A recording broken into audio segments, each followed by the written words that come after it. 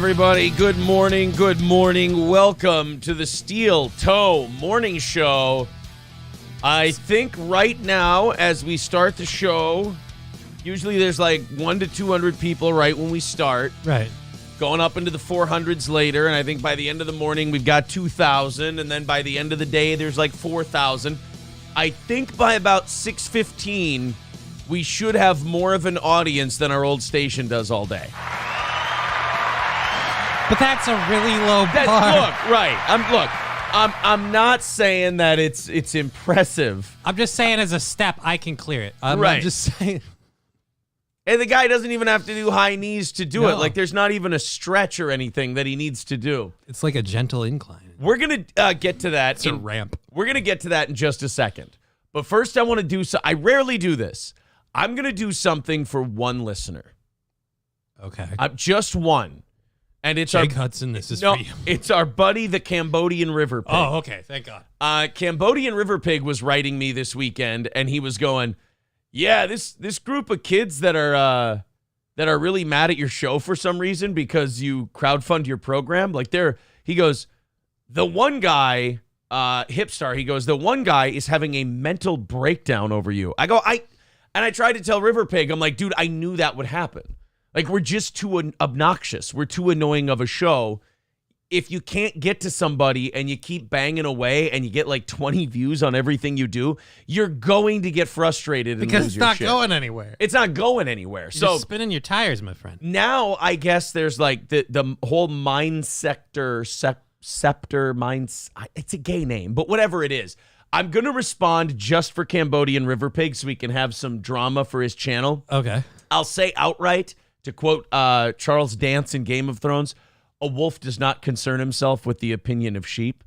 My audience doesn't care. Johnny doesn't care. No. It's a giant waste of our time. But I like the River Pig. I love that someone's losing their shit over this. Like, you have you're in control. You can just walk away. See, one more for the road says, quit feeding those fucking losers. I know. I'm just doing this for the River Pig so we can have something for his channel. Ready? Just give me 1 second. Boys, your stream where you were trying to make, I guess, cartoons about us or something, which thank you. And thanks for continuously saying the name. Somebody sent me the link, and when I clicked on it, you had one viewer. And I was watching it. So you were the viewer. You're literally howling into the void, boys. I mean, you can say that we beg for money. That's fine. We own that one. So I don't really see how that's much of an insult. I don't know why anyone cares. Yeah. So we'll own that one. We're begging for money. Cool. You're begging for an audience. You're begging for attention. Which is steps behind. So, River Pig, here's my response. A wolf does not concern himself with the opinion of sheep. Good luck to you, boys. We wish you luck the rest of the way. Ellis, Scepter, Star, that whole crowd. Handsome T says Hipstar enjoy obscurity.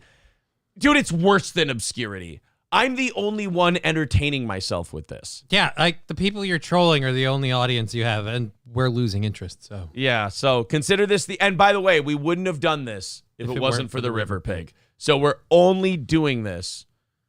So thank the River Pig. Yeah, thank the River Pig. You owe him. We're only doing this so the River Pig has something to post himself. So here we go. Taste Fairy already saying a lion doesn't concern himself with the opinions of the sheep, you uncultured swine. Isn't that what I said? No, you said wolf. Fuck, because they're lions. Yeah, you the went Starks how- are wolf. Yep. I went House Stark. Well, Did you watch the first episode? I didn't, of the new one. I didn't yet, but here's the I'm deal. worried. Here's the deal. Me screwing that up might get them one extra viewer on their next stream.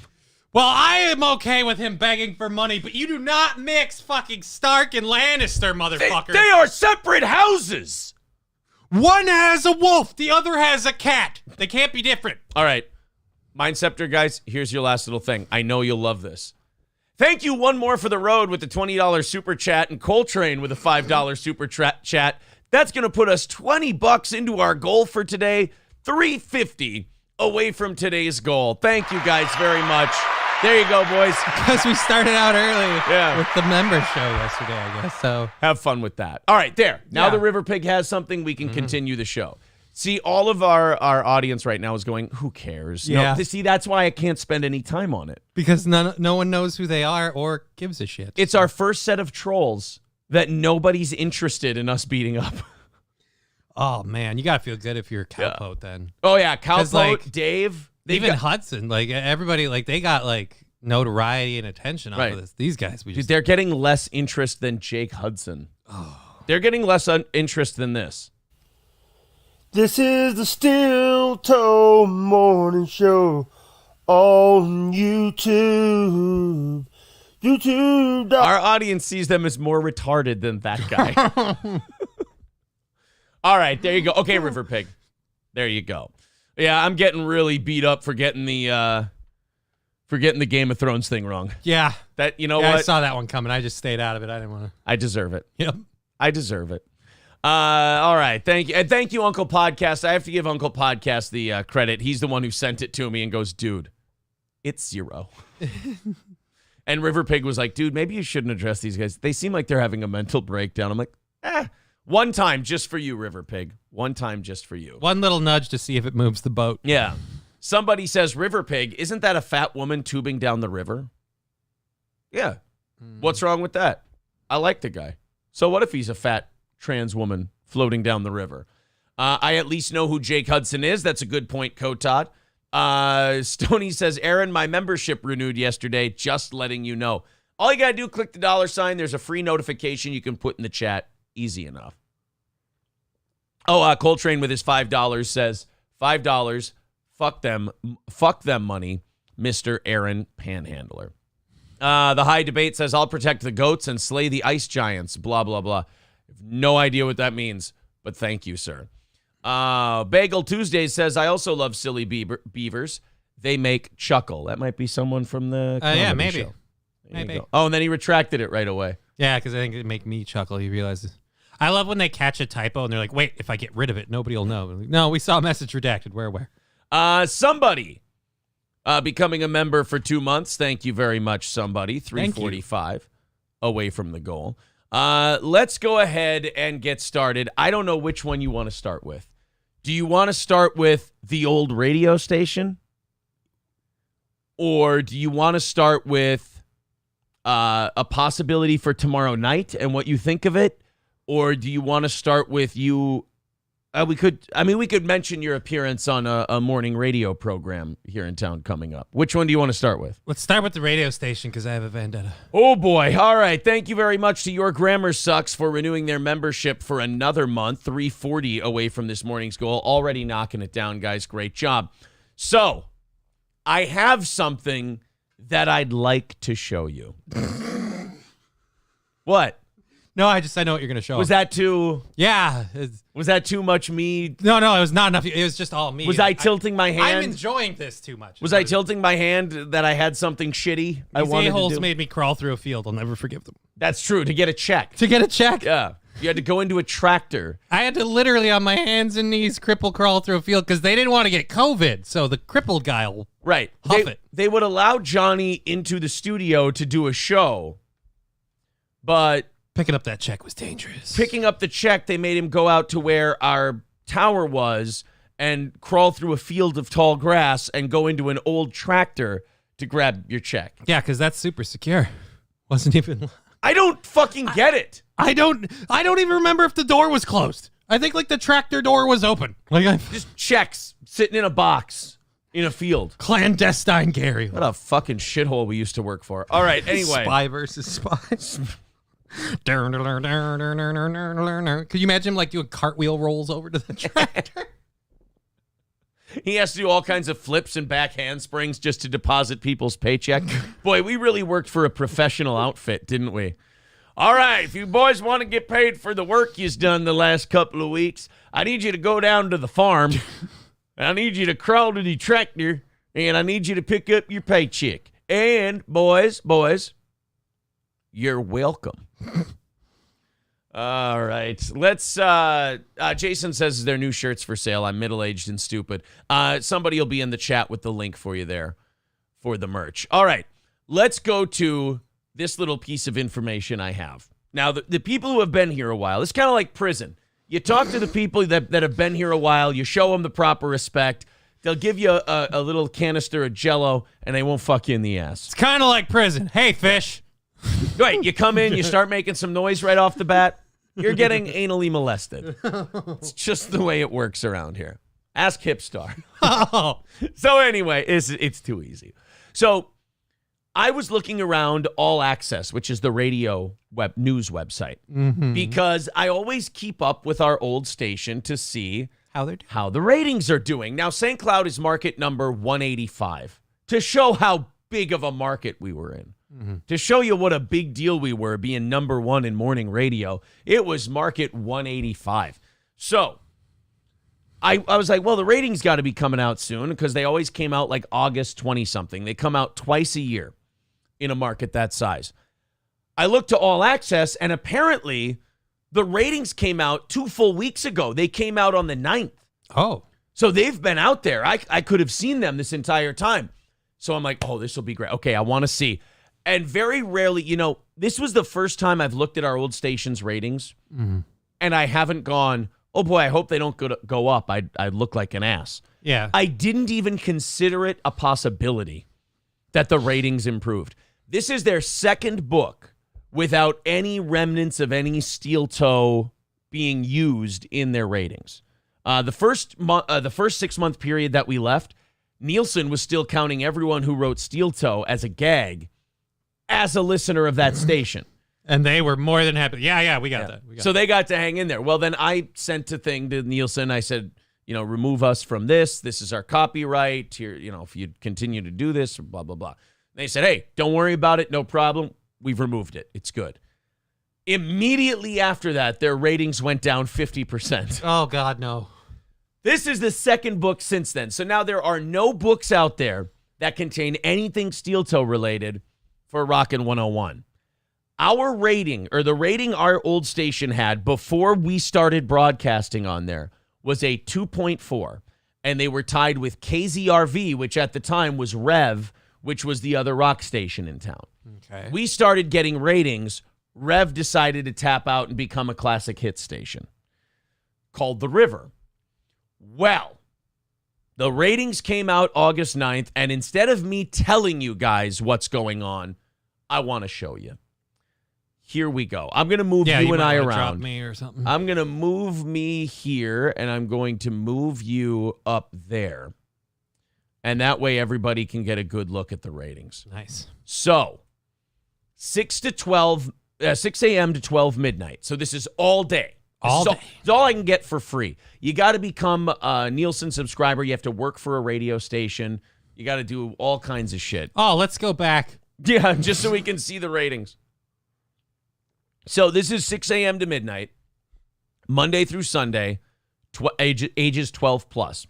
So this isn't morning show specific. Now, I do have a source that isn't in radio, but is close to radio in a way that they can get the ratings, and they may be throwing them to us before the end of today's show. They'll have the morning show ratings, which I'm very interested in. So, we took a look, and oh boy. It's not good. WHMH is the call letters of our old station. Mm-hmm. I want you guys to go ahead and look. I zoomed in real nice and pretty for you. I want you to look and tell me where you find WHMH on that list. That's the top 10 stations in St. Cloud, Minnesota. Now think about that. The top 10 stations in the 185th market in the country. I would argue, Johnny, that if you're not in the top 5 in a market that size, you really have nobody. Yeah, you're not really doing anything. This isn't a big market. You should be bigger. But if you're not in the top 10, you're completely irrelevant. You might as well be, broadcasting to one live streamer. Sorry. So you're hipster. Yeah. Sorry, boys. Actually, he probably has better equipment. You may. Yeah. You know what? That might be true. Not by much, but a little. That just didn't work out for you. What can I say? So here's the top 10. Where do you see WHMH? I don't. I am an idiot. But see, that's the problem. I don't see it either. Yeah, I don't see I see a couple. I see 2 W's, 3 W's. I don't see an H. I don't see an H after it. All right, let's see. So that means that 101 was beaten by all of these stations. Let's see the stations they were beaten by. Kelly and Wood, our friends at Wild Country. No shame in that. Yep, they were That's number 2. okay. They took the thing. The other country station. Okay, so that's 2 country stations ahead of you. KCLD, the top 40 station. You know, high school, college kids, they don't listen to radio. Who the fuck is listening? Yeah, to I this don't know. Everyone uses their phone now. The Loon, classic rock, old people, the only people who listen to radio anymore. Very Understandable. classic kitchen station. What's this one? What's 99.9? Oh God, it's an AC station. What, they have a name. I don't listen to the radio. I actually get pissed when my radio comes on in my car. Never Trying to mind figure out then. how to rip it out. KCML. They also got beat by WXYG, which is the GOAT, which is our old company, which is an AM Vietnam era rock station. It was started as a hobby thing. To this day, it still doesn't draw any money, but it had one fluke book, and it brought it to a 3.7. So the GOAT, an AM Vietnam rock station, is beating our old station. KFXN-FM, a sports talk station out of Minneapolis. So not even a St. Cloud station. And they're still higher in there. Dude. Kicking the shit out of our old station. WJON, an AM news talk station. KASM, a news talk station out of Albany, Minnesota, which I believe has about 7,000 people living in it, if that. And isn't that the one that we boosted up to? Yeah. Yeah. That's the Randy Rothstein station. So they're losing to an AM Vietnam era rock station, a Minneapolis sports station, a St. Cloud News Talk AM station, and an AM Farm Talk station. They're also losing to a classic country station out of Albany, Minnesota. Another AM talk station. The oldies station from Minneapolis. I kind of think their ratings would improve if they just shut it down. I feel like if they just turn bowling it off. ball rolling down the lane might actually help our old station. All right, so they're not in the top 10. Okay. Okay, that means you're irrelevant. However, maybe they're in the top 11. Maybe they're just outside. Maybe they don't have that much to improve upon. Let's take a look. Nope. That would be 1, 2, 3, 4, 5, 6, 7, 8, 9, 10. Oh, wait, we're at 11, 12, 13. They're not in the top 13. At this point, you're running out of competition to beat you. Yes.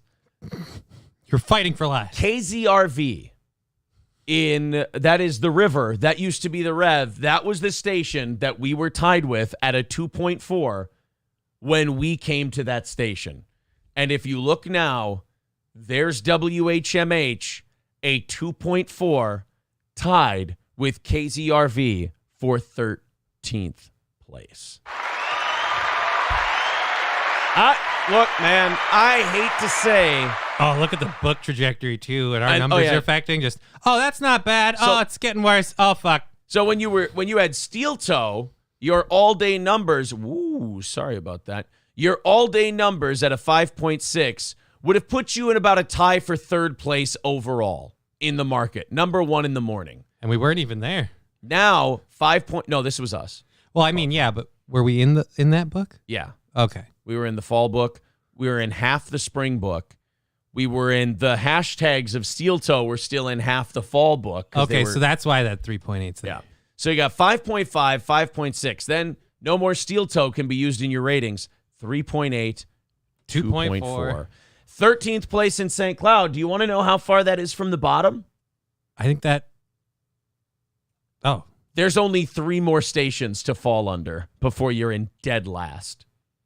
And we have college stations here. And one of them is your own... Because classic... one of them is a WVAL. classic country station, which is knocking on their door. And the other one is the country station out of Minneapolis and poor Mix 94.9. The lowest rated station still. I can't wait to see how they pull this one out. 101? Yeah, like the plane's gone down to the ground. Now we got to pull her up. Johnny Rock, here we go. You know what's funny? If there's no way you could do this because of language. Like if you could simulcast this and they could just be on a dump button. If they just gave me the money and just simulcast this for 6 months, we'd go right back to number 1. We could easily do it all over again. That's the best part. Let's take a look at what's up with the chat here. Holy extrapolation of the ratings data, says Dave. I know my stuff. 2,700 people in Albany, they're saying, not 7,000. Oh. So 101 is being beaten by a station in a town of 2,000 people. Uh-oh. That's just... That I almost think they need an award for that. That's like a skill. I know. I've never seen someone suck that bad. So Johnny Rock inherited an audience that was in first place by a mile and is now knocking on the door of last place in less... Wait a minute. In 1 year, because he came by long after we left. He came back like 6 months. So a year and a half, he's managed to take it from... Usually, you know, when somebody takes something from worst to first, that's a big accomplishment. He's managed to do the flip side of that. He's managed to take his show from first to worst. I don't think that's something that should be forgotten. I think that's something that should be on his tombstone. That's a hell of an accomplishment. Like I said, it's almost impressive. Yeah. It's like, in a weird way, it's like a really bad train wreck where you're like, I'm not happy that this happened, but I'm glad I saw it. I'm thrilled. I love it. That's got to be very reaffirming for Gary. Like, once I finally got in control and we did things my way, this ship turned right around. Lee Arnold, too, who would bitch at us and yell at us while we were streaming. Like, you guys aren't shit. You're not this. Okay, consultant Golden Boy, go make your morning show with Johnny Rock and show us that you were the brilliance behind all those big numbers. Oh, no. By the way, I haven't heard from Lee Arnold in quite some time. I wonder why. Probably because every time he opens his mouth, shit falls out. Dave says radio is an ancient mind control device that used audio to program people. Fucking A, Dave. Fucking A. Dave Lee says, still something to shoot for, though. Dead last. Sure. Grinch Girl says, I'm shocked. I listen to 94.9 when I'm not listening to YouTube or Twitch. I didn't think it was a bad station. Oops. Well, it's not only a bad station, it's the worst one. Hulkamasha Baby says, you like saying filled with cum too much to go back to radio. Oh, that's right. Sometimes I just think about the F word and all that stuff. I forget that you can't say filled him with cum on the radio. You pushed it quite a bit there anyway with a few things. So, yeah, no, I think we're safer here. Yeah. I think you can fill things with cum on the radio. You just can't talk about it. I believe that's where the rules are. Maybe that's not why I'm not there anymore. I don't really understand. I don't know. That might be an HR visit. I feel like that's a little freaky. Yeah. As long as it's not a person. Why are there always tissues on the board here? We really enjoy our shows. Cody G becoming a member for a third month. Thank you very much. He says, proud of your show. Thanks, buddy. 335 away from our goal today. Great work, everybody. Tune in for the next ratings where their competition is the static between stations, says Veldrain. Chris asking, is there a Razzies for radio? If there are, we could start them maybe. They should have one. Skeezy says, I guess your old station's billboards on 94 aren't working. Yeah, I don't think it's going the way they thought. Yeah, because billboards were dumb. Remember, we weren't supposed to do billboards. Billboards were dumb. Then you did a billboard, and then they copy you, and then it still doesn't. I just come on, you guys. You're not even original. It's going great, guys. MN Vikings bitching again for not caring about the radio station anymore. It seems like you do by shitting on them. Well, yeah. Oh, God. Yeah. We never said we didn't care about them anymore. We care big time in how much they're failing. It's hilarious to us. I stipulated at the beginning that I'm still holding a grudge. Yeah. Like, I'm vindictive here. I enjoy this. I just like cocking off that we did better than they did in the break. Who doesn't love winning a breakup, MN Vikings? Are you out of your mind? Are you not a man? What fun is breaking up with someone if you can't smush it in their face when they get really fat? I enjoy it.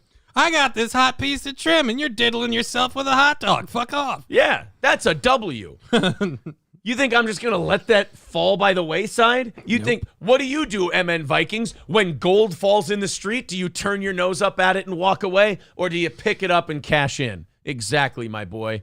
Such pittances for the peasants. I will not bend over to pick up that nugget. He says, by the way, Johnny, looking fresh with the new cut. Yeah, I got a haircut. Thank you. So he told us, like who gives a shit, right? It's an on and on. And then he goes, hey, By the Looking way, good. Well, thank you. It's a mixed message, but good. I have a really, really funny. Podnerd says, I don't think River Pig going to post anything more about this if he believes himself. I don't know. We'll see what River Pig does with it. We'll see. One thing I do want to mention, although Kraken Slappin says this is fun to hear, I enjoy hearing how much 101 sucks. Dave Dowling says when they are getting fat from sitting too long and eating too much, that is when you send them a block of lard as a gift. We should send them a low ratings gift of some sort, like a congratulations. We can send them chocolate dicks. They can eat a chocolate dick. Gummy dicks, chocolate dicks, all kinds of different dicks. All right. I have we have a call coming in. I don't think so. I don't know. Arizona, I don't feel like taking calls this morning. So anyway, I have some interesting news for you. Okay. Our buddy Dave. Troll Dave? Dave 25. Yeah. I got a t-shirt order this weekend. He ordered a t-shirt? Dave bought a t-shirt.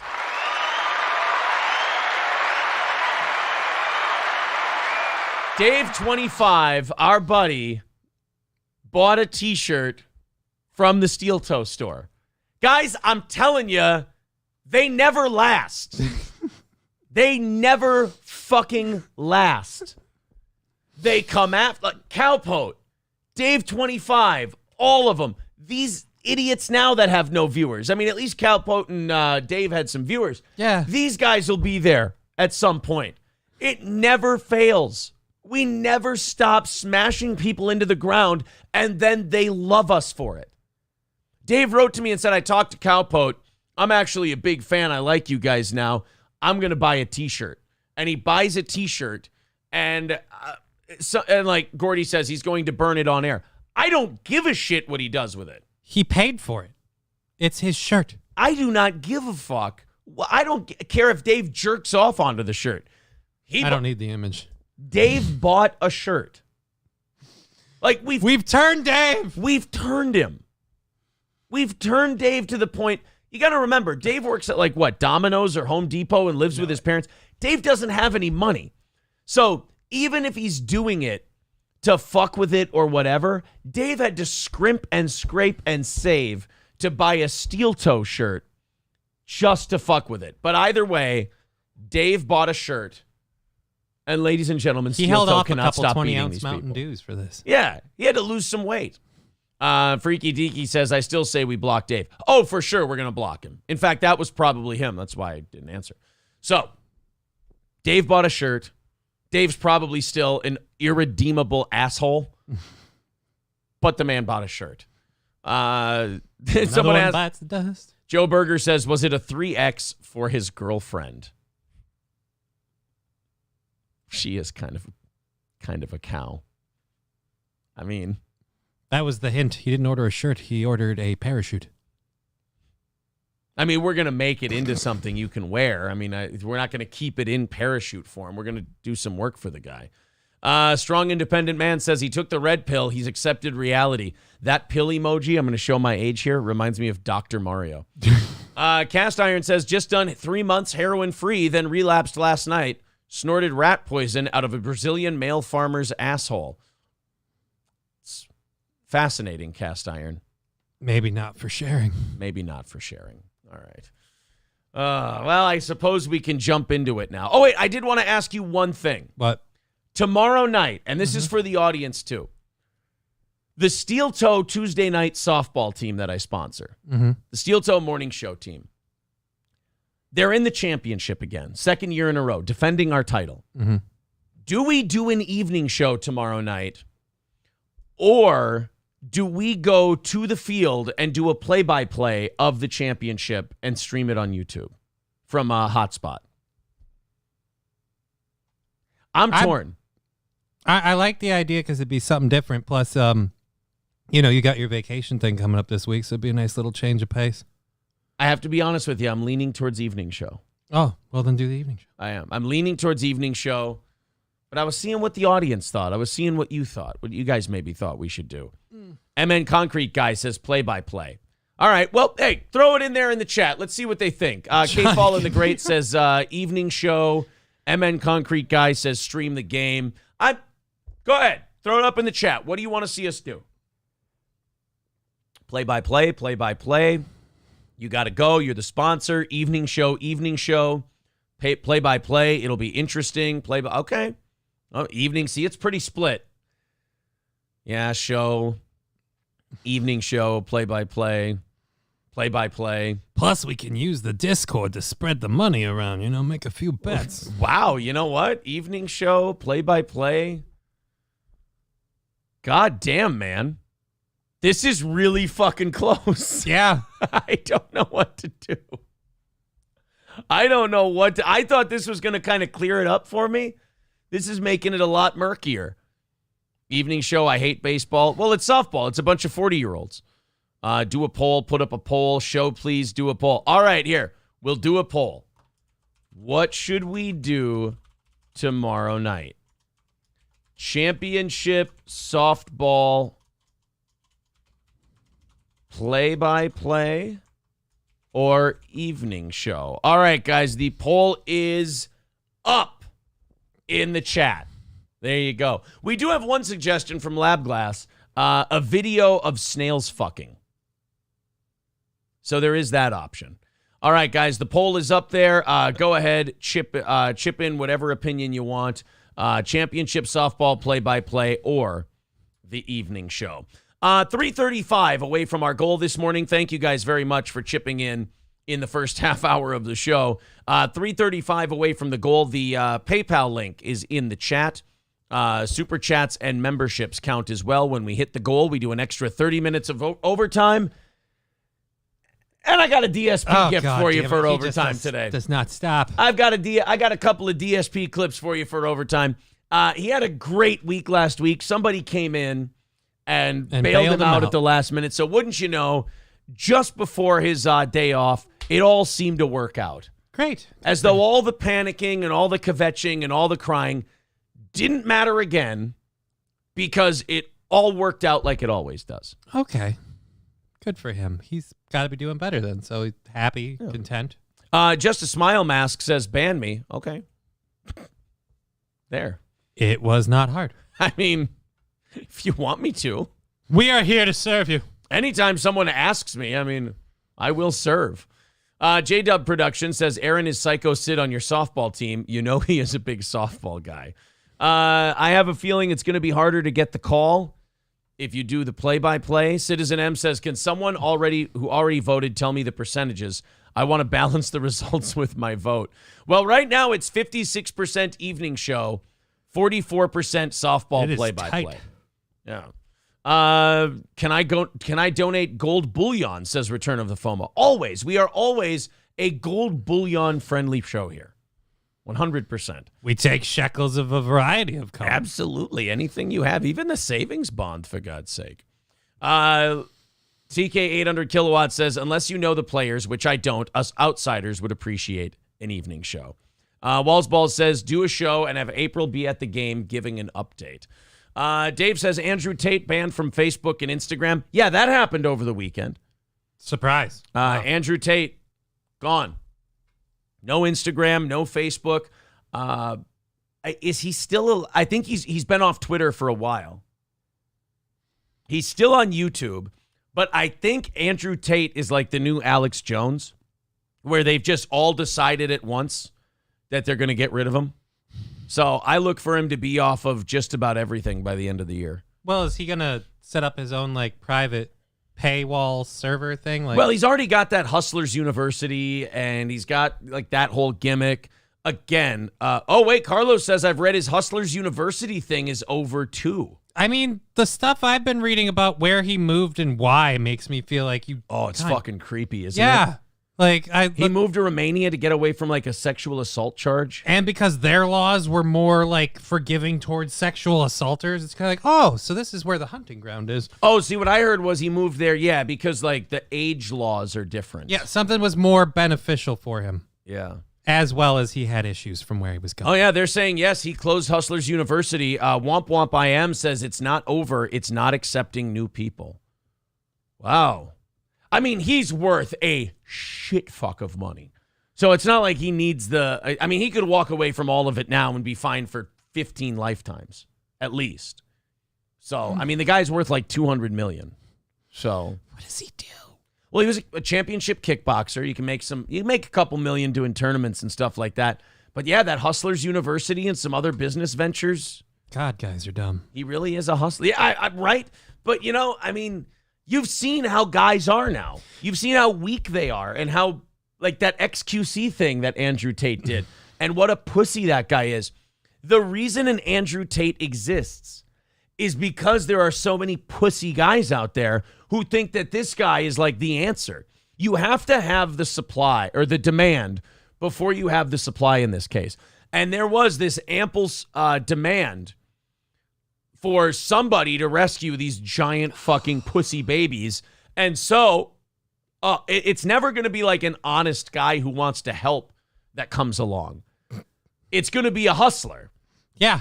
It's going to be a snake oil salesman with the magic elixir sitting right here in his hands. And that was Andrew Tate. But, okay, so no more new members of Hustlers University. Okay. No more Facebook, no more Instagram. He doesn't have Twitter. I guess what? YouTube, and that's about it? Or you just decide now it's time to cash out. Like you said, he's got his money. Yeah, just call it. You're done. No more of the Hustlers University. No more of the social media. I'll just enjoy my money, smoke my cigars. Maybe do the odd debate with what they call Beta Male. I'd like to see him and Jesse Lee Peterson on together. That would be weird. It'd be fun. Taste Harry. So we did say earlier that we accept gold bullion. Mm-hmm. He's now asking if he can donate beef bullion. High in sodium, but that's a difficult your call. Maybe through mail. Through mail. Time's getting tough with food budgets and stuff. Maybe we should consider it. Maybe we should consider beef bullion. It's not over. It's just not accepting new people. Yep. Folks are saying. They're saying he'll probably be on Truth Social now. No. Womp Womp I Am says he's got a Bugatti. That's true. He does have a Bugatti. I mean, you ain't shit unless you have a Bugatti, according to Andrew Tate. Just a really expensive way to say you're not comfortable with your dick size. I know, right? Why spend so much money? Yeah. Why not just tell us, hey, I ain't got much rocking in the dick department. Would have been fine. I kind of overcompensate. We can see that. All right, guys, 100 of you decided to vote, and 61% of you said the evening show tomorrow. So it looks like tomorrow night we will have an evening show. However, we can always get updates. True. From the game. We can do that. A strong independent man says he's coming to Florida again in November or December. He always stops by the Fresh and Fit podcast. He'll trend again once he goes on again. Okay. Keep our eye on it. I want to see Tate and Ventura debate with Jesse. That'd be fucking weird. You're not a real man. You weren't a Navy SEAL.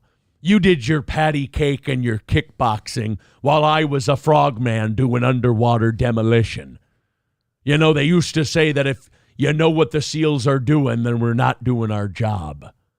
I knew what you were doing, playing leg kick and patty cake with the boys and slapping each other with towels while I was defusing bombs with dolphins. I don't think they use dolphins to defuse bombs. I hang out with the Deep from the 7. I tried watching more The Boys. Dude, that show is fun. Boring. No. I'm sorry. To me, I'm not saying it's a boring show. Like, people can think about it whatever they want. I realize it's weird in a slow burn kind of way, but it doesn't seem like it because it starts so fast. Dude, I keep trying. I'm like 7 episodes in, and I'm like, I know what this is trying to do to me. It's just not doing that to me. Like, it's not, I'm not getting enough out of it. Like, honestly, it's, the Highlander George W. Bush gimmick. I'm like, I can't get by the fact that Seth Rogen produces it and you can see it just dripping from everything they do. I'm just like, oh, I get it. We hear you. The whole world will hear us soon after the plane crash thing. All right, George W. Bush was evil. We got it. Oh, he's using this disaster as a way to gain more power. All right, we got it. And now people are telling me that in the new season, which I'm not on yet, they've made him like that Homelander guy, full bore Trump. Yeah, kind of. But the thing about all of that is, well, that is going on, and there's a little bit of that from like a political point of view that's also part of the story stuff. But for me, what I get in on the show is just watching these characters like devolve. Like you mentioned, the Deep. You're in season 1, yeah, and his shit spiral doesn't start till season 2. Like you think he's gone through crap and dealing with stuff now. Wait till you see where it goes. I saw the dolphins die. Lots of things die. Well, I'll tell you this. So far, it's kind of a slog. Yeah, it's weird, but like I said, I just ignore because like you said, there are some very obvious like, oh look, this is an equation to like kind of a Trump thing, and like I'm like, yeah, this is a little heavy-handed, but then like I said, I'm just watching the characters turn into shit shows. Hulkamash, a baby says Johnny Aaron would be a Stormfront Mark. Am I right? Yeah, be a Stormfront. You'd Mark. be a total Stormfront Mark. Why, what is his gimmick? She's a love interest of Homelander.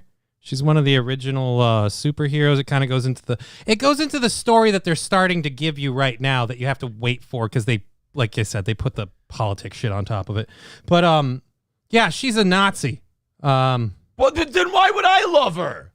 Because she's a Nazi. I'm not a Nazi. No, but she used to be, and she's a very likable character. I'm not. You would find the character amusing and entertaining. All right, chances are I won't end up watching this show. So answer me a few questions. Okay. Does Starlight end up joining the Butcher crew? Yeah. Okay. But that's like way longer. Does the alcoholic chick who used to fuck Homelander join the Butcher crew? Or does she die? Which one happens? She kind of dies. Okay, she dies. I kind of saw that. Those are the only questions I have right now. Mm-hmm. That's all I got. Who killed Butcher's wife? It had to be Homelander, right? That's why he's so mad.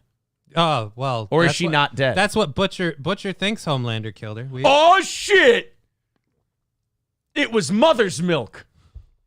Does he die? No. Does Frenchie die? No. Really? No. Frenchie doesn't die. Huey's still kicking? Yeah, Huey they go through a lot of shit. But yeah, none of the main cast there really die. They kind of start losing a lot of superheroes. Things get weird really, really quick. So the Deep dies. No. Just falls apart. Yeah, he at the end of season 1, because of everything that he does and that the dolphins and shit. Yeah, he gets moved to Sandusky, Ohio, where there's no water. So he guards a water park. He shaves his head, gets emotionally damaged, and then gets sexually assaulted by a lady who keeps like aggressively fingering his gills in his chest, and it becomes this weird thing where like at the end of season 1, he's crying, shaving his head in a shower. Like it's funny to watch him fall apart.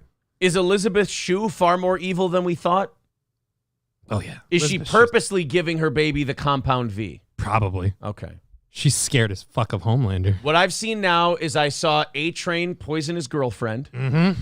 I saw they found out that the thing is marked polio vaccine and it's going to the hospital. Yep. The Christian retreat thing. So Homelander knows that Huey's fucking around in season 1, and that's why we get that uncomfortable moment in the tent, and he almost drowns him. Mm-hmm. And so why doesn't he fucking just kill the guy? Because it's going to get him caught. He's still at the point now where he can't really do too much because he's a part of the corporate machine, and he's trying to like take over slowly. So Homelander just goes Trump and breaks from the corporate machine and runs by himself. Sort of. The corporate machine falls apart because of what Homelander's doing in season 1. The compound V isn't supposed to be getting circulated, but he wanted to make like a publicity stunt. So superheroes need a supervillain. So he had A-Train run around to different third world and militia organizations like, here's some compound V, make some super soldiers, and now we got to go fight them all. And it's just... And that exposes the company, which exposes the V, which causes a whole thing in season 2. Like I said, it's this snowball thing. I have to tell you this. Not working at all? This is where I may not be, this show may not be for me. I dig Homelander. You're going to love where the show goes. I like him. I think he's great. I think fuck all of them. Let Homelander kill them all and let him take over. There's some very interesting scenes that you would like then. There's the meme that's going around now, or the GIF that's going around where he's looking around smiling and waving. Does he find out like people fucking love him and he's like, well, shit. Yeah.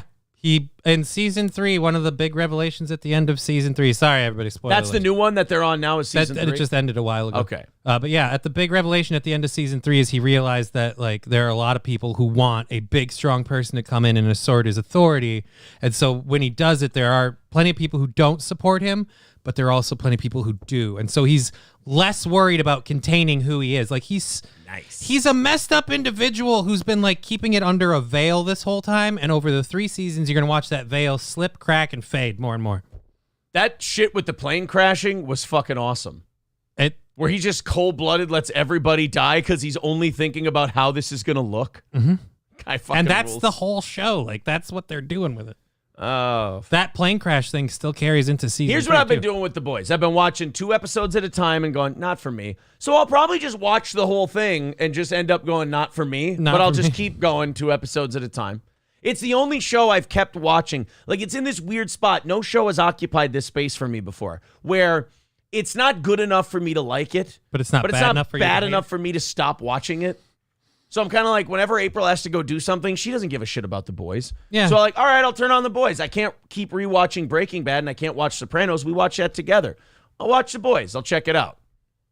Homeland supporters, pretty much Trump supporters. Yeah, I feel like what I've heard from people is that the Seth Rogen influence is definitely felt as the seasons go on. Well, the problem with it too is it's Seth Rogen and Eric Kripke, and I love Eric Kripke. He's a good writer, but he does kind of have like the Seth Rogen thing where it's like, well, I'm going to kind of just put a subtle message in here. So when you step the 2 of them together, like I said, there's a very obvious frosting of, look, here's my political opinion. And so I just go, yeah, whatever. I'm here to watch Homelander do shit. Yeah, Like I will I say kinda dismiss it. season 1, I cringed hard when he did the George W. Bush "I hear you" thing. I was like, oh, we got it, guys. You're not over Bush yet? Fuck, we got a whole part other of this thing is going too the show was written in a graphic novel or whatever. I don't know exactly how much of this stuff is interlinked into it, but part of it is interlinked into it because at the time of the original source material creation, Bush was in office and things like that. So you have some of that too, but. J-Dub says, Aaron, you rewatching Breaking Bad again? Uncle Jack. I don't like Uncle. I don't know where this idea that I would like Stormfront and Uncle Jack comes from. But anyway, I am rewatching Breaking Bad because I finished Better Call Saul. So I'm in a loop now. Okay. Where I want to see that. And I'm hoping that I don't end up wanting to rewatch Better Call Saul after I'm done with Breaking. I hope my life doesn't turn into a Vince Gilligan loop. That's what I'm hoping. And you're just driving around looking for a chicken shack. Yeah, and you know what else is awesome? I'm currently halfway through Sopranos, so I'm like having this whole, like there's this connection between Sopranos and Breaking Bad, and that Vince Gilligan said, I was inspired by Sopranos. If it weren't for Sopranos, there would be no Breaking Bad. Okay. He said that's kind of where the motivation came for all that. All right, anyway, guys, we got lots of stuff to do today. We got lots of things to talk about. It's all downhill after Breaking Bad, says the High Debate. It is one of the best shows out there. I mean, that's... I don't know. I got into Breaking Bad by accident, but for me, like literally the first episode where you see Bryan Cranston getting out of the RV, I'm like, and we're in. Yeah. Oh, Bryan Cranston's in his underwear for He's this in his one. underwear. And it's fucking. Was he holding a gun or some shit? I don't even remember. I was just like, no, okay. he was running out because he heard police sirens and there were problems with the Oh, okay. meth and It all was that. definitely not Malcolm in the Middle. Oh, it was the Crazy Eights in that. Oh, okay. Yeah, that was the problem with that. All right, guys, let's jump into our first story today, shall we? I think it's probably about time. 3:35 away from our goal. PayPal link is up in the pin to the chat there. Super chats and memberships count as well. If we knock out that goal today, we do an extra half hour. Ladies and gentlemen, it's time to check on our friend Mike Lindell from MyPillow.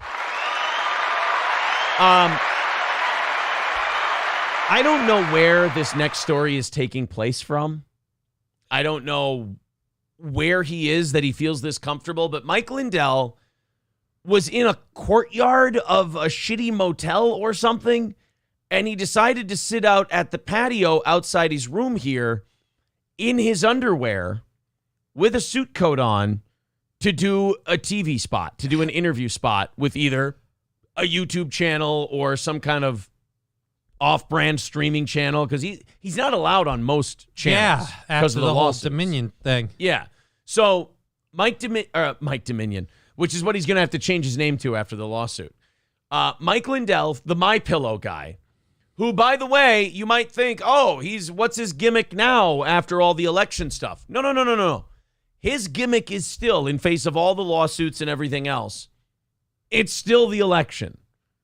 He's like a Democrat in reverse. He's the worst, like the worst of the Democrats can't get over Trump. He will not drop this bone. The worst of the Republicans can't get over 2020. Mike Lindell's still there. He hasn't declared peace yet. So he's on there giving an interview, and somebody walks by him with their phone out and sees him in his underwear and does what any self-respecting American would do. Get a picture. Lurk, watch, and take video of it. Ladies and gentlemen, we give you Mike Lindell in his underwear doing a news interview. Cost us money and a lot of money because we are direct response. So we don't have that now, Brandon. We don't have that. So we got to hope that they pick it. Oh, I wanted to see. Love you, man. They pick it up. You were a true patriot? I'm live on TV right No, now. oh, I'm sorry about that. Keep fighting, man. Oh, did you see? Oh, God, it's so hard to. We're live There on we go. TV right now. So the guy goes, "You're a true patriot, man. Thank you. I love you." And he's like, "I'm live on TV right now. You've got to stop. I'm talking on the TV at the moment." So he can't even stop for 2 seconds and go, "Hey, thanks, buddy." No, oh, I'm sorry about that. Keep fighting, man. Keep fighting. Don't let the lip talk. Look at the fucking guy. Okay, if that's not his underwear, he is in the shortest fucking shorts Yeah, of all time. That's someone who's ready for a Mai Tai after this gets done. He's going to just hang out by the pool. But, I appreciate that he puts the suit on for the interview. Well, he wants The to look top. professional, you know? Wasn't it one of the CNN guys? Was it Brian Stelter, who got fired, by the way? Oh, yeah, I which was is so hilarious. happy about that. Wasn't it Brian Stelter who, like, there was a picture of him back in the COVID days when he was doing the Zoom thing, and he had the underwear on below the belt, and he had the suit coat on up top? How fucking lazy are you? Just put on the pants. You've already got the suit coat on. You've already got the shirt on. Put on the pants and finish up the thing, and then you can take your pants off when you're done. Christ almighty, how lazy are you? Tarts, call your names. Don't let them call you an ethnically dubious pillow pusher. Don't let them call you a marginally brain-addled, corrupt goofball. Well, you're doing great. Don't let them call your names, what I'm saying. What I'm saying is be strong. Don't let them push you around or... Again, there's a live TV spot going on right now, and that live TV spot has just become this guy yelling. And, I mean, this is the capital of get off my side, and it's just, I don't know if he's trolling or... He's trolling Mike Lindell. Okay, Yeah. it's beautiful. I don't know if Mike Lindell has anybody really on his side. I don't know, but this is the best way to troll him. He's just, oh, man. Who's he interviewing with, though? It's got to be like OAN or Newsmax or one of those. Or like even probably his own Frank TV thing or whatever. I don't know. TMZ. The only way he gets interviewed is if he starts his own platform. I do know this. He's like 3 seconds from going to this guy and going, All right, get the fuck out of here, asshole. I got a TV spot to do.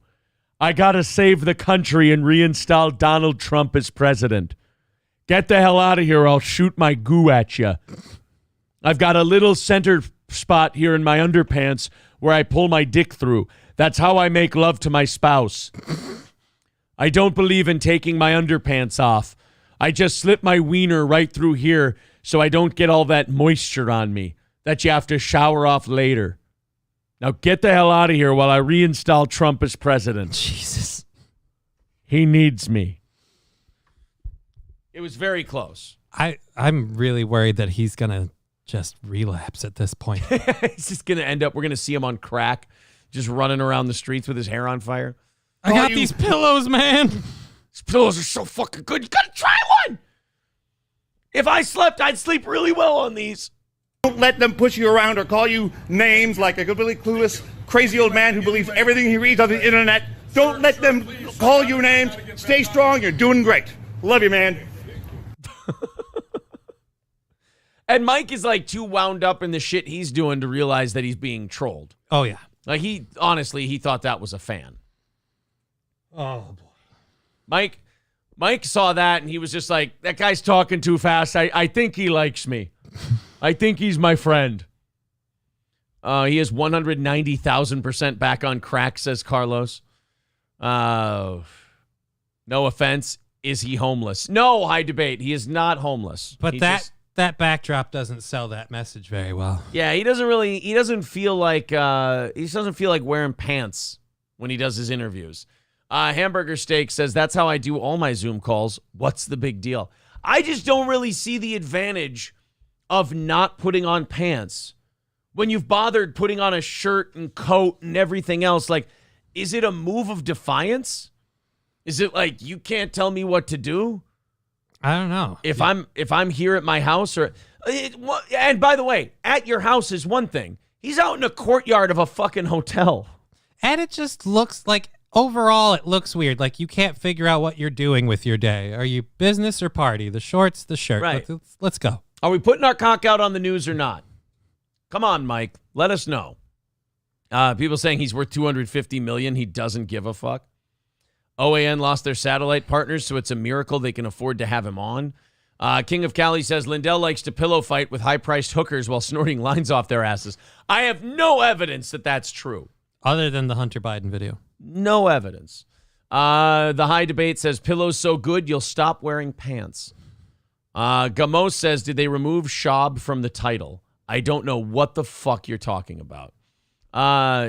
He sure has a crackhead side hoe, says John Smoke. Boy, a lot of theories on Mike Lindell coming out from this. That does look like a seedy crack motel, doesn't it? It looks kind of like a Motel 6, just like in the Southwest. Don't worry, we'll leave the light on for your podcast. Alcoholic Ape says grown men should never pull a Pooh Bear. I mean, I would agree. Full on Winnie the Pooh. He's in a courtyard in Romania and sharing rooms with Andrew Tate. Oh, no. Says Cordy. Hamburger Steak says, I want to see the news camera's point of view. You know what? We could check for that. We could see if we could find it. Find that interview. MN Viking still being a troll dick. He says, do you miss his sponsor money? Is that why you make fun of him every couple of weeks? No, because he opens his face and gives us the chance. MN Vikings, if you can't see the hilarity in Mike Lindell's antics, I feel sorry for you, bud. Mike Lindell interview. Let's see if they aired this one. I don't think it was the Jimmy Kimmel one. Definitely not. Upload date, if we sort by that. No, these are all. Oh, wow. Oh, so he does interviews with Rebel HQ. Reporters cringe during bizarre Mike Lindell interview. Mike Lindell over CPAC. Yeah, I feel like they may have tried to keep this one from circulating. Yeah. I don't see that one. Mike Lindell has become crazier every time he does an interview. He radicalized himself. That's according to one video here. Reporters cringe during bizarre Lindell interview. All right, I'll watch a couple of these. I think they all realize what the people want to hear. Right. They want to hear the news. They don't want the Foxes and the Newsmaxes of the world anymore because they don't. Imagine when Fox and Newsmax isn't right-wing enough. Hold on, I got to fix this. Mm-hmm. Imagine when you're sitting there going, we can't trust places like Fox News and Newsmax to be friends of the Trump cause. Yeah, because Sean Hannity's, he's an insurgent. About the therapeutics that work. They don't talk about mandates against mandates. They don't. Oh yeah, I mean Tucker Carlson never talked about being against mandates ever. Yeah, you can't trust that fucking phony liberal Tucker Carlson. That bow tie wearing son of a bitch. That bow tie wearing lefty. He's a shill for the New World Order if I've ever seen one, Mike. I bet he doesn't wear pants under his desk. He just has a fucking one of those laser therapy testicular things that he does. They don't talk about machines. They don't talk about. They're not allowed. They're not even allowed to. Well, yeah, maybe because this asshole is being sued for like $2 billion for saying that I know that they rigged it. It's like, okay, then you have to prove it in a lawsuit. Oh shit.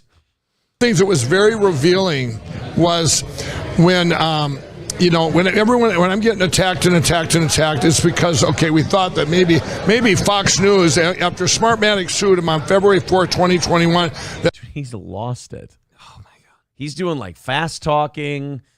can't center on one focal point of what he wants to talk about. But if you look at these pie charts, they explain that it was there, man. And if you see the red string connected to the unions, and then the unions are over here, and there's dock workers, and then...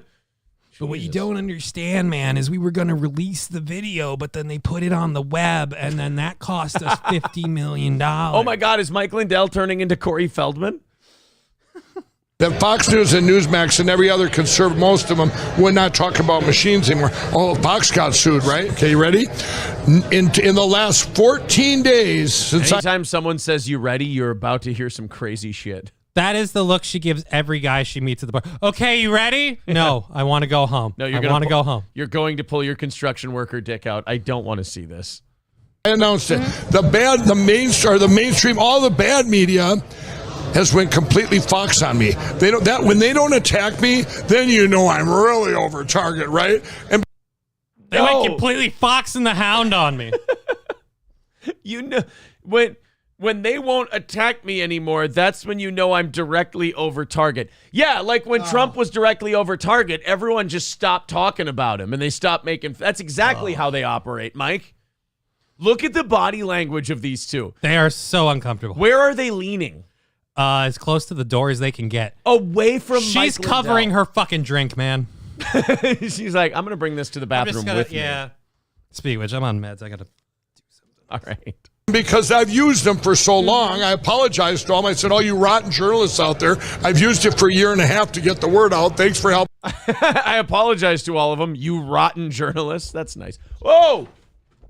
Uh-oh. You good? Yeah, I'm good. I apologize. There you go. This is because There you go. All right. You got your legs under you? Yep. There we go.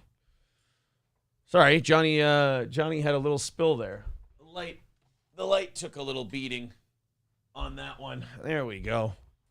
Help and save our country, but now they don't call. I got Jim McCoskey. I'm texting these rotten journalists. You don't Where call. has You he don't been? write. I haven't seen him in a long They don't time. answer my phone calls. I mean, I've befriended a lot of them over there from the Daily Beast and the Business Insider. And I got to be honest. This looks like, look at this guy staring at the camera for help.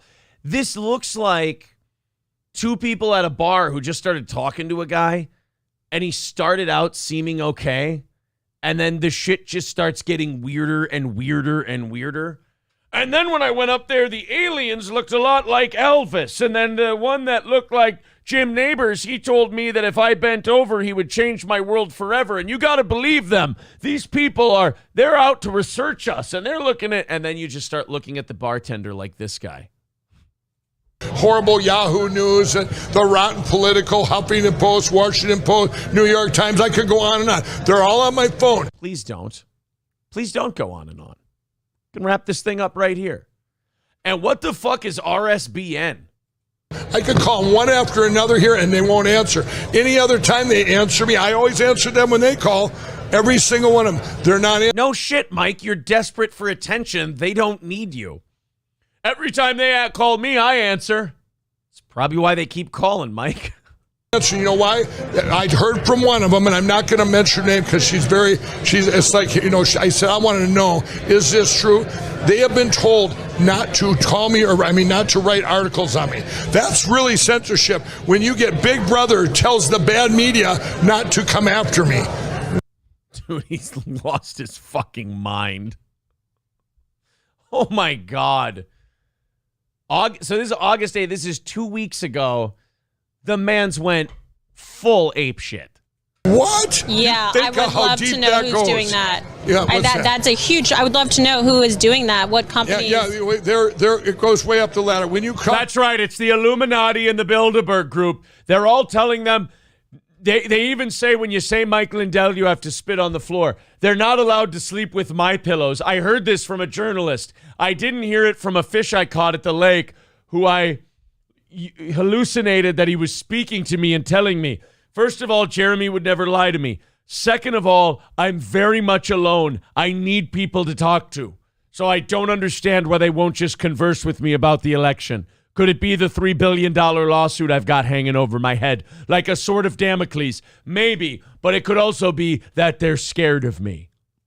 about That's it's a like, huge issue. That's silencing your journalists. Yeah, it's like you understand that that's other bad people. Could you look at this guy? The Hello Darkness, My Old Friend is playing right now. If we just zoom in on this dude, he is checked out of this interview.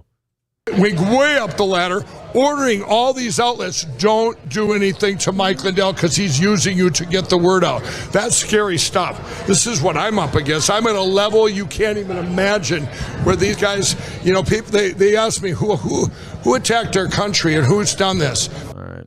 Well, there you go, guys. Mike Lindell apparently, this would explain the no underwear interview, I think. Everything. Because he can't afford pants? Yeah, I think this would definitely explain why the man's not. That might not have been just for the interview. He might just have abandoned wearing pants. I need my balls to be free. Carlos says, he's rich now, so maybe he's upgraded to Coke. Apparently, it's fire shit. It's really, really good. High Debate says he's right about rotten journalists. Oh, no, 100% he's right about rotten journalists. It's just that the message is correct. That's not the messenger you want for it. Yeah, again, this is the classic get off my side thing. You're not the guy to get this one across. It seems a little weird, especially without the pants. Somebody said, did you see his new book? What are the odds from crack addict to CEO to crack addict? He went back again. Oh, my God. Oh, no. Oh. Hey, Ryobi, King of Cali can write that. That's okay. Let's take it easy a little bit there. Ed Sheeran is looking distressed during this interview. He looks like a guy that would say Washington Post. I love Mike. All I see is commercials about him on Fox. Is My Pillow still on Fox? I have not. I saw a My Pillow ad somewhere for, I think, like the sleepwear stuff, but I think that was on the internet. Okay. He might still be getting advertised. He's got on YouTube Fox. going for him. Matthew with a $10 donation on PayPal says, great show, boys. Thank you, Matthew. That's very nice of you. 325 away from our goal today.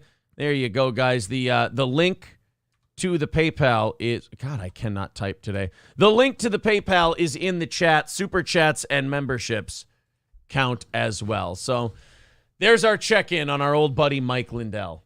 There's just this weird thing of just going back to all of our jilted lovers today. I see him. Seems like he's doing very well. Yep. Keep on fucking that pillow. He's the girlfriend that you check in on and you see that she's a mess and you go, you know what? She's doing fine. Seems your speed. She's doing fine.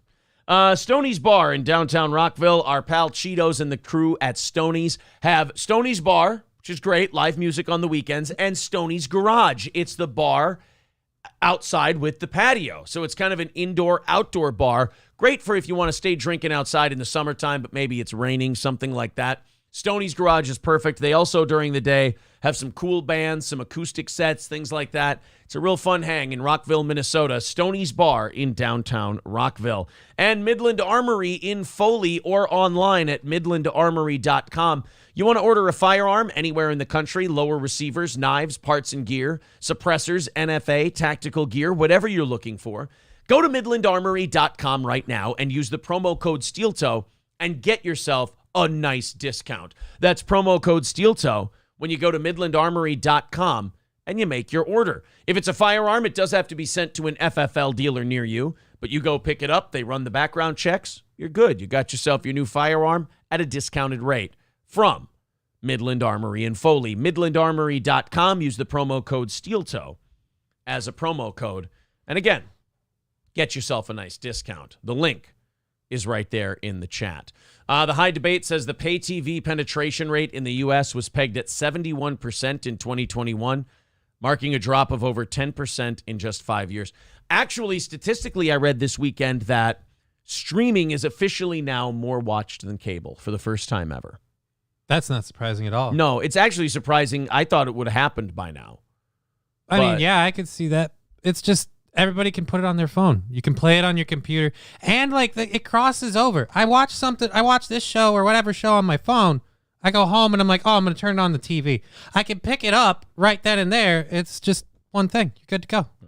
John Satera says they sell the Colt. Yes, they still sell the Colt. Actually, there's a search bar at midlandarmory.com. Just type in Colt.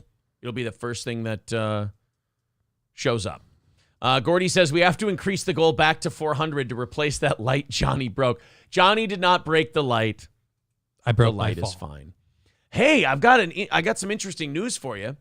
There's a new golfer on the ladies PGA Tour. The LPGA Tour. Now, usually women's golfers don't make much news, but this woman is crushing it. I mean, she is killing everybody. She just came out of nowhere, just big dick swinging and just knocking them balls out of the park. You saw? Big dick swinging in this case, not a metaphor. Oh, God. Not a metaphor. Of course. You're playing from the ladies' team. Come on. Another proud moment for women's sports. Trans golfer shellacking female opponents left and right in the LPGA qualifiers. You know, it's just nice to see Biff from Back to the Future working. That's all. Jesus Christ.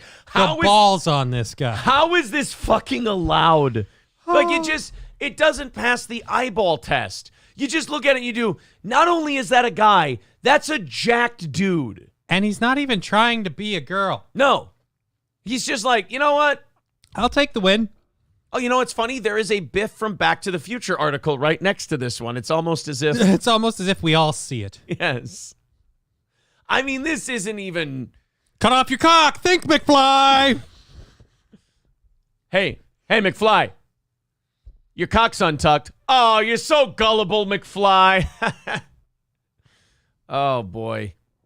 Yeah, this is like the Leah Thomas thing. You're not even trying. No. You're not even trying. You don't even look like you shaved. A transgender golfer is kicking biological women's asses on track to qualify for the LPGA Tour after round 1. Another proud moment for women's sports. I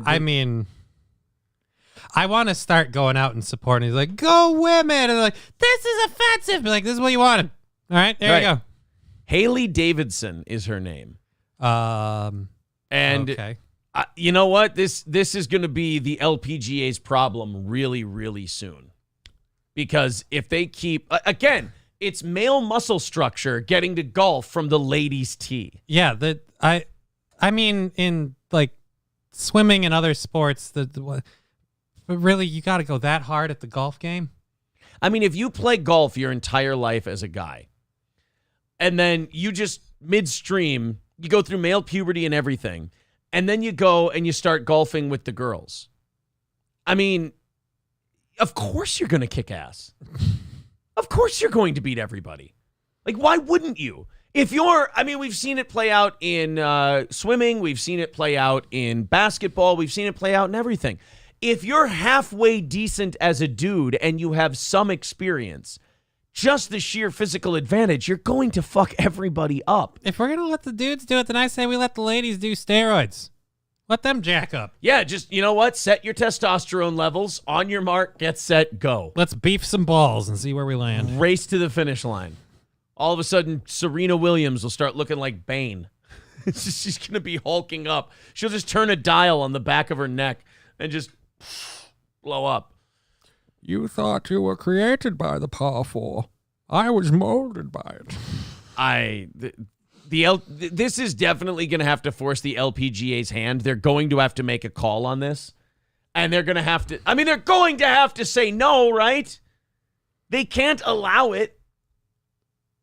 Swimming eventually had to do something about the Leah Thomas thing. Yeah. But, at least in the swimming thing, again, there was, a gender separation. This one makes even less sense because why can't you just...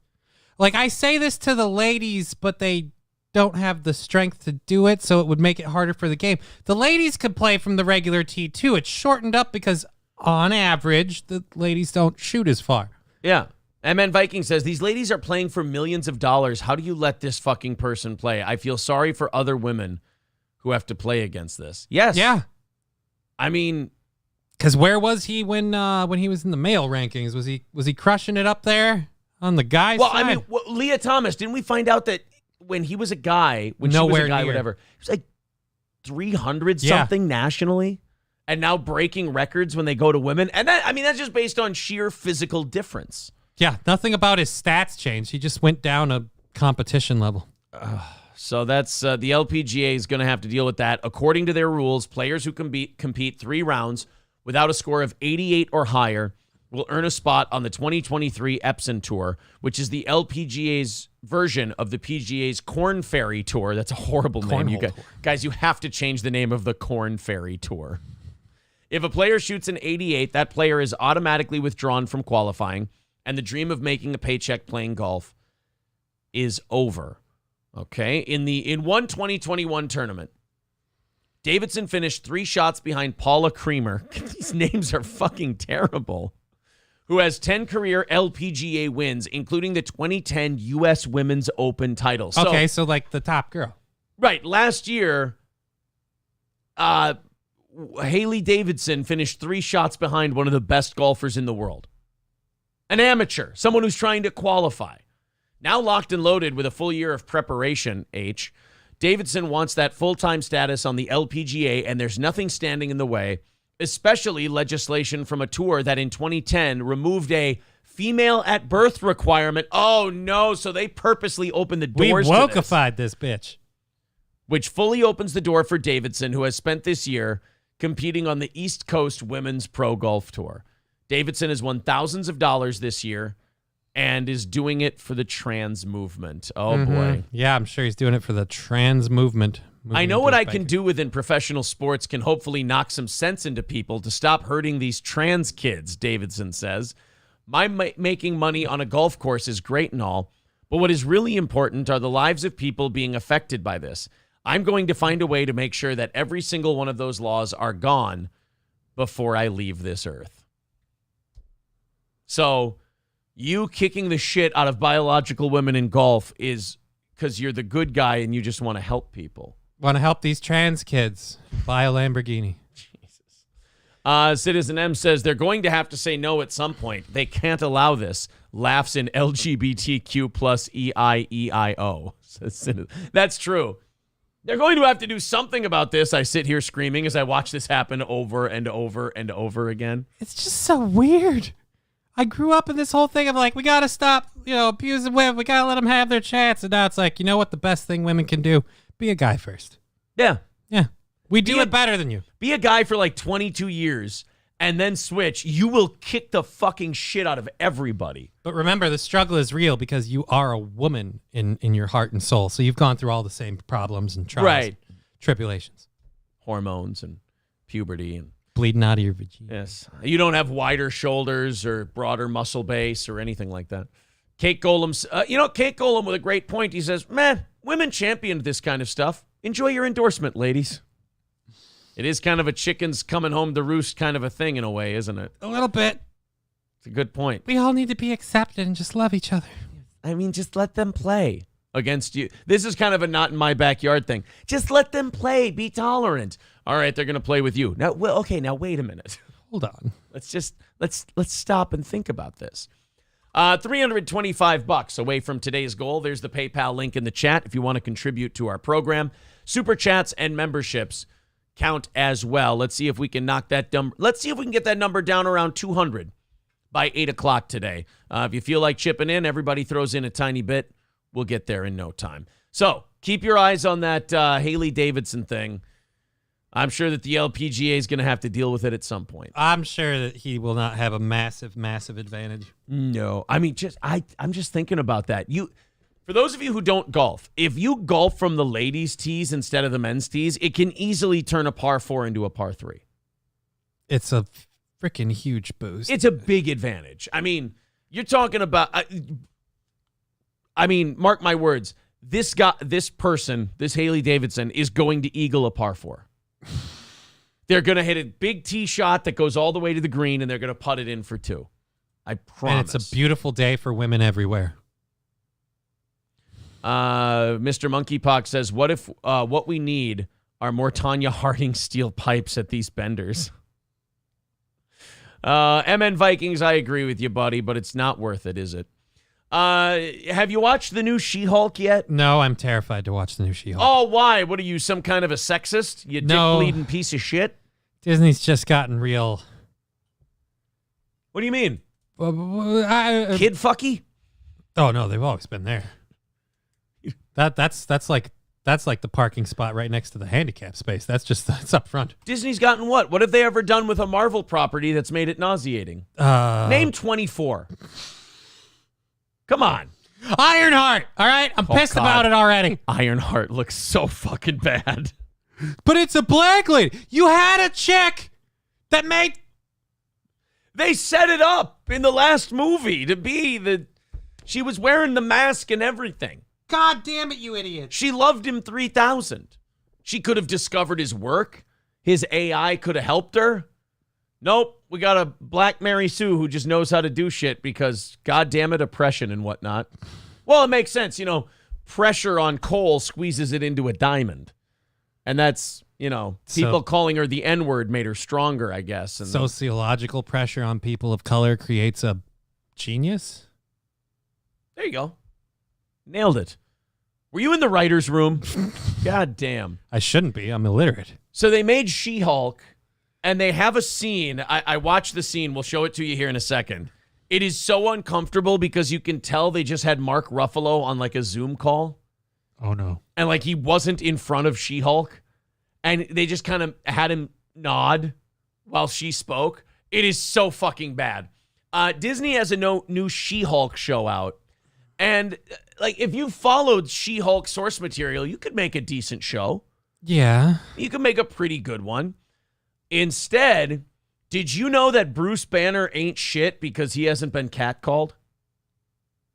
Oh, fuck no. Did you know that She-Hulk is a better Hulk than Bruce Banner? Why? Because she's been mansplained to?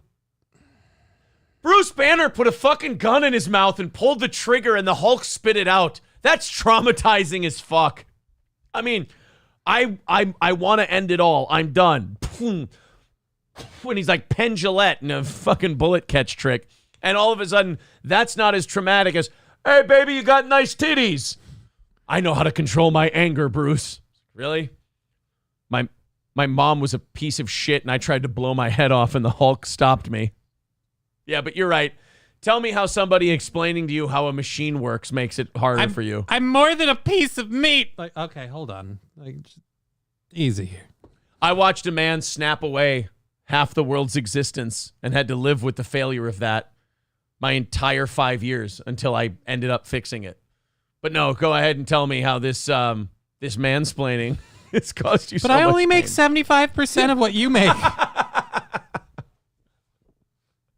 I shot myself up into space and had to be in gladiatorial combat for years. But no, you go ahead and tell me how being told to get back in the kitchen makes it so much worse for you. They made me make a sandwich. I was probably butt fucked by Jeff Goldblum. Probably. No, he's not the collector. What was he? The president. What the fuck was his name? I don't even remember. He had what? That was his name. The something, right? Like Benicio del Toro is the collector. I don't even remember what he was. Are you ready for this clip? No, but let's see it.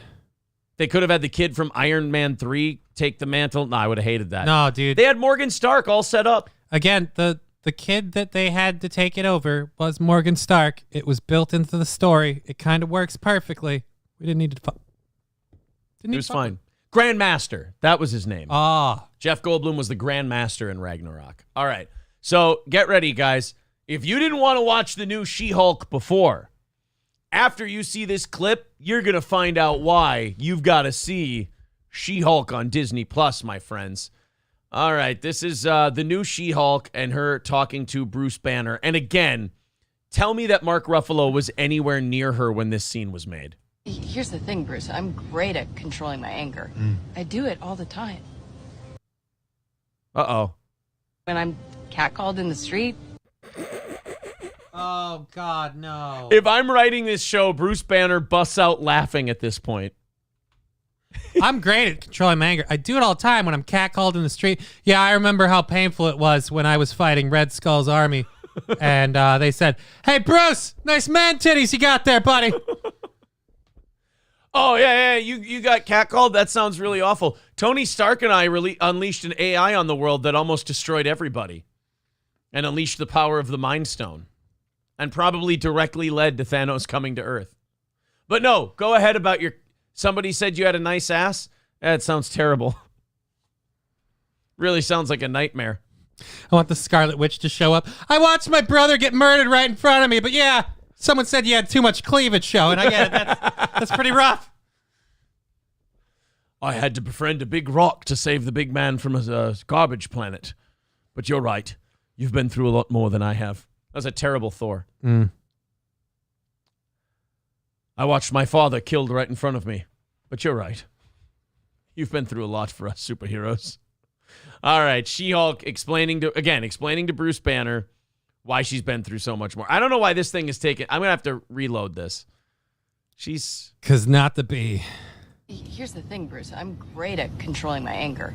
I do it all the time. When I'm catcalled in the street, when incompetent men explain my own area of expertise to me, I do it pretty much every day, because if I don't... He's not there. You cannot tell me Mark Ruffalo is... That doesn't look like a guy... And by the way, Mark Ruffalo is such a lefty that he was probably like, yeah, this scene is great. Otherwise, if it was like Lou Ferrigno or Edward Norton, he'd be like, cut. Guys, this is fucking horse shit. This is crap. Come on. Bruce Banner would not sit here and stomach this shit while this woman talks to him about how catcalling or being mansplained to helps her control her anger. Okay, honey, how about when a big purple demon comes to Earth and tries to kill half your friends?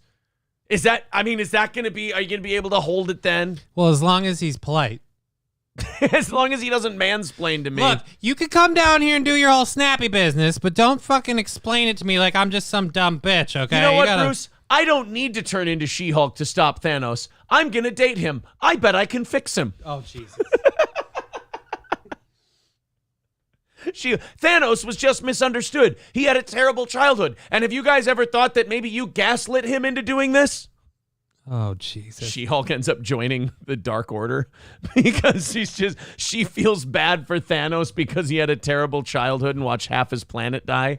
She's like, if you went through something that traumatic, you'd want some sort of retribution too. You don't understand. That is very hard to deal with. That's like someone saying, hey, nice ass.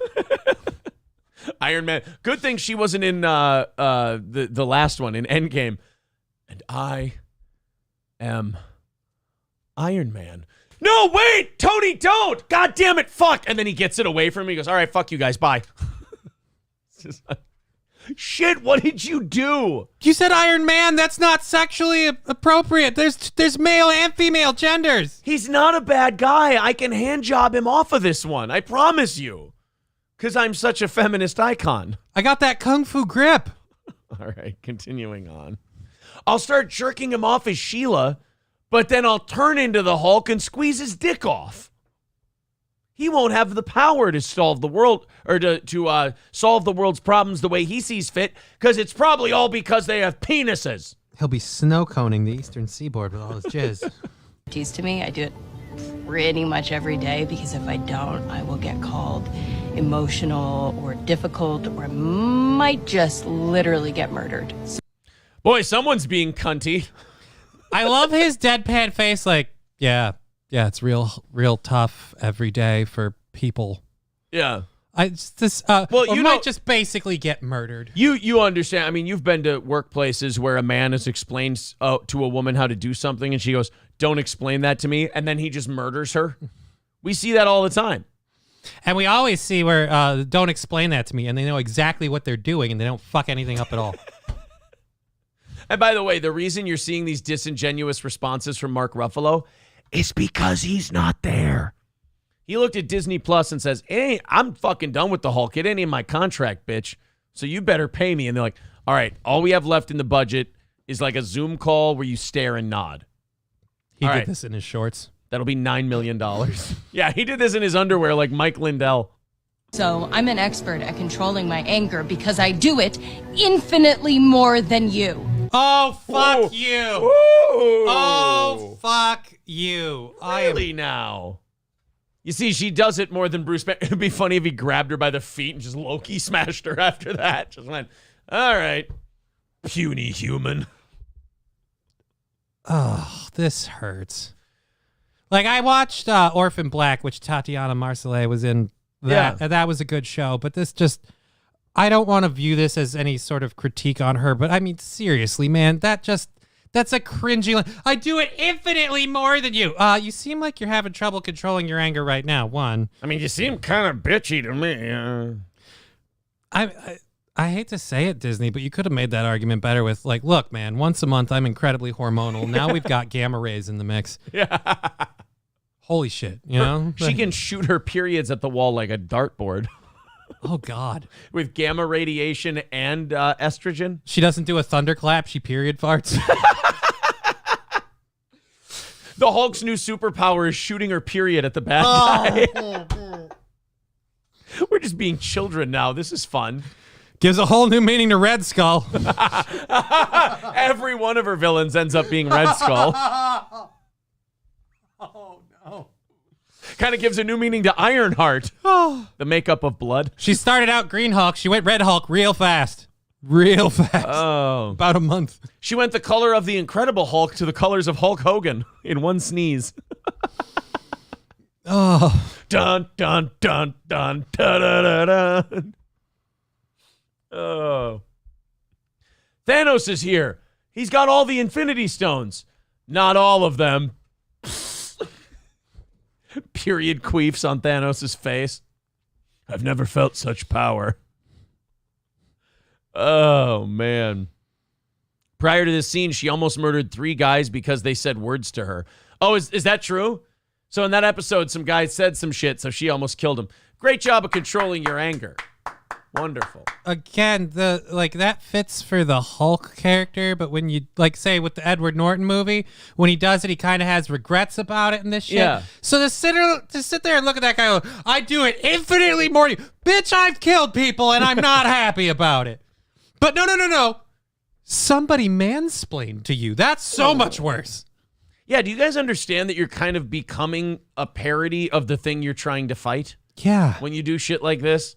There's nothing wrong with just a strong female character having some struggles with this thing and overcoming it and becoming a new person afterwards. We kind of call that a character arc. It's almost like they grew. So you're starting your female superhero off, and episode 1 is she's fucking way better than Bruce Banner, who went on like a 12, 14-year journey. She's already better than him. She already handles her anger better. She's already better than all these people yelling at her. Well, great. Cut and wrap the show then. We're done. I do it better than you. I'm more successful. I just got here and I know. Oh, yeah, sure. That doesn't paint you at all like a bitch. Cool. Oh, wait, Right. so you're the good guy? Because you just seem like you're yelling at all of us. And the worst part is they're shoehorning Daredevil back in with this stuff. Oh, are they? And the thing is I love Netflix Daredevil. The Netflix stuff was good in my opinion. Yeah. Because it was edgy and shit, but it's just like I'm worried what they'll do to Daredevil. Because, I mean, they've got Charlie Cox and Vincent D'Onofrio, so they can make it work. Oh, that's good. Yeah. But you're watching She-Hulk and you're I'm going, worried, oh, like, fuck. what we're going to... Like, I'm sorry. You can't watch the first or second episode of Daredevil on Netflix and then go, oh, this She-Hulk message with, I've been mansplained. I understand anger. I watched a blind guy beat the shit out of a fucking gang full of people to rescue a kid, and he gets, like, almost murdered. Yeah. That's incredibly violent. But she's better at controlling her anger than all of them. Because a guy said, hey, good looking, how's them ass cheeks like? God damn, this is fucking terrible. I mean, it's worse that it's bad enough that you put it in there. It's worse that you shoehorn it, I think. In fact, that's their next superhero, shoehorn it. Oh, Jesus. Lip Ripper calls her the unclottable Hulk. It's a good one. Loud Glass says, oh, she thinks she has it all together. Just wait for Trans Hulk. Honestly, how far are we from trans?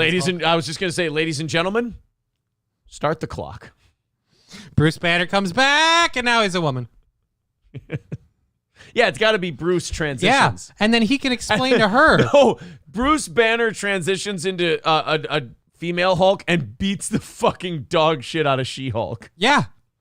And he explains to her how she doesn't understand the female struggle while he does it. Yes. That'd Beautiful. be perfect. We're in it. I think we'll come full circle at that point. 325 away from our goal today. If you guys feel like chipping in, please do. We would appreciate that. We knock out that goal. We do an extra half hour of overtime. This week It's a shortened week. That's not true. We're going to have a show on Friday and Monday. I put together 2 4.5-hour shows for you guys. They're going to air. They're already scheduled to air Friday at 6 a.m. and Monday at 6 a.m. And April and I will be back for the Monday evening show. So you will not miss a single episode of Steel Toe while we take a quick 2-day break on Friday and Monday. Let's hit the goals today because we've got a Monday, Tuesday, Wednesday, Thursday morning show schedule. And if we hit those goals, they don't roll over into the next day.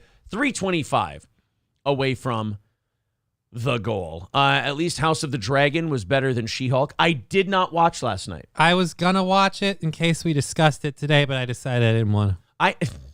Thanks for your commitment. Appreciate that. You had no idea I wasn't going to watch it either. I had no idea if you were going to watch it or not. I just knew I decided, I'm not invested. Yeah, I didn't watch it. But I haven't read anything terrible about it. So I'm holding judgment because I love dragons, but I mean, it doesn't. It's kind of not something we usually say about Game of Thrones and why we love it, but yeah. No. Right. I have low expectations. My expectation for this one is that it doesn't suck, and so far I haven't heard that it sucks. I'm just waiting for Peter Dinklage to show up. When do we get him? Oh, no, this is 300 years or 400 years before Peter Dinklage. He might show up in the Jon Snow one that they're making. Well, that sucks. Matt, probably, I think it's around like 4 o'clock in the afternoon to answer your question. But anyway, 325 away from our goal today. Let's chip away at that a little bit and knock that goal out today. Thank you guys very, very much. So we got through the She-Hulk thing. Oh, this one's funny, too. This is from CBS Colorado. Monkeypox is a very serious affliction that's spreading across America. And only last week did the CDC say that it spread through men having sex with other men. Why? They haven't been paying attention? Last week, up until last week, it was... what was it? They were saying it was skin-to-skin contact with the sores. Yeah. CDC changed it to say men having sex with other men. I have to tell you, I could have been knocked over with a feather when they told me that. Really? I had no idea. I mean, I had only read that 99% of the cases were men who have sex with other men. So to me, I mean, the science didn't seem settled at that point. So when they came out with that news, however, that it was guys having sex with other guys, I had to backtrack a minute. What about the Italian Greyhound who got it from the gay couple? And how about like these 8 or 9 kids who have gotten monkeypox? Guys, what the fuck? Can we get an investigation?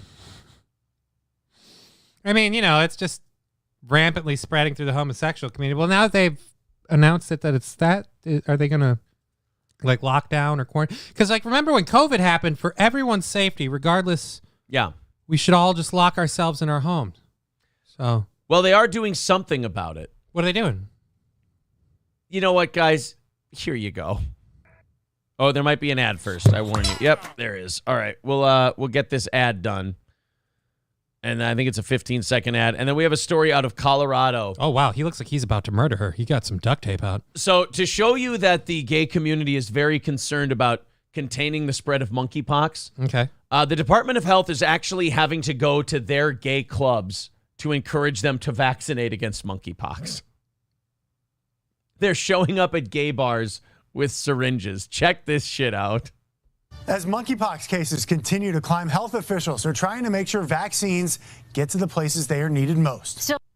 Buttholes. Lots and lots of buttholes. I mean, come on, guys. Can you just stop fucking for 5 minutes? Jesus. I mean, I said it about a month ago. If you guys just fuck one butthole for a month. Yeah, we can hammer this thing out. No more monkeypox. Stop sleeping with your dogs until the sores clear up. Don't know how many times I've had to say that to you. Pick one asshole and shove your cock into that one for a month. Be degenerates. Do all your shit. Do whatever you want to do. The only catch is one guy. And think how good the cat must feel. Make him look like a pincushion covered in country gravy. I don't give a fuck. Just pick one of them. Jizz on him for a month. You can drop him. You can cut him loose after the month. But if all of you gays just stick to the one butthole a month plan, you're not going to have to worry about monkeypox when you get out of your asshole quarantine. And it'll probably be a decent time. Yeah. You have fun. That elasticity will wear over the first couple of weeks, and you'll have a nice broken-in catcher's mitt by the time that month is up. You might not want to leave. Maybe this will be the step that shows the gays that monogamy ain't that bad. Stump broke him, I wrecked him.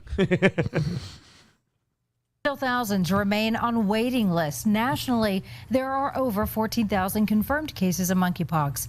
182 of them are here in Colorado. Colorado's doing pretty good then. I mean, they're not lower numbers. Yeah. They've got more monogamous gays than the rest of the country, apparently. The majority of those came this month. Oops. We are also seeing an Yeah, they uneven came. distribution of those cases. Much like COVID, racial and ethnic communities are getting hit the hardest. In Colorado, about 22% of the population is Latino. 34% of monkeypox patients are. That's weird. That guy doesn't look like a guy who... God damn. You know what I hate about the news? Is that I'm supposed to notice and keep my fucking mouth shut. And we're the assholes for noticing. Right. They notice. They don't say anything on the news, so I have to go, oh, come on. I love how there's all the women administering the shots, only dudes getting it. Right. Are Latino. And just over 4% of Coloradans are black, but they represent 12% of these cases. Tri-County Health turning to community organizations to try and spread the word. Our hope is that working through those community organizations and working with them closely, that we'll be reaching all of our populations who are most at risk. Frank, do you want to come with us on the monkeypox? No, you know that they don't fucking want the vaccine. They're butt fucking uncontrollably, and they're giving each other monkeypox. They don't give a shit. Why are you helping? Frank, you're being very homophobic. No, I'm not. I'm the one letting them fucking do whatever they want. No skin off my back. Or cock. I'm a realist. Or anus. Or anything else. See, they're schemers. Most of Colorado's monkeypox cases are in men who are gay, bisexual, or who have had sex with other men. Repeating myself. Wait. When did we create this new third category? We call those people in denial there, John. Look, I'm not gay. I just have sex with other men. Look, I'm not gay, all right? I just prefer to put my cock in a man's asshole and be romantically linked to him. Look, I'm not gay. I just love gargling a little bit of mustard sauce every day. God, a guy takes 3 cum shots to the face at a party and all of a sudden I'm a homosexual. Great. Thanks, Swallow guys. 1 tube steak and you're fucking branded for life. Pigeonhole much, fellas? God, you engage in a 6-on-1 bukkake and all of a sudden you get labeled with the Scarlet G. Sorry, guys. I just wanted a little cum in my face. You're a big fan of the little engine that could, so you decided to let him run a train, and now you're the bad guy. So, are you gay then? Well, I'm not really into labels. What are you into? Giant cocks in my ass and mouth. That kind of makes you gay. Whoa, bro, enough with the judging. Hey, don't define me. Just stick it in my ass. Yeah. Gay, straight. What does this mean anymore? Now, are you going to come in my anus or not? Because I'd like an ass baby. Look, if I wanted to know things about you, I'd ask your name. Shut up and splooge. I swear to God, I'm not gay. Oh, so you're bi then? That's kind of gay. That's why vaccination efforts have been focused on those communities. Tori Mason joins us now, and Tori, getting these resources where they are needed is a big focus. Yes, Michael, and how journalists go about reporting on monkeypox is extremely important because there's a stigma attached to this. And oh my God. People are giving their dogs and children monkeypox. Enough with your fucking stigma. Your job is not to worry about stigmas. It's report the news. Gay guys are butt fucking different partners at an alarming rate and they're getting sick. Time to report on it. Don't worry about the stigma. And maybe talk to wardrobe. That hue is the wrong color for you to be wearing. And I think it's tent steak is supposed to be there. I don't know. It's one that targets a community that has historically faced discrimination. Monkeypox does not care. We're not discriminating against them. We're just trying to reason with them and say, look, guys, this is the second plague in like 40 years. I mean, can we And it's not like it's targeting them. It's in the community, and they're doing nothing to stop it. It's just kind of, they keep spreading it, man. Who you love. It's like, honestly, it's almost like if you talk to the gay community, if you could find a representative of their overarching thoughts, and you go, what do you think about monkeypox? Cost of doing business. I think they need to do more to protect us from it, but we shouldn't, I don't know, control ourselves at all. targeting one certain community, but only for now. It's Friday, and Trax nightclub is packed, but this line out... Come on. It's only targeting them for now. Any day now, it's going to choose to go after straight people. Just watch. Come the fuck on. It's so gay. I mean, God bless you. God bless you, but Jesus. Side isn't for the party. It's for the pox. It's almost made it part of our party in a sense, you know? What the fuck? It's almost like part of our party. It's like this fun little thing. Did you get your monkeypox? I got mine in a goodie bag. It was great. Guys, Jesus stop Christ. it. I love how the news is like, we don't want to harm stereotypes. It's like, ah. Look, this community has been disparaged, and it's really painting them in a negative light. Really, we just think it's just like it's part of the party now. Like, hey, come get your monkeypox. Remember like 2 seconds ago when I made that joke that it was the cost of doing business? He just did my cost of doing business bit. Yeah. Fucking rip-off artist. It's packed, but this line outside isn't for the party. It's for the pox. It's almost made it part of our party in a sense, you know? Go back to the 80s and say that. Yeah. It's almost made it like part of our party. Get a shot and come take a shot. Stephen Hicks is... Get a shot and come take a shot from a couple of dudes. Of dick. Yeah, it's funny if you're the medical health professionals giving them the vaccine outside the gay club, and you're like, all right, guys, this needs a few days to settle in and create the antibody. No! Stop butt-fucking him right against the brick wall. Guys, you need to give that time. You can't just get the vaccine and start going to... God, no, don't kiss him. Oh, God. Guys, we needed you. Look, I know that a month sounded like an eternity, but all we were asking was like 36 hours on this one. That's... Stop. No. Get his dick out of your mouth. It's okay. I'm vaccinated. It doesn't work like that. I just gave you the shot 13 seconds ago. God damn it, you guys. Again, if you put this on COVID, like, oh, you know, it's just part of doing business. We're going to go out and have a good old time and get our vaccinations and our shots. Nope. Right. I want people dead. Say this about COVID, then you want to murder everybody. Dude, the first, year of COVID, if you would have spoken like this, you'd have been banned from everything and thrown in a gulag. Is the event director at Trax, a nightclub and safe haven for the LGBTQ community. Anyone can get monkeypox, but so far though, it is kind of staying in one lane. Anybody can get monkeypox. Then why didn't you, man? The gay male population is being hit hard. With this type of a club in the gay culture, I mean, some of the parties we throw are a little more intimate, and it's hard. A little more intimate? You're having eightsomes. Again, you're transmitting a sexually transmitted disease, okay? Like, quickly. This whole, some of our parties are a little more intimate. That's not intimate. That's wrong. Yeah, it's not really intimate. It's more, it's unhygienic. I went to my buddy Ted's house. We got really intimate. He gave me the flu. In a gay club, if you've never been to one, to be in some type of party that you've never been to and then have an extra ism of that in the back of your head, like monkeypox is floating around. Right. So maybe don't go into a gay club and have random sex with strangers. Yeah. I mean, if this is something you're concerned about, right? I love how it's like they're educating us. It's like, motherfucker, I'm monkeypox free. I'm good. Don't worry about me. Maybe take your own advice. I'm not concerned. And they're like, if there's another ism out there. No, none of us hate you over this. In fact, we're all trying to help you. The only thing we don't like is that you guys act like you can't do anything about it. Right. I mean, it's literally, like I said, it's one asshole for a month and you're just home free. Hold off. Because even if you two give each other monkeypox, you'll recover in that month. And it won't go anywhere else. Right. Right now, the state's offering the shot to people who have been exposed and gay men who have recently had multiple partners.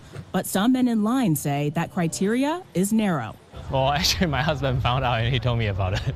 Ming Ching Chu is a married man about to travel. He's watched the number of cases rise. I don't think I'm super high risk. I kind of feel like it's sooner or later, probably everybody will have to have it anyway. No, that's not how it works. You're married to your husband. If you don't fuck other people, you're never going to have a problem with this, sir. We just have to get to herd immunity, everybody. So start butt fucking so we can just get this out there. So wait a minute. Do we take away his Twitter for medical misinformation? Is he pushing horse paste? Not yet. Then Just his own pace. Oh, that's it. Anyway, The government's working to boost vaccine supply. Meanwhile, the people here are working to reduce the stigma. I guess it does say something to have this bus in front of a gay venue, but I mean, in theory, this is something that can affect everyone. But yes, it's in not, theory. though. In practice, it's just affecting gay guys. I mean, it does kind of say something to have this bus in front of a gay venue. Like, I don't know, you guys keep spreading it, and it's like the source of the issue. I guess it does say something that it's only parked outside here. Gee, you think? But I mean, it could affect everyone. Meanwhile, lesbians are walking away from the bus going, ain't none of our fucking business. Straight people are just like, nope, we're good. Yeah. Now, I want to emphasize that monkeypox is not an STI. It is spread through close contact. And that's not what the CDC said. This isn't the only bar that caters to the LGBTQ community that is offering these vaccine opportunities. Triangle Denver is also doing that on Sunday. Hopefully, there will be more to come. No, we're trying to actually make there less coming.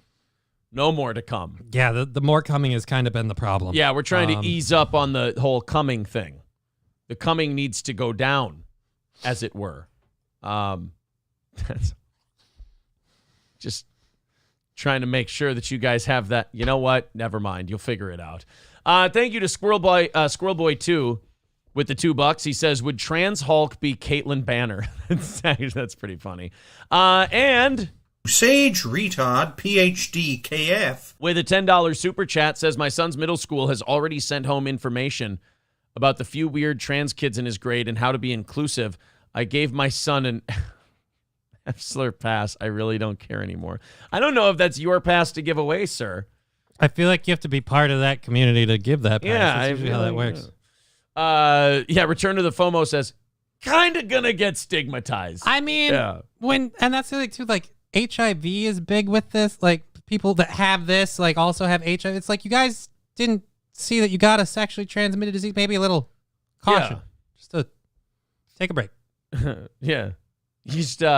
We're going to take liquor shots, vaccine shots, and cum shots tonight. No monkeypox. All right, everybody, hands in. No monkeypox on 3. 1, 2, 3. No monkeypox. Get your fucking dick out of my ass. We're not even to the dance floor yet.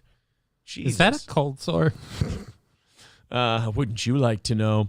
$315 away from our goal today. There's the link in the chat if you'd like to contribute. Just let me update. Let me check PayPal here to make sure I'm all caught up on my thank yous from everybody. Yes, we are. Thank you very much. Again, $315 away from today's goal. Let's see if we can knock it under $200 here pretty soon, at least for the last hour, if we could.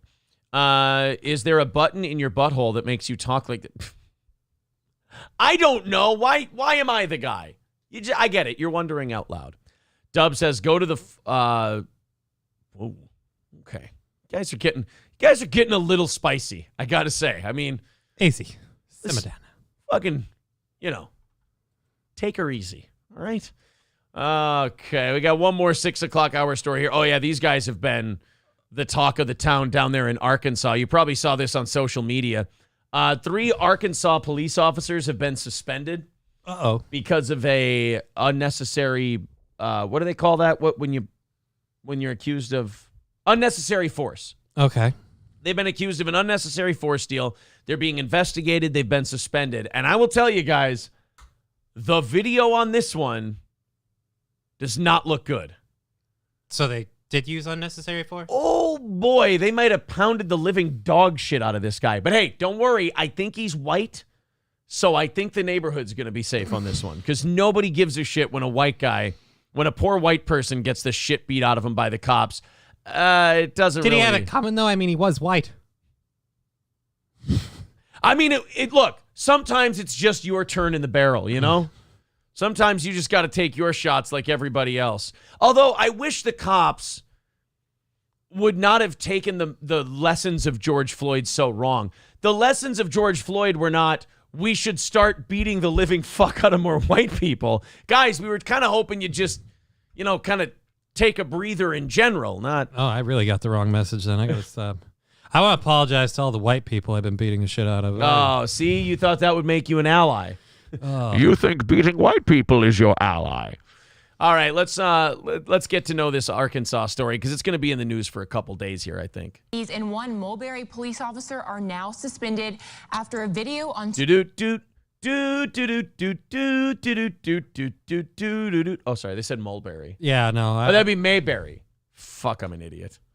Social media shows the officers beating a man while trying to arrest him. Dude, she was so good in Avatar. I'm just weirded out by the thick jawline. What? I'm just wondering, does she play from the ladies' tee or the men's tee? That's all I'm asking. Whichever one she wants to. Yeah, dude, it's her choice. I'm just curious. Right. Her golf game, her choice. God, Gollum's creeping me out. All right. Come on, put your mindset in a state to watch a white guy get the shit beat out of him by cops. Precious. We will show you the video of the incident in about 30 seconds, but we want to warn you, this video is graphic and viewer discretion is advised. Why the fuck do you think we're here? Come on, make with the ass beating. I'm already edging. Stop tickling my balls. Now, this incident all happened at the Country Express in Mulberry, just off of Interstate 40 around 10:40 this morning. But Crawford County Sheriff James DeMonte says it all started at a gas station in Alma. The sheriff says a man was making terroristic threats to a clerk and spit at them. Authorities. All right, so I'm guessing a guy high on something told a clerk he was going to kill him, spit on him. Cops got there, chased him, beat the shit out of him. Another Bogota goes wrong. Goddamn Bogotas. Goddamn Bogotas. I wonder if he was a breakfast burrito. Oh, Jesus. So anyway, before body cameras, it was not uncommon where if you took police on a chase, they were going to get their time back out of your ass. They were going to beat the fuck out of you. There was a few bumping into the doors. Yeah, right. Age 27. They issued a bolo for him, or a be on the lookout, according to Sheriff DeMonte. A deputy later spotted Worcester at the Country Express in Mulberry. That's where a witness caught the next moments on camera. Yeah, that doesn't look like a burned down gas station if you ask me. I think this one's going to be, whatever. There were activists and all kinds of people watching that video going like this. Hold on. Is he... Wait, do we get the signs in March? Oh, fuck, no. Nah, looks like tomorrow's going to be a normal Monday. Be good. Again, viewer discretion is advised for this video. Yeah. Make with the beating. The sheriff says Worcester was Holy first cooperative Jesus. with authorities, but says he then turned violent and tried to attack the officers. And then you can see the officers in this video pinning the subject down and slamming his face on the ground. Sheriff DeMonte tells us one deputy was hurt in the incident. Oh, fuck. He done bounced that boy. I'm just going to say, for the safety of Mulberry, Arkansas, it's probably a good thing this guy was white. You ever steal ho-hos from a fireman? Oh, boy. Look, usually when it comes to a guy being a piece of shit and like being a career criminal and a drug addict and everything else, and him resisting and all that, I'm pretty lenient on what force I'll be allowed to use to subdue the man. Smashing his fucking head into the concrete and kneeing him in the face, I gotta say, we gotta cut it there. And then that dude was up on 3 and then just nailing him with his knee in the back the whole time. Like, right. This dude got fucking railed. Oof. Worcester also received minor injuries. I hope he got vaccinated first. Oh, Jesus. He was taken to the hospital but refused treatment. He was booked in the Crawford County Jail. Worcester is facing a slew of charges, including assault in the first degree and terroristic threatening in the first degree, among some of them. Oh, I like how they're... They saw the guy filming and they're like, hey, we are really fucking this guy up right now. Could you turn that off? I don't need to say anything, but I am armed. And do you really see me as a stable judge of whether I should or should not use deadly force? Well, when I saw the 3 gentlemen beating the shit out of him, I thought, these are people I can reason with. Is now investigating the incident. This is a developing story. For the latest updates... Boy, this woman has the driest mouth of any newscaster I've ever heard. Smoke your spliff after the news podcast, lady. Come on. Damn. Well, I would say they're fucked. I would say that this is not going to go well for them. Rizdiga says, stop resisting. Don't move as I slam your head on the ground and my partner punches your dick.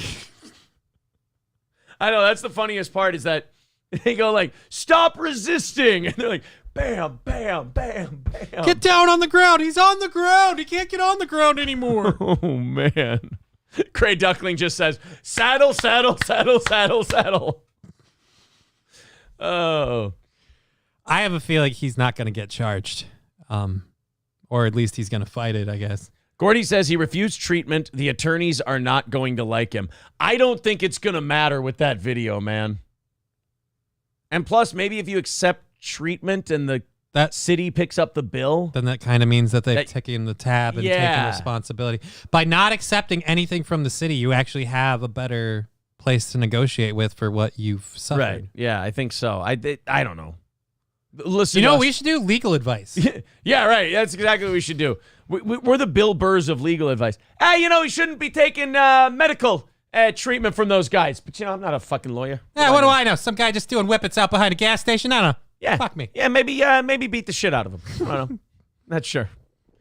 Riz Digga says, I respect the profession, but that shit is ridiculous. It did seem, I'm like the Jewish teacher from American History X. I did think that maybe they used their fists in the concrete excessively. It was a touch much. 3 motherfucking cops on one dude. Fuck them. Yeah. The good news is this story will go away relatively quickly. Because it's a white dude getting the shit beat out of him. So we won't have to sit here and learn his name and find out what's going on down in Arkansas. KF says, thin blue line, bro. Do you think that there's people defending these cops yet? Probably. I mean, the easiest way to defend him is to say you don't know what happened before the video started filming. So you don't know how unruly he may have been. But I don't know. When you watch that footage, I don't know how unruly you need to be to justify getting fucking bounced off the concrete several times with your face while you're on the ground. It's hard to get a guy to stop moving when he's having the shit beaten out of him, you know? I don't understand why he's so unruly. Raziv Chaz says the cop refused treatment. Oh, okay. Oh. All right, fair enough. They were beating the monkeypox out of him. He's probably happy for that, says Dave Dowling. Riz Digga says, lol. Say his name. I'll be honest, I don't fucking remember it. I never said I wasn't part of the problem. Anthony Keller says, you can stop. He's already dead. KF says there are people on Twitter defending this shit. They're all boomers. Makes sense. Riz Digga says the only way it's justified is if that dude is a child molester. Yeah, but they would have had to know about it. You can't just beat the shit out of a guy on a lark just because you think he might be a kid diddler. He's got a mustache. I'm willing to take the risk. It's iffy. That's all I'm saying. That's why I'm not doing anything. Gotten cops threatened enough on me, says Nix. Raz says the guy assaulted a cop. That's why people will be on the cop side. All right, well, I think the first 6 ground and pounds probably made you guys even. Look, I'm not saying the cops didn't deserve to maybe, throw a few in for the Donnybrook, but I feel like the bell rang and they kept going. Yeah. The towel was in. Where did you go like, okay, that's enough? Was it the knee to the head or the slam into the concrete? The slam in the head. Yeah. When I saw him pick up the head and then boom, I was like, uh-oh, ooh. That's where I'm like, that's dangerous. That's not good. Mr. Approachable says, exactly. I'm not saying I support what the cops did, but I would like to see what the other guy did before the video started because I'm pretty sure it wasn't get on the ground, hands up behind your back. I think all we know is the guy threatened the clerk. He took off. The cops caught him and then beat the shit out of him. That's all we know at this point. Coltrane says, funny what cops will do when they think nobody is looking. Yeah. I mean, you saw him as soon as he saw that camera. As soon as they saw the camera, they were very clear about, hey, how about you piss off? Turn that shit off. And I don't think that person was saying, come make me. Yeah, if they showed up and he was wrist deep in an 8-year-old, then beat away, says Lip Ripper. Yeah, I don't know if that was the case. I feel like that would have been burying the lead deep in an ass. Curly Adams says the only way to defend those cops is if he's a child molester or driving under the speed limit on 95 from Zimmerman to St. Cloud. That's very specific. I feel like it's weird. Mr. Monkeypox says maybe the guy was just choking and they were trying to help him dislodge a Werther's. See, we should wait But he went to the ground. He's supposed to be okay now. We should wait until we have all the facts, is all I'm saying. Oh, man.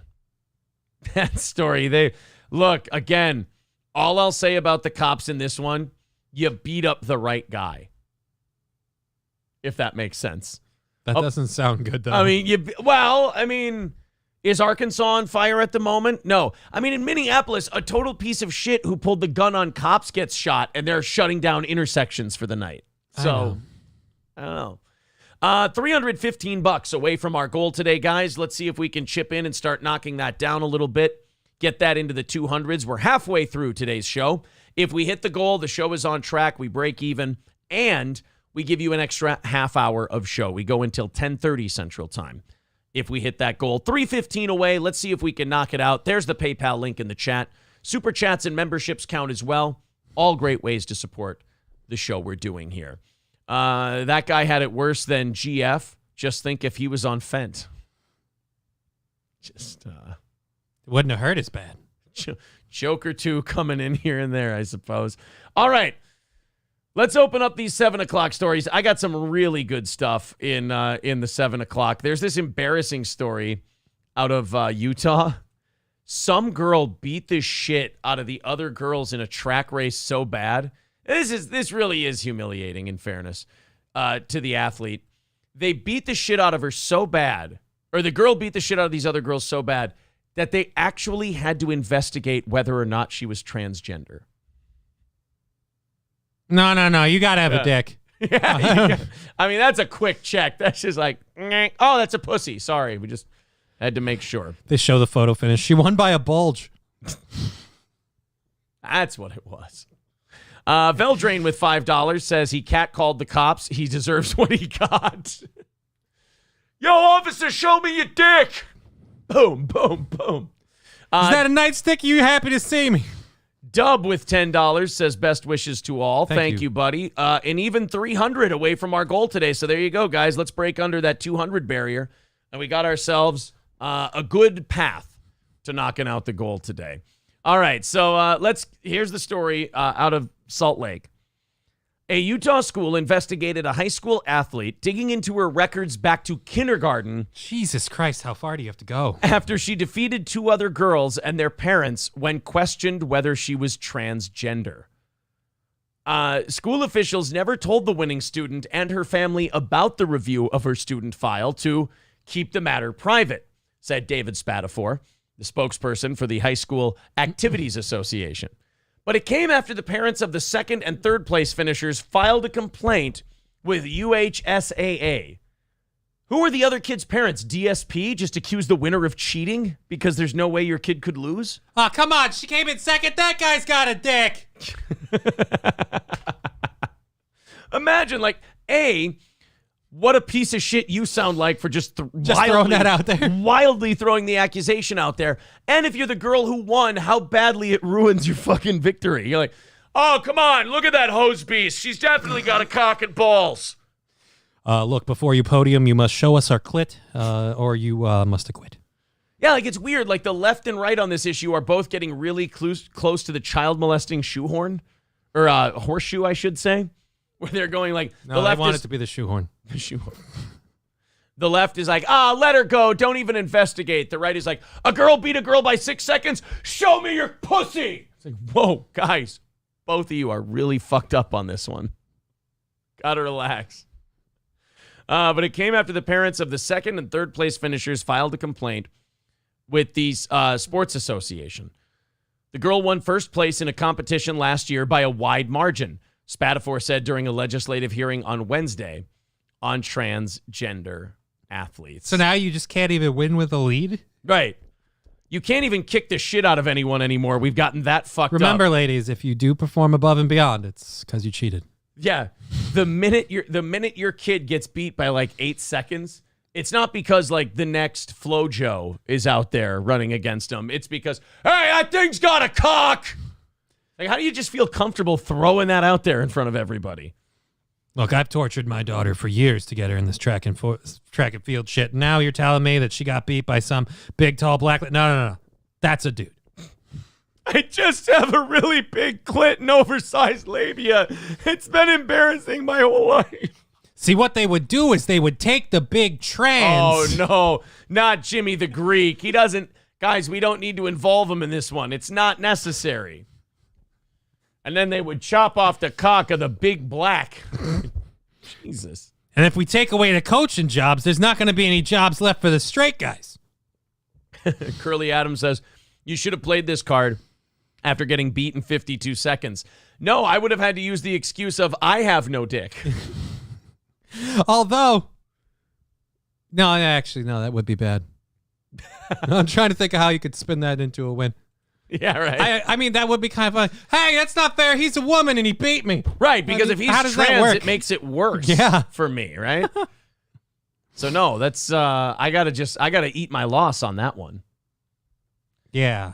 Emilio says, bro, now I'm fucking embarrassed. Why? Why are you embarrassed? Don't be embarrassed. You're fine. Old School Pete should be embarrassed. He retracted his message, so obviously he said something fucked up. Leprechaun Blood says, my mom was China. Yeah, right? So she probably got accused of it all the time.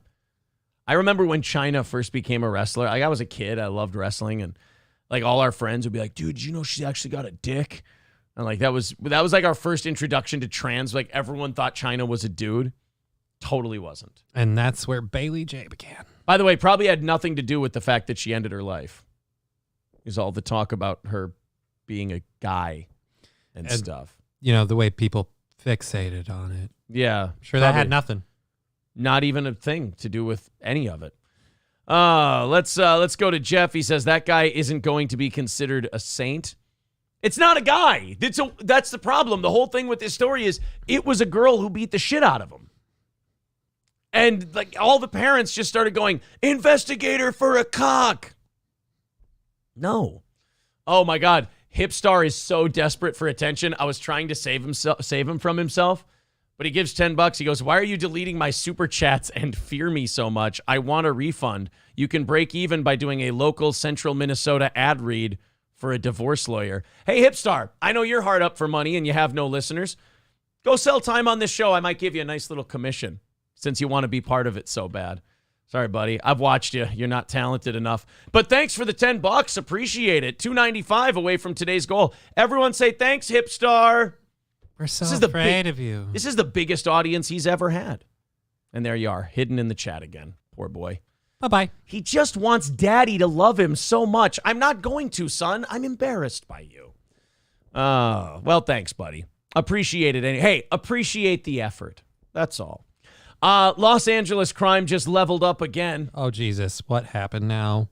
Well, they decided to start a flash mob on August 15th. Like, so this like is those what? dance things? Like where people like all start doing like the Macarena or some shit? Well, that's how they started. They started with the flash mobs. Like they'd show up in malls and just start dancing. Mm-hmm. And then they started just beating the shit out of people. Flash mobs started getting together and going, let's fuck some shit up. Let's just fuck some shit up and steal some shit. Well, they started one in Los Angeles a week ago today. Okay. And it ended, unfortunately, for the employees of a 7-Eleven inside the store. Check this shit out. We like to check on LA from time to time just to see how the city's doing, if the crime is getting better or anything like that. This was the party last week. So everyone's got their phones out. Yeah, cool. So these get organized on social media, and they say, hey, we're all meeting at the 7-Eleven on this street at whatever time, and this is what you end up seeing. And they just start taking shit? They just start taking shit. Well, how are you going to stop them? I mean, honestly, this is where...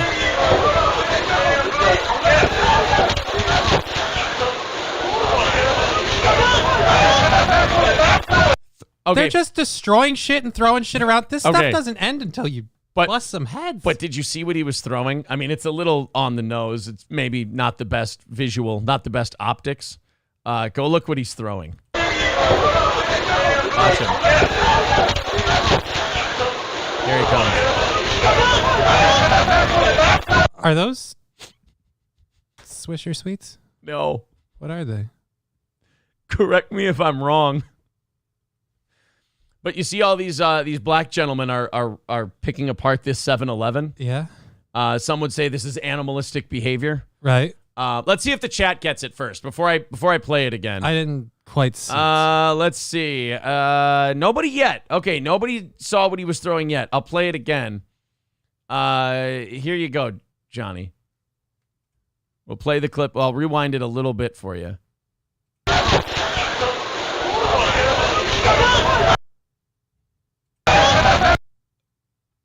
What is that? It's yellow, so I want a banana. He's throwing a banana. Are you fucking kidding me? Throwing a banana? You can't throw a banana. Of all the things to throw, don't throw a banana. This couldn't have been worse if you were throwing barrels at Mario. This would not be And worse. what are you throwing the banana at? It's the only nutritious thing you guys are robbing, and you're just chucking the banana at shit. Oh, they haven't gotten all the tornadoes off the roller grill. Oh, God. I'd be worried about people trying to steal all the lottery tickets and shit. The scratchers. Oh, that's where you should be. Because, yeah, I mean, like, they don't, it's not like they are barcode locked or anything. If you just ran over there and pulled the whole roster, Right. you'd have them. Isn't that funny? Like, you're sitting there. You've got These people are dumb. Yeah, you've got a 12-pack of Sprite. You've got bags of chips. But back here, you have, like, cigarettes, tobacco products, lottery tickets, cash, all this other shit. Nah, fuck all that. I don't want to make money. I want diabetes. Give me some flaming hot Cheetos and a Slim Jim, and we'll call her a night. God. And then chuck the bananas. That's good.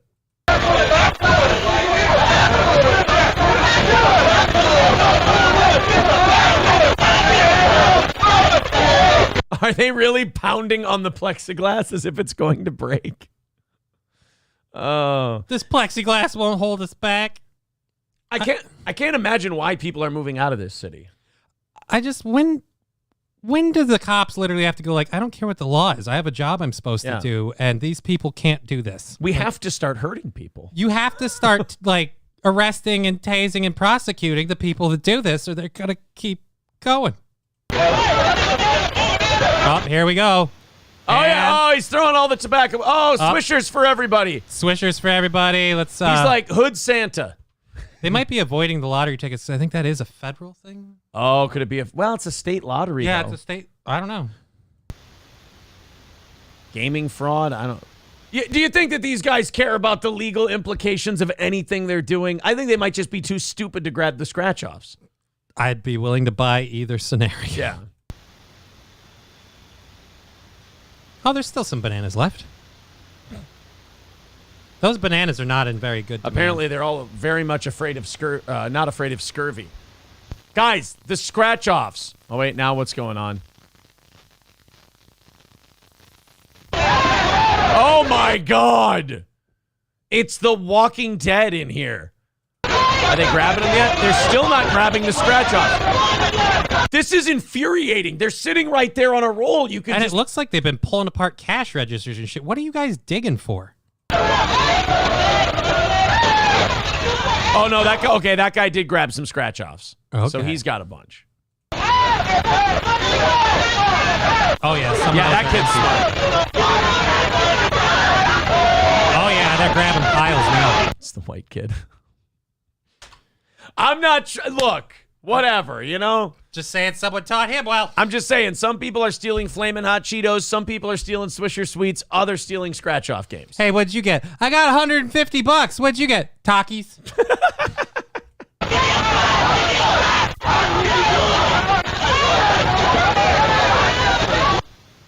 Precious really wanted some of those snacks.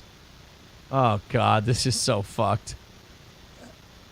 Like, I know, some people will be like, hey, if they're going to let you do it, it's stupid to not. But I'm like, again, at a certain point, how do you do this and then live with yourself? Right. Like, Jesus. Not one, somebody pointed out in the chat, not one person with a mask on.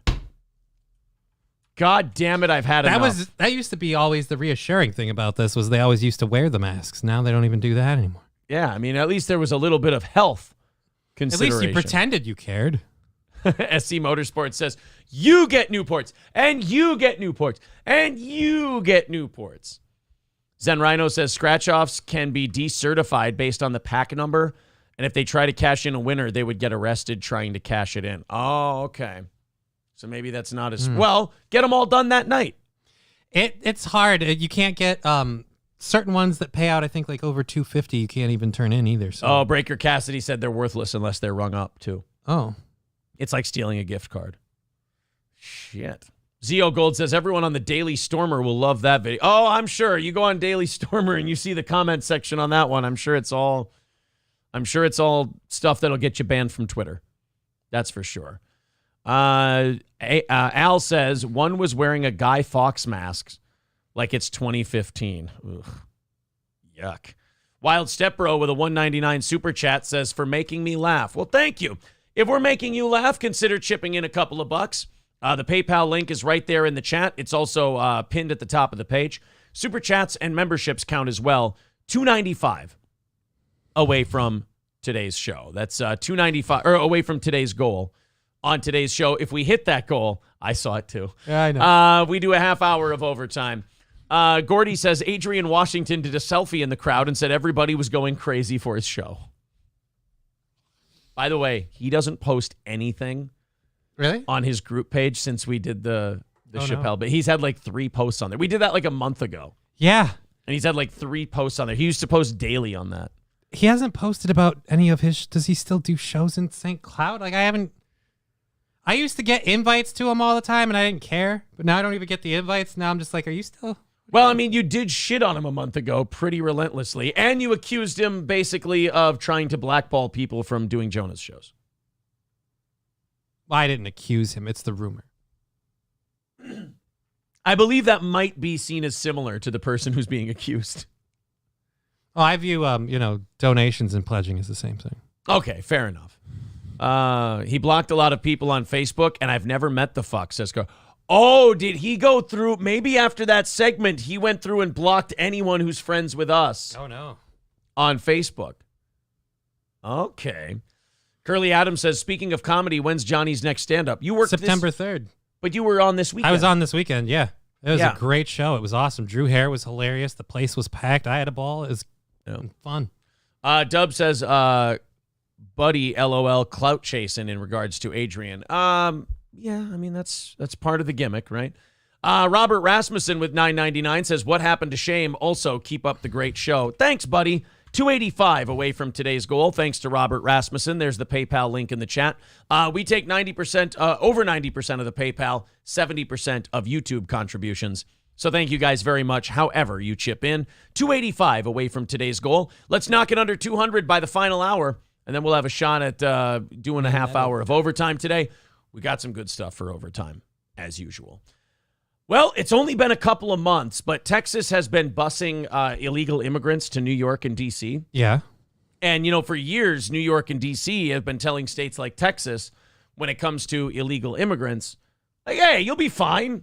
Give them a chance. They're dreamers. Be more understanding. Give them a path to citizenship. Be more understanding to the dreamers. Be nicer to them. What's wrong with you? Well, it only took a couple of months to break D.C. Washington, D.C. is now saying that, and this is funny because CNN totally changed this headline since the time I got this story. It said that D.C. is saying that they're reaching the critical mass of illegal immigrants. Yeah. That was the headline. Now, this morning, they changed the headline to Texas is sending migrants to New York and Washington, D.C. by bus. Many are glad to go. God, that's some Orwellian shit how they do that. This was written by a woman, wasn't it? Because it starts with some kind of personal anecdote and then it doesn't get to the point of the story. Yep, Gary Tuchman and Christina Maxouris and Ann Clifford. I fucking knew it. Governor Abbott of Texas said that he sent more than 7,000 migrants by bus to Washington since April and more than 900 to New York since August 5th. Many, like Figueroa, are happy to leave Texas. The buses stop at several cities along the way to the Northeast, allowing migrants to disembark to reunite with friends and family in other locations. In Washington, D.C., Figueroa and her husband will meet with their friends. So this is the mainstream media now trying to turn this on Texas. We're so good and we're so accepting? Well, New York is bitching that they're getting way too many people, and D.C. is bitching that they're getting way too much people, or way too many people, basically making New York's point for them. Texas's point for them. Yeah. Texas's whole point is like, hey, too many fucking people, man. We can't handle it. We can't absorb this. For a couple of months, D.C. gets 7,000, and they go, guys, this is way too many. We can't handle this. And Texas is like, thank you. So now the mainstream media is going, oh, well, a lot of these migrants are fucking happy about it. They're thrilled, actually. Texas is doing them a favor. They love it. But, like, you're trying to, like, shit on Texas by doing that. But Texas' response is probably like, okay, cool, win-win. So we'll just keep going then. Yeah. We're all happy. Great. So if it's wonderful and it works great for you and we're doing it and it works great for us, why are you guys bitching about it if it's so awesome? Yeah, I mean, this is really weird. If the immigrants love it, you love it. Let's just keep this train rolling. Everyone's sounds like a W. Thank you very much to Joel with $10 on PayPal. He says, have you ever had your asshole licked by a fat man in an overcoat? Woo! Good old Jay and Silent Bob reference. Thank you, buddy. 275 away from today's goal. Keep her going, guys. Great work. Thank you very much to everyone who is contributing to today's show. There's the PayPal link in the chat. Super chats and memberships count towards the goal as well. So, Texas, they're trying a new tactic with Texas. What? Shaming them? Shaming, yeah. You know what really works for Texans? Telling them that what you're doing to help yourself doesn't bother me at all. Yeah, Texans aren't like passive-aggressive little bitches. They don't go like, I wanted this to bother you. They just want to get rid of their own problem. Turns out what you're doing with these immigrants, we all think it's great. Oh, just keep on doing it, man. All right. You got yourself a deal. It's kind of like when a husband and wife are fighting and the wife tries to do like the reverse psychology thing. Mm-hmm. So the husband doesn't play that shit. So he just goes, yeah, okay. All right. Cool. Oh, why don't you just go out with your friends then and have fun? Yep. Cool. See ya. Just leave me here all by myself then. I mean, I'll be honest, you're being kind of bitchy. So yeah, I mean, it sounds like a good time. I'm not hearing the downside yet. Yeah, exactly. Hey, we're going to send 7,000 people to your city. No, it'll overload our resources. Yes, exactly our point. Well, we're just kidding. We actually really love it, and the immigrants think it's great. Oh, cool. So do we. All right, so we'll keep going then. And then DC just secretly goes, fuck. Damn it. Really thought that would work. Every time we try that on politicians around here, they get really guilty. These Texans just don't give a fuck. What are the odds that these immigrants will vote Democrat? Zen Rhino says your terms are acceptable. I think so, too. Johnny, why don't you talk to them? All right. Fuck around in the chat. Talk to them about your show this weekend, the show you got coming up. And then I'm going to go make a pee. We're going to knock away that goal today, and then we got a bunch more stuff to talk about. Sweet. All right, so I had fun at Silly Beaver Comedy. It happens every Saturday at Beaver Island Brewing, downtown St. Cloud. They have different people performing every weekend. This weekend, you can see, oh, God, I can't. Why do I always forget his name? I'm not promoting this because I'm not on the show. God damn it. John Russell. There we go. I think it was John. Fuck. Yeah, Johnny, fuck it up some more, buddy. Good job. Good job. All right, so you can go to sillybeavercomedy.com. You can get tickets for any of the shows that they do at Silly Beaver Comedy. With the next one that we're doing, or they're doing this Saturday, it's going to be pretty awesome. With damn it, Jonah, give me my events. All right, the 27th. Here we go. So you'll have for that show, you've got, dang it, dude, put the list of people on here. Jesus, man. Dude, he's got to fix this shit. I gave you one fucking job. I pulled up the thing, but he doesn't list anybody's stuff on here. I gave you one job, sir. John Russell, Jonah Maddox, and Willie Olgan are in this weekend. A lot of people like John Russell, so I'm trying to promote him. Hey, what's coming up? What the fuck? Did somebody... Now, one more for the road. Did you just get rid of Nix? I like him. He didn't do anything wrong. Go Paul. You know, I got this... I hate stopping the show for the chat. I really do. But you fucked that one up. One more for the road. Did you time him out or did you hide him? I don't want you hiding people unless they're shitting on the show. Unless they're trolling the fucking show. And I was choking, so I don't care if he's shitting on me. Yeah, he was shitting on Johnny. I was going to come in here and make fun of Johnny. Yeah. For not getting his promo right. I thought it was funny. Yeah. Where's one more for the road? Johnny Biden. Lemmy says Nix is never talking about the show. It's like they are talking to a complete ghost. All right, well, Nix, I don't agree with. Oh, it looks like it was just a timeout. They're not hidden. Okay. All right. Well, if he was fucking around and not doing shit for the show, then all right. I guess I just want you guys to be a little more careful is all. I mean, like, look, if they're trolling the show and shit, yeah, ban the fuck out of them. Absolutely.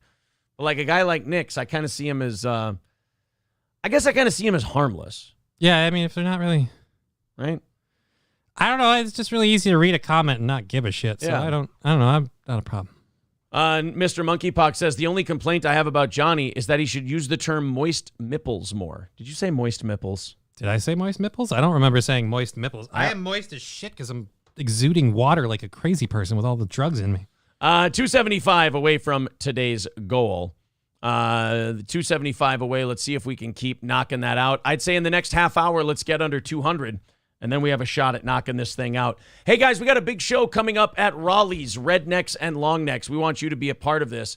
Raleigh's Rednecks and Longnecks is going to be having us there from 3 to 5 p.m. Here's the link in the chat to Eventbrite. 3 to 5 p.m., and we're going to have a cornhole tournament there. It's going to be a live broadcast. We're going to hang out. We're going to drink with you. We're going to throw some bags. If you want to go, it's absolutely free. All we want you to do is sign up at the link we just put in the chat, at that Eventbrite link, so we know how many of you are coming. It's going to be Friday, September 2nd at Raleigh's Rednecks and Longnecks in Sauk Rapids. A lot of fun. It's one of the funnest places you'll ever hang out at, man. It's a really cool bar. Come hang out with us 3 to 5 p.m. Friday, September 2nd at Raleigh's Rednecks and Longnecks. We're looking forward to seeing you there. Again, the link is in the chat to that Eventbrite. If you want to do the cornhole tournament, it's $10. $10 for the cornhole tournament, free to just come to the show and hang out. BB says, rule for thee and not for me. Only you can pee on the show. What? Only I can? I already did, so. Makes sense. I can. Oh, he means literally pee. Oh. Oh, yeah, you went and peed already, didn't you? Yeah. I let everybody. Hey, this is a piss-safe environment. I let everybody take a piss on this program. Some would actually say that my piss policy is too liberal. It's the golden shower clause of the contract. Some people would say that I'm a little too lenient on how many times I let people piss. I mean, Johnny almost did a fucking header off the desk when he went to take a piss. Stevie J says, did cornhole completely replace horseshoes? Yeah, I think so. More of us were better at it. I don't know. Horseshoes just seems dumb. You throw a horseshoe and you throw it at a post. It's not very sexy, you know? Yeah. You can't knock somebody else's horseshoe off. They're too heavy. You can't get that big blood rush when you drill that hole. And you do. Yeah. Get a big blood rush. Mm-hmm. Then I fall over. When the hole gets drilled. Then you get lightheaded and you pass out. We got to worry about you. It's really strange. Anyway, there's the link to the Raleigh's deal that we're doing on Friday, September 2nd. Be sure to get your tickets and join us.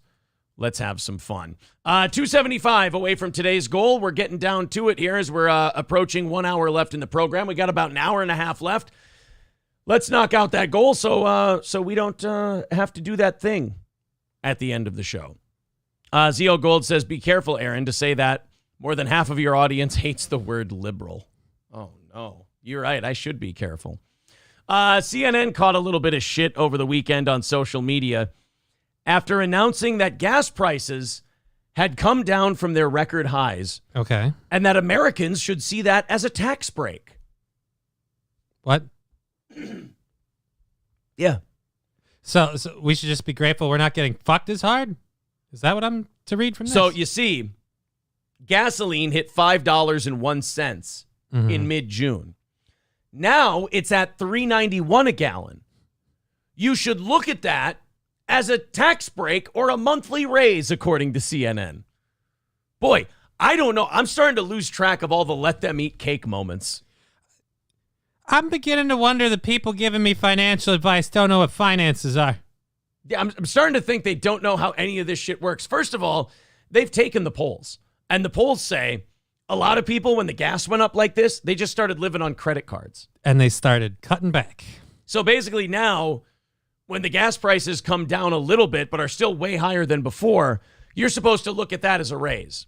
So for the people that went into hock to afford these higher gas prices, now you can just barely pay your bills. You should be really thankful for that. Yeah, because, I got a raise that gives me no money.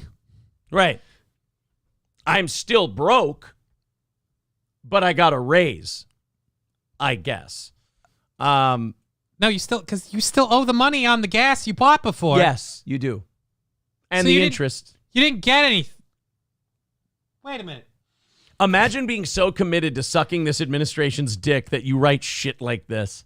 I mean, in a way, I got to congratulate them because they're sacrificing their own professionalism to suck dick. And like that's a form of sacrifice. But who's swallowing this man juice? There can't be anybody. I mean, people who it's not affecting, maybe. They're like, yeah, that's actually true. That's actually just more money in your pocket. You should be happy about that. But that's kind of how they fuck us on every product. During times of inflation, they'll raise the price. And then when the inflation goes away, they'll raise it down, but it'll still be 25 cents higher than what it was. Yeah, but we're doing you guys a favor. We save you some money. Yeah. Like, hey, the price of Patrice O'Neill always said this. The price of a sneaker was $100. They raised it to $200, then dropped it down to $25. And you were like, oh, they dropped sneaker prices by $75. No, they raised it on you. And that's what's going on with gas now. And I get it. I understand why people would feel relief. I mean, it's not $5 anymore. That's yeah, good. It's nice to not have to pay it. But it's, again, the idea that, well, now you're not paying as much. So it's like we gave you money. Yeah, no, that's That's not how that works. Some people are saying I didn't have the money for the $5 before. I barely have enough for the $3.91. And I didn't get anything from this. You just made it cost less. I still have no increased income. The glowing article, which reads like it was produced directly by the Biden administration, called the drop in gas prices an unexpected form of economic stimulus. The fucking balls, right? Guys, monkeypox is an unexpected form of sexual stimulus. Next time you stop at a gas station, think of it as a $100 a month tax cut, or maybe a $100 a month raise, the analysis said. But where did the $100 come from? Where does the shit go? We want to know. The article claimed that the impact of the extra cash could be a substantial boost to an economy, suggesting the extra cash could revive spendings on non-essential items like clothing and electronics, which have also gone up in price. While it is indisputable the drop in gas prices translates to real savings, to suggest it is a tax break or raise in disposable income neglects the fact that gas prices remain significantly higher than when Biden took office. Here's some of the points they made, or here's some of the response that they got from their article. Or a $36.50 month pay cut from a year ago when prices were 73 cents lower, said the head of petroleum analysis. Gas was $2.39 a gallon when POTUS took office. It's $3.92 now. Next on CNN, arsonist gets medal for helping fight fire he started. Weird that over the last year and a half, CNN has never once suggested that we consider rising prices a tax hike. But gas prices drop a tiny bit, and suddenly we get this. Oh, that's weird. Yeah. I mean, when it was $5, it was never, the Biden administration and their tax hikes on this country through gasoline prices and inflation. But the second it drops a little bit, well, remember, inflation was like 9.1% in June. Mm-hmm. Then in July to July, it was 8.8% or something. So they went, 0% inflation. No, we still have it. We just didn't get any more. Right. It's still up from this time last year, you guys. CNN straight up adopting White House talking points, and they are detached from reality. If someone took $200 from you and then gave you back $100, did you actually come out ahead? Right? This would make Stalin blush, one person wrote. This is some next-level gaslighting, said Manhattan Institute fellow Brian Riedel. Jesus, nobody's buying this bullshit either. I don't know why they're selling it. You'd think it would be easier to just, try really hard to make things better than just watch things turn to shit and try to spin it positive. You'd think if you were putting all this energy into spinning this shit going positive, if you put that same amount of energy into just getting things right and making them better, you might have a chance at succeeding. Demon Z says, can I get a shout out, please? It's my birthday today. Well, happy birthday, Demon Z. Thank you very much for joining the program today. JC says there's people buying the bullshit.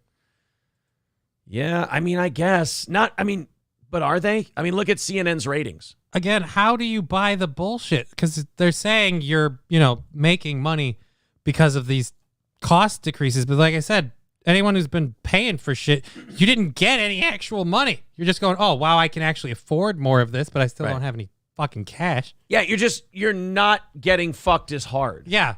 You're not bleeding as badly from the rectum. That doesn't mean you're not getting fucked. That means the hardness of the fucking is not as brutal and intolerable. It's still a brutal butt fucking. Look, they lit a vanilla-scented candle. It didn't help, okay? Didn't help. Daniel says, did Aaron choke on his words about how there's no black Targaryens yet? I don't know. I didn't watch. We talked about that a little earlier, Daniel. Were there black Targaryens? I just saw it in the trailer. That's all. There shouldn't be. Whoa. Well, I mean, just generally, they all... I know. That was a thing. I know. It's just funny to hear someone say out of context, there shouldn't be any black Targaryen. Thank you very much to Lip Ripper for the $20 on PayPal. He says, piss away. I just dropped a deuce on the show. Thank you. Emilio with $8 says, keep on making this great show. Here's some money to pay for your future gambling debts for the weekend. I will explain this again. This money you're giving us does not go to me. It goes to Steel Toe Media Incorporated. It says it right there up in the corner. And then I pay everyone from that. But thank you very much, Emilio, you fucking smartass. I do appreciate it, buddy. So, I mean, in a long way, like, it'll take a couple weeks, but he eventually will gamble that money.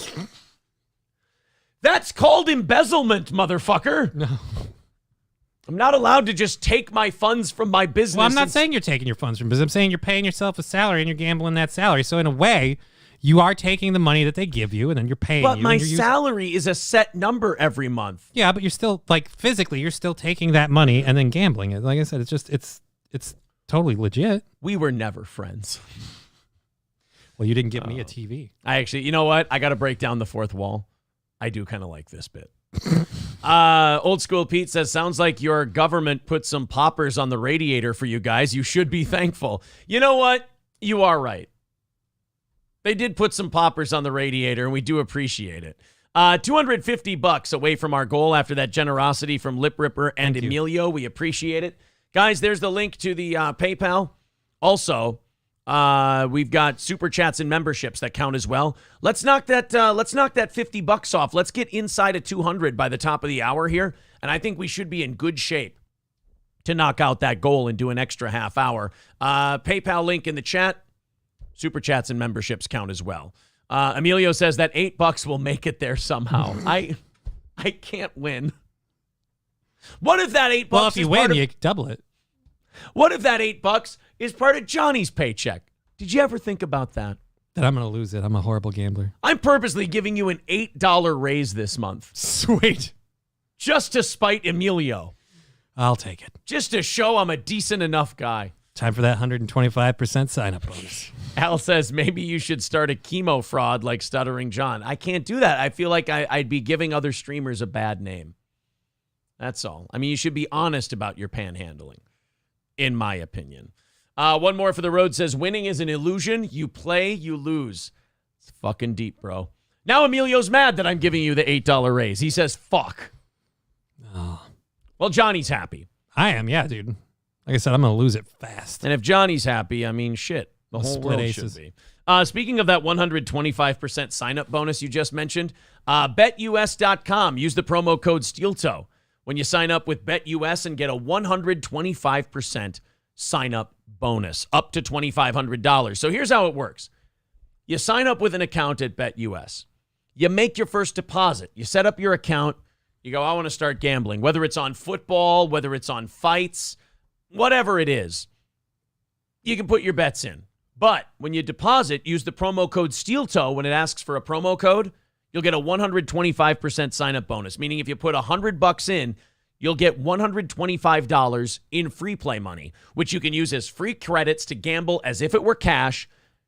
You spend it on a game, you win that bet, the money you win goes into your cash account. So it's a great way to start ahead. on betus.com. That's betus.com. We're going to put the link in the chat here for you.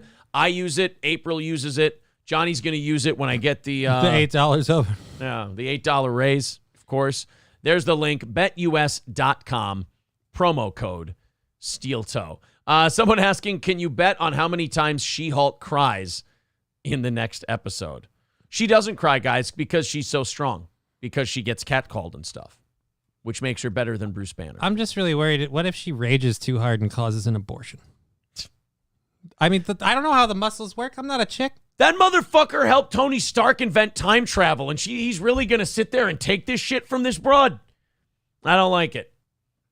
What if we find out that the makers of She-Hulk are actually really based, and the series finale is Hulk just smashing the fuck out of She-Hulk and killing her with no problem? Well, I mean, it would make the argument that she made earlier about she might just get up and murdered true. So, I mean, it would fit. JC says, can't wait for the She-Hulk talk. It was so bad. We did She-Hulk. Yeah. We did do She-Hulk already. You can go back a ways and check that out, but we did talk about it. To give you a little spoiler, we came up with a rewrite where she just shoots period blood at everything, and it's so strong that she kills them. With Johnny's line, of course, that every villain eventually becomes Red Skull. There you go. So I hope that would be good for you. I hope you would enjoy that, and you would go back and listen to it later. All right, let's continue on to our next story here. Thank you guys very much for the PayPals, for the Super Chats. Again, just $250 away from a goal. Our goal, which $250 is how much it costs in 1 week period, to become a VIP. Of course, if you become a Steel Toe VIP, you get all 3 of our T-shirts, our hoodie. By the way, the hoodies and T-shirts have been flying into people's mailboxes the last couple of days because I've been getting a lot of tweets from people getting their merch in the mail. Glad to see you guys are getting that. $250 in a week gets you all 3 T-shirts, a hoodie. It also gets you 2 tickets to every live event we do. It gets you a free copy of the new merch we come out with, and you get automatically entered in a $100 drawing every single month during our prize show at night. Also, becoming a member of this channel, that gets you entered in a $100 drawing as well. April, if I could, either some water or something hot for my throat, if I could. Jeez. I don't know what it is, but I'm having a little bit of a throat issue today. Monkeypox. Oh, no. I knew I shouldn't have let that guy fuck me in the ass. He told me he was celibate, and he just wanted to try. Slip a finger in She-Hulk's ass, and she rages and kills you. Oh, no. That would be bad. I imagine, like, Hulk strength, that butthole could break a finger. Oh, yeah. You'd come back with one less digit. Wide Step Bro says, did that drunk chick flying through neighborhoods end up dying? Anne Heche? Yeah, she's dead. Yeah. Anne Heche is dead. Tigger, yeah, Buddy Travis says, I said exit only. She turns green and snaps your cock off. You wouldn't like me when I'm coming. Oh, no. She comes, her pussy muscles just shatter your cock. Oh. When she says I'm about to come, that's a warning to pull the fuck out because she's about to squirt. It's just like if someone took like a raw sausage and just squeezed it out of the container. Oh, blood sausage. Oh. Just deflates it. See, that brings me back to The Boys. That one guy, have you seen the scene in The Boys where they have the superhero support group? There's a bunch of people that are in like an AA meeting who have dealt with superheroes that have like collateral damage. That's like at the beginning, isn't it? Yeah, one dude got his dick frozen off. Yeah, isn't that after his girlfriend dies? No, yeah, that's after the girlfriend dies. But my point is, the guy that had his dick frozen off is always in the show, and they always give him shit for the fact that he fucked a superhero and she froze his dick off. But that's what would happen. Yeah. If you fuck She-Hulk and you do really well and she comes, you're losing your dick. Yeah. So you almost purposely want to fuck and like come really fast. Or just not fuck. I mean, I don't know. This feels like the monkeypox thing again, a completely avoidable problem. I don't know. She-Hulk wants to fuck you, though. Are you going to say no? Well, I mean, is she going to give you an option? Probably not. Wouldn't that be like the way She-Hulk fights the patriarchy, though? She just rapes all the dudes. Turnabout is fair play. Just like makes them hard with her strength and then rides their dick. It's a sign of female dominance. Death by snoo-snoo. Honestly, I don't put anything past Disney, so who knows? All right. I think we can move on to the next story. Thank you for getting us back onto She-Hulk, though. That was great. Glad we could be informative for everybody. 250 away from our goal today. Let's in the next 10 minutes here, let's get under $200 and then work on knocking out that goal in the last hour. A man in Ghana allegedly cut off his own penis while he was having a dream about slaughtering a goat. I mean, at least She-Hulk doesn't have to do it now. I mean, how many times have you been dreaming about slaughtering a goat and you've gone, I need to chop my cock off? Doctor, I have this reoccurring dream about Lorena Babbitt. The man has been identified as 42-year-old Kofi Atta, who is also known as Wofa Atta. GH1 TV noted that the incident occurred in Asin Fasu on August 12th. Atta later woke up to see his penis chopped off. The victim revealed that he had a dream where he was slaughtering a goat to help his wife prepare an evening meal. And so apparently after you have that dream, his dick was the goat and he cut his... How did you get the knife? That's a fucked up dream. Oh, thank you, April. I got a nice mug. Wouldn't it be a fucked up, like, travesty if it comes here and it's a fucking Crowder mug? Oh, Jesus. And then everyone's like, you fucking traitor. That'll burn a hole right through. Perfect. So in this dream, clearly his dick is a goat. So there's some kind of metaphor there. And then he's slaughtering the goat to help his wife. So he chops off his penis unconsciously in his sleep. Again, I'm most impressed that you were able to acquire a knife to chop off your penis. Just had it handy. Knife sitting there. Thank you very much to Veldrain. A $5 super chat says 1 week out of the month, Jennifer Waters is stuck as She-Hulk. She never listed that as one of the reasons why she controls her anger well. The period. Let's play the news story from Ghana about the guy who chopped his dick off. Old man, Kofi Atta, popularly known as Wofata, is currently battling for his life at the St. Francis Xavier Hospital in Asinfosu. After he allegedly cut off his genitals with knives in 2020. In his Can we get that off the fucking screen, please? No. We're not putting a fucking picture of the guy's wound on there. Stop it. Disavow. Thanks a lot, not the bee. Did they put a fucking warning on this? No, of course not. Of course they didn't put a warning on that, you fucking idiots. I'm against it. Blah, blah, blah. He needs some healing teabagging. The media outlet reported that Atta's wife, Adwoa Kanadu, was traveling at the time and found out about the ordeal after a neighbor contacted her. When she returned home, she discovered her husband bleeding from his manhood on a chamber pot and holding his penis. Oh, my God. She then got her husband a diaper to help reduce blood flow and then took him to an area hospital. Not a bad idea. While Atta's condition was not immediately known, Sirwa Amahir, who is an anchor and producer for GH1 TV, tweeted that he is currently battling for his life. God damn. That's true. They say, like, if you lose your dick and balls, like, you can bleed to death pretty easily. Oh, yeah. There's a lot of veins in that area for blood flow. Corey says, boom, yeah, I think this video is probably going to be under the demonetized label. I don't think this one's getting the green dollar sign. That was a snowball. If you will. Oh, fuck. Cotton swab. Jesus Christ, you guys. $245 away from our goal. Let's knock that out and do a half hour of overtime today because I do have a fun treat for Johnny during overtime today. Let's do... I thought this was a good clip. You know, I think this is a well-deserved compliment from Bill Burr to, and you're going to hate me for this, Dane Cook. Bill Burr was on a show recently. I don't know what the hell it's called, but he was on a podcast recently, and they were asking him about comedians he's seen himself that he knew were going to be amazing right off the bat. And he gave two names. Bo Burnham and Dane Cook. Okay. And, you know, a lot of people have that hate of Dane Cook. Dane Cook sucks. He's not good, blah, blah, blah. And I'll say this.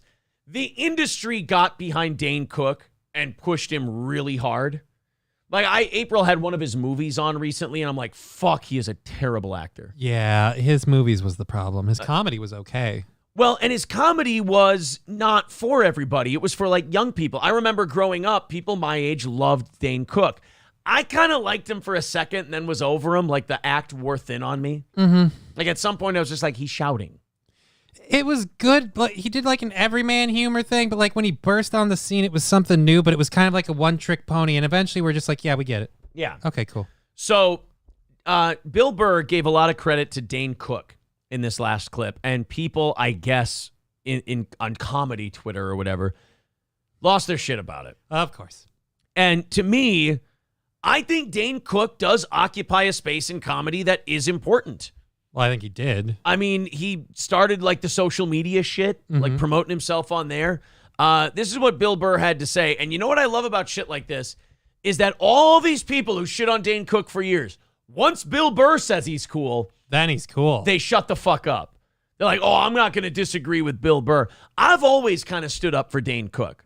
I'm like, look, the guy sells tickets. The guy generates a shitload of revenue. That's what the game's about. You know, all these kids in their basement having this argument about who's the greatest comedian, who's better, this guy or this guy. You know, there's an old saying in wrestling that Captain Lou Albano had, and I think it's true in comedy too. There's only two things that are real in that business, the money and the miles. Oh, I thought it was Hulk Hogan. We coming for you, Nick. Well, that one too. That's true in comedy as well. But the money and the miles. I mean, the guy generated a shit ton of revenue, therefore he was good. The guy made audiences laugh. That's your only job. He did that to the point where he sold out Madison Square Garden. Yeah. You're funny at that point. I'm sorry. People who don't do it for a living don't get to tell a guy who just sold out Madison Square Garden that he sucks at comedy. Now, you're more than allowed to say, I don't like him. I don't like him. He's not funny to me. He doesn't make me laugh. That's fine. But to say he sucks, I mean, come on. That's just being Plus, if the industry is going to push you, you have to at least have some sort of talent to do it. You can't be right. Like for example, let's say a completely random comedian that I'll point out, Amy Schumer, has absolutely no talent. No, in fairness, Amy Schumer had a little bit of talent. Yeah, because she had a writer. Yeah, but I mean, she was okay. The problem is they pushed an okay comedian to superstar levels, and she wasn't good enough. And not ready. She could be a club comic. And the tragedy of it is, like, she's pretty much done now. And you could have let her naturally progress, and she might have got there. She maybe could have got there. You know, this is Bill Burr that I Dane saw Cook. that were like no-brainers. Yeah. Dane was one. Like the shit that he gets through, the level that guy was killing. Dude, he put the fear in God in guys that have been doing it for 20 years. You know what's funny about this? Mark Normand and this other guy. I don't know who the other guy is. Yeah. But do you think that they've ever used Dane Cook as a punchline to be hip? Probably. And now you got fucking Bill sitting here saying, no, he was incredible. And these guys are like, oh, yeah, Bill. Oh, absolutely, Bill. I'd believe it. Stand by your fucking shitting on a guy, because these definitely look like two guys. And I don't dislike Mark Normand, but these definitely look like two guys who would shit on Dane Cook. I mean, I'm jaded at this point. I just think all comedians shit on other comedians because they're just like, oh, I'm better. And it's like, well, but are you doing comedy? I mean, that's just where it comes down to. And when he answered, it's just like, oh, yeah. You're just not real. There's no conviction in what you're saying. Are you even listening, or are you just letting Bill Burr talk? You just don't want to disagree with Bill. We used to do Dick Doherty, rest his soul, his comedy clubs and all, like, you know, Drake at Mass and all these places. And Dane would have the headliner like pacing in the back. Damn. He was killing that hard, and he would be like, you know, I shouldn't have to follow that. There's no, and my favorite thing, there's no jokes here. It's like, well, listen to the crowd. There's something going on here. Right. That's always been my take on Dane Cook. Is like, look, he's not for me, but these people are laughing really hard. Again, if they pay to go to the show and they're happy, who gives a fuck? They're the only ones who get a vote. Nobody else gets a vote. If you didn't buy a ticket and you're not there, you don't get to say if he's funny or not. The paying audience gets to decide if he's funny or not. If he does a show and 10 people show up, then he probably sucks. Okay, fair. But if he does a show and it's a sold-out crowd, the headliner's backstage bitching about him, and the audience is laughing their balls off, you know, comics will do that too. They'll shit on another comic who's doing well. Mm-hmm. But what it really is they're afraid to follow them. They don't want to go up there and not do as well. It hurts their pride too much. So they go, oh, it's not even jokes. He's just pandering to the crowd. Well, then you better get up there and pander your fucking ass off, buddy. I don't know if you know how this works, but they're supposed to be laughing. Are they laughing? Yeah. Then he's doing it right. I mean, they are the paying customers. You are, in a way, supposed to pander to them. Yeah, I never understood that. Like, oh, look, he's just fucking throwing these jokes out for these fucking yokels just eating it up. Yeah, that's the gig. That's what we do. That's what they came out here for. I've had comics say, oh, the feature. Like, when I was emceeing when I started, the feature at Benton Station would ask me about local grocery stores. Like, do they have an Aldi here? Because he had some Aldi jokes. Right. And I said, yeah. What's the town here that people make fun of for being like hillbilly or whatever? And you go, Foley. And so they do jokes like that. And the headliner would come to me and go, oh, he's just doing local shit to pander to him. And in my head, I always thought you never want to confront the headliner or anything. Right. But in my head, I was always thinking, well, this isn't on HBO, motherfucker. This isn't being televised. These people bought tickets to have a good time. This guy's giving it to them. Maybe you should ask me about the local area a little bit. I mean, but if you go bottom dollar for that fucking local yokel comedy shit, Netflix is never going to call. That's the trade-off. Yeah, you'll kill in Biloxi until you're blue in the face, but you're not going to get the phone call. And like he doesn't get credit. He kind of came up with like a new genre sort of style, like of it, and you know, it's just a weird fucking business, man. It is. Some people, it's like the Bo Burnham thing. Some people figure out, not only did he figure out a new way of doing comedy, he did the MySpace shit too. I mean, he was so ahead of it. That guy is a total fucking trailblazer. What I love is all the shit he got in the beginning. He just shut everybody down and he totally delivers. And then in the end, you find out this guy's a monster fucking talent. Did people, now that part confused me, and that's pretty much all I wanted to play of that clip. Did Bo Burnham get shit when he first came out? I thought he was a darling from Jump Street. A lot of people, even myself included, didn't like Bo Burnham in the beginning because they just kind of saw it as like a fad thing. Okay. But because he was like 16 or something. Yeah. But I'll say this, that special thing he did, the Netflix thing or whatever, that one where... Inside? Yeah. Yeah. Yeah, I got a lot of respect for him. I won't say he's like, oh, he's the funniest comedian and I love him. Good. But I like where his head's at. He's done some good shit. I don't know. What am I? Some guy fucking... Now you're Bill Burring it. I don't know. can't fucking get away from him. You know, Inside was not only great, it was really funny. It was also insightful. And the songs were good. Like, All Eyes on Me is a fucking banger. Yeah, and the thing I hate is like people are like, oh, well, he takes these songs that he just rewrites. Yeah, Weird Al Yankovic did that for a whole fucking career. Again, do you like what you're hearing? Right. Who cares? You just stop overthinking it. It's for laughs. It's literally just for laughs. Don't overthink it. All right, guys, we got the 1 hour warning here. We got 1 hour left in the show, and we are 2:45 away from our goal today. Let's see if we can knock that down a little bit. All hands on deck. Little super chat, little memberships, PayPal link in the chat. Throw into that PayPal a little bit. Everybody chip in a little, and we'll knock that 245 down, and we'll be able to hit that goal today. So if you're feeling generous, there's the PayPal link in the chat. It's also at the top of the page. Thank you, Akuter Matova, for renewing your membership. That's going to knock $5 off that goal. Put us at 240 for the day. Again, 1 hour left in the show, 240 away from today's goal. If you want to throw in on PayPal, that knocks the goal down fastest. Otherwise, if it's more convenient to do YouTube, we ain't mad at that shit either. Bo's early shit was gold as well. Yeah, I agree, Phoenix. Bo Burnham was great and still is great. Like I said, I turned around on Bo after Inside. But first wasn't a fan, but yeah, no. He was, Swervo Stream says, let's go money grab. Yeah, how do you think we fucking keep this thing afloat, retard? I love that. It's a money grab. Yep, we literally have to grab money to do this show full time. You know, when you watch TV, even on like YouTube and stuff, they run ads and things. Did you know that? It's like people almost need to make money to do this. Like, it's not like we can just sit on our ass and fuck around for 4 hours and then just pay bills. Right. Swervo, next time, just say you're jealous that we have an audience and you never got one. Then we can just know who you are, and you can live an honest life instead of the lie you're living. That's fine. Look, if my audience ever gets a problem with it, then we'll probably have to talk about it. But so far, they seem like it's a good trade-off. We entertain them for 4 hours. We ask them for about 5 minutes a show if they'll throw something in. I think so. Granny says, this motherfucker don't run on hope. Neither do I. Yeah, I guess Swervo's got some growing up to do, I suppose. He's just got to become a big boy. Thank you very much to Buddy Travis with $45 on Jesus, the PayPal. man, Thank you, Buddy. We are inside of 200 at 195. Thank you very much. So we are getting close to that goal, guys. Let's keep chipping away at it. We do appreciate it. The cash grab, if you will. Let's play this one. I've been hanging on to this one since like last Wednesday or Thursday. Okay. It's from Columbus, Ohio. And while the news may think of this guy as like a good dude and like an upstanding citizen, I think this guy we're about to play here is a fucking rat. I don't know. He's pretty hot. And no, that's not the guy. No, that's the woman. I was really worried about my preferences for a minute there. All right.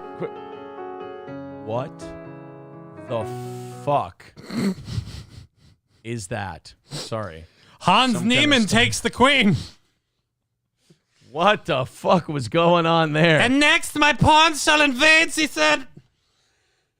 Thank you very much to Robert Rasmussen with $9.99. He said, God, I hope it's a money grab. Otherwise, I've been doing this thing wrong the entire time. Exactly. 190 away from today's goal.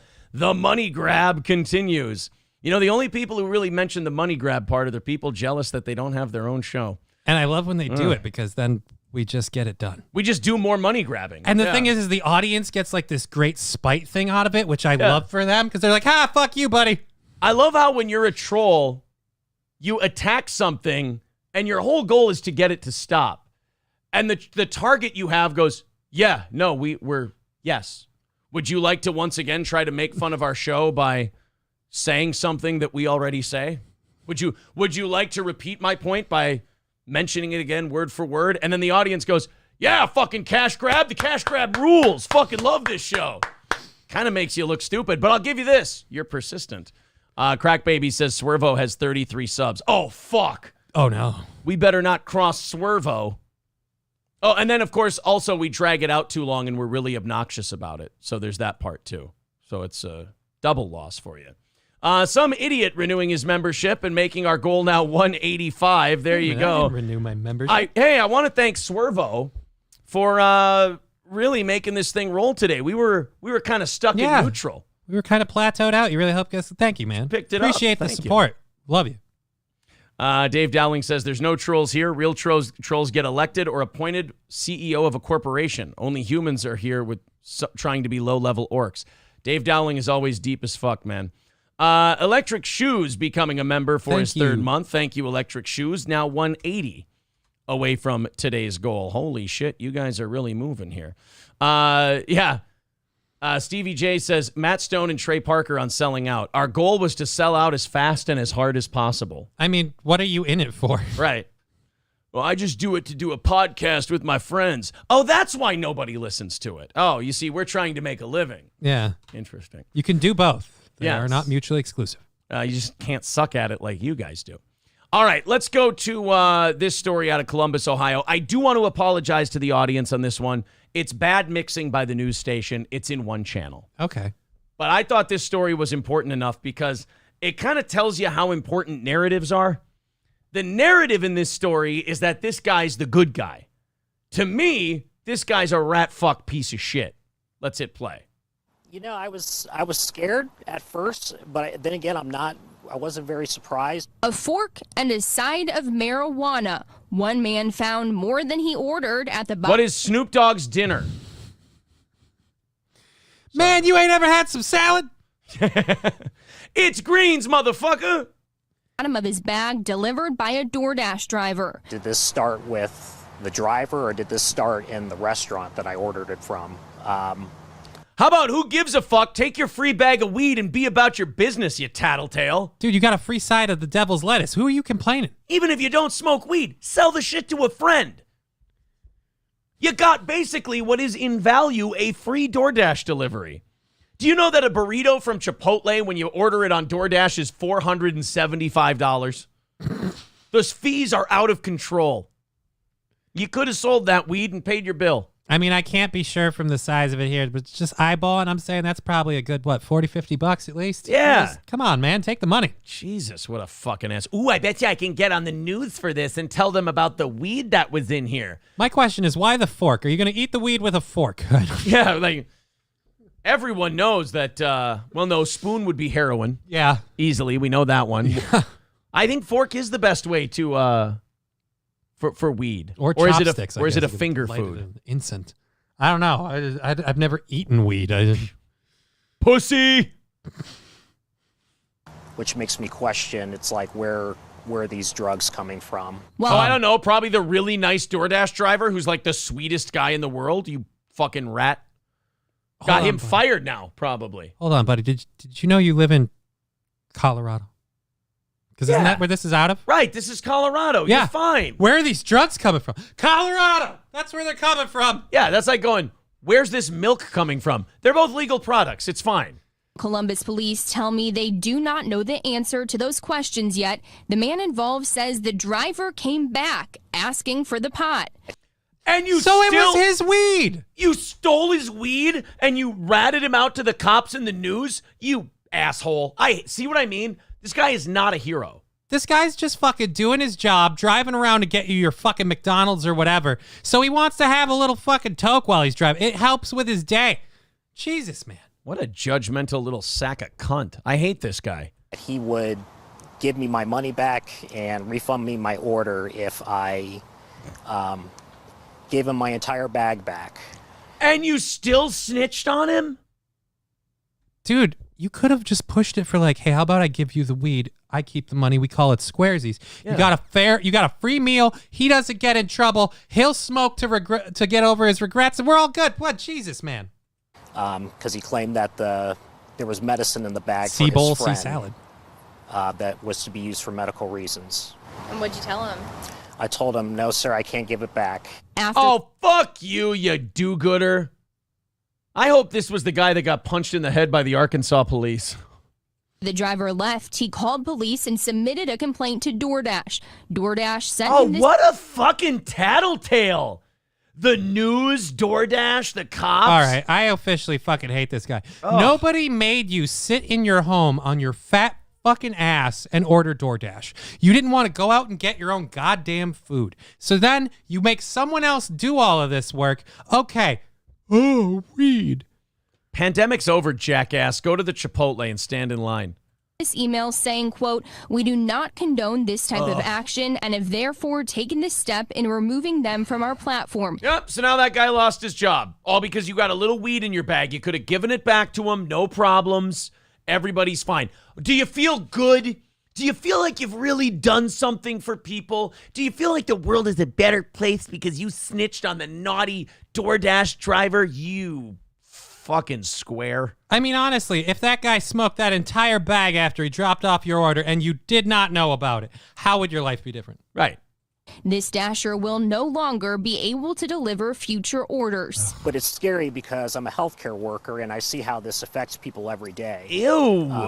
You see how weed affects people every day? So wait a minute. Let me get this straight. You're a healthcare worker and you're an idiot?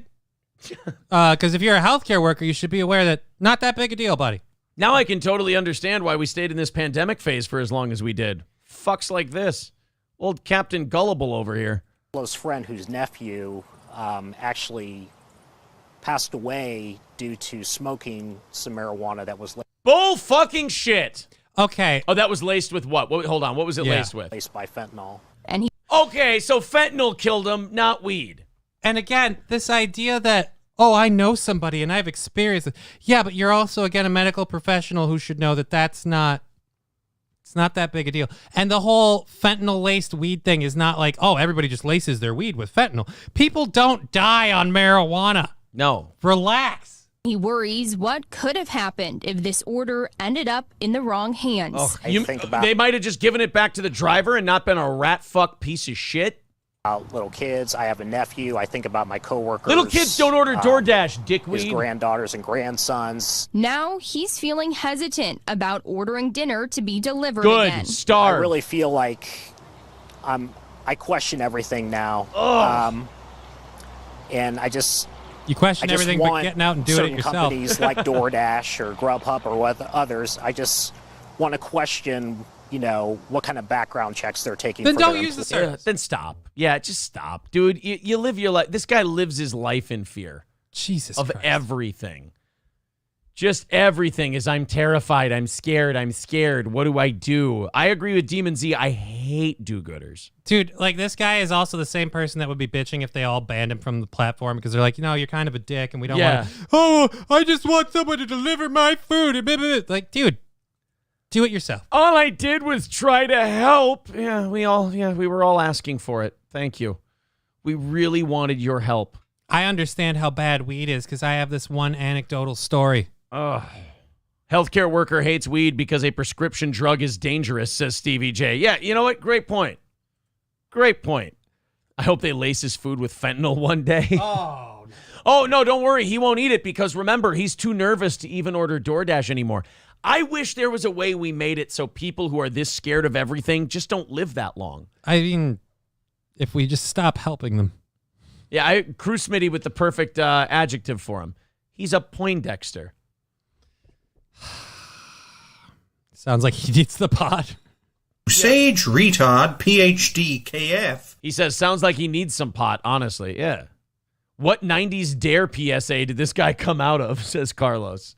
The gayest one possible. For sure. $180 away from our goal today. There's the PayPal link in the chat. We're getting close, guys. We're 45 minutes away from the end of the show. Super chats and memberships count.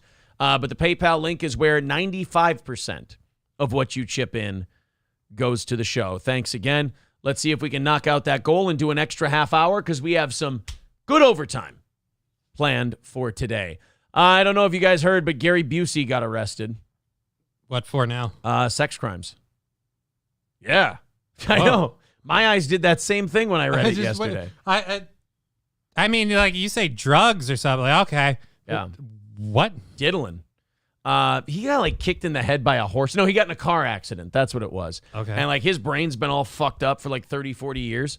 And he's 78 now. And apparently he was at a Monster Mania convention. And some women said that he was fucking around with them. At 78. They can really get you anytime, these creepy pervs with no brain cells working. How's his dick still working? Well, now, from what I understand, the charges, he might have used some fingers. He might have used some, I don't know. I have no idea. Actor Gary Busey was arrested and charged with sex crimes that were purportedly committed during a horror movie and memorabilia fan connection held in New Jersey earlier this month. On Friday, the 78-year-old actor from Malibu, California, was charged with 2 counts of fourth-degree criminal sexual contact, 1 count of attempted criminal sexual contact, and 1 count of harassment. Cherry Hill Police Department confirmed the arrest on Saturday in a statement. During the weekend of the event, Cherry Hill Police responded to the DoubleTree Hotel for the report of a sex offense. The investigation into this matter is ongoing, and anyone with additional information is urged to contact the Cherry Hill Police. Yeah, it doesn't say much about what he did. Busey was featured as a guest for all 3 days of the event. He was one of the celebrities who met with fans and signed autographs. That's Busey right there. Yeah, like no. Fuck. Who do you feel worse for now? The people taking the picture with Busey or Busey taking the picture with the people? How do you look like these two? I mean, this one's just a chunk. What are you going to do? But, like, how do you get looking like that? That's just a weird build to form. I mean, you do know you're going out to a public convention. The I'm Thinking shirt really isn't. Not what you think it is. It's not selling the message you want. WTXF TV reporter Steve Keeley tweeted, several at the convention had reported earlier in the week Gary Busey was removed from the event last weekend after they reported he was groping women and reported that another actor appearing there helped have Busey thrown out. So here's what I'm thinking. Take a look at him. This is Gary. Gary's 78 years old. He's got a brain injury. He just doesn't understand the times? He's just fucked up, and he just grabs and gropes things that he thinks are pretty. I mean, honestly, he's got the mental fortitude of Lenny from Of Mice and Men. See something, pet something, hump something. That's it. So all at the convention. I don't know. I think you should just stop having Gary Busey at shit. Yeah. But I mean, is he going to stop going to shit? What point is it his responsibility to be like, I'm kind of a danger. I should probably back off? No. See, again, the guy's brain doesn't work. He's got fucking brain damage. So he's not going to. Somebody's got to step in and go, we're not having Gary Busey here. Like, aha, we all saw him as Drake Savage and Black Sheep, and aha, we've all seen him on The Apprentice, and oh, he's a wacky guy and all that shit. But you know what? We got to be done now. Like, he's 78 years old, and he just humps bitches randomly at these events. And I guarantee in his mind, there's nothing malicious or even sexual behind it. Like, in terms of he's not trying to fuck them. He's just grabbing them and, like, groping them and like, oh, hey, I love you so much. Oh, you look so pretty. But like I said, he's like a kid with a shiny object. He's just got to grab it. I don't know. I feel like the humping thing's a bit much. I think I said humping. Okay. This says groping. Okay. I just imagine a big dumb guy with a brain injury does a lot of humping. That's it. That's my I can imagine Busey does a lot of humping. Busey looks like a humper, if I may. Busey just looks like a guy who humps the shit out of people. But as far as this goes, yeah, it's just time to take the keys away from Grandpa. You know, no more letting Gary Busey. When do we get to start doing that as a society? Just be like, you know what? Maybe you just take a back seat. You're done. Okay. Yeah. You had your run. Gary, anything you need, I can run out and go get it for you. All right? No. Just actors in general. Some of you guys need to realize, okay, time to stop. Like Bruce Willis, like he was trying to rack up all that money. Right. And I get why he's doing it. But at the same rate, do you need to? And then also, I don't know, it's really sad to watch people fall apart like that. So I just, I don't know. Right. Maybe just stop. Gary Busey's worth $500,000, so he does need to go do shit for money, I guess. Uh-oh. If you're worth $500,000. Orange Boy says Aaron is projecting. Hey, you knock it off. Did someone say it was Chop's birthday? If so, one of our VIPs, Chops, is celebrating a birthday today. Happy birthday, Chops. Yeah. If that's the case. Sage Retard, PhD, KF. Says, oh, but our president can sniff kids? Old Busey can't grab a titty? Come on, man. What if that was his reasoning? Like he gets in front of a camera, he's like, the president smells little girls. I want to grab a girl by the titties at a convention when she poses for a picture. Just a weird bucket list. Yes. Not everybody with the same opinion of Chop's birthday. Geese Artel, of course, in the chat, just saying fuck Chops. So we have a couple of happy birthdays. Couple of go fuck yourselves. Couple of go fuck yourselves, which is, honestly pretty standard for this program. $180 away from our goal if you're just joining us today and you feel like chipping in. $180 away from the half hour of overtime. PayPal link in the chat and posted to the top of the page. Mr. Approachable says, oops, just realized I was 10 minutes behind. Well, that happens. A few more F-Chopses. Alrighty. Dave Dowling says, future Busey letter to conventions. Dear people, I will show up at your convention and cost you a fortune, or you can pay me a fee to stay home that day. That's actually a brilliant move if you're Busey. Yeah. Make your money and stay home. Right. Exactly. You want to watch a cringe chess kid try to pretend he's not hitting on a girl? Yes. Do you know who this guy is? No. Okay. His name is Hans Niemann. And I guess, I think on Twitch or YouTube. Oh, no, I guess on chess.com. He streams himself playing chess with people. Okay. And in this one, like sometimes dorks just fit the mold and they do a real dork thing. Like the 80s movie persona of like the dork who can't talk to girls. Mm-hmm. That came from somewhere. Yeah. And in this case, it came from him. We see it in the form of a chess dork. Watch this guy try to low-key get a date with this Anna chick by blaming it on his chat. Before we even begin, I want to say, buddy, why try and get a date with that Anna chick? She looks questionable in age there. Maybe just don't meet people over the internet. I think he's young, too. Yeah, but Jesus Christ, she man. looks like she might be like, a middle schooler. Again, maybe not try to date the lady on the other end of the internet. Well, and if you're her, don't date a guy who makes Tim Burton look clean. I mean, this guy is a fucking mess. Dude, Richard Grieco's kid is just fucking nuts looking. Let's play this. You're gonna cringe hard. It's either gonna bring you back to middle school, or it's going to bring you back to something you saw someone else do. This is pretty bad. Anna, my chat is asking for some really weird requests. Oh no! They're saying that if I win, they want me to go on a date with you on stream. That's so. No.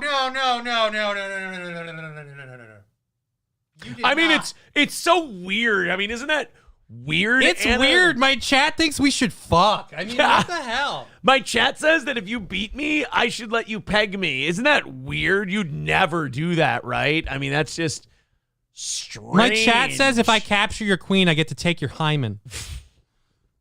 That's weird, right? Isn't that strange? Weird? It's so, guys, that's so inappropriate. I mean, right, Anna? Oh, God, ask harder.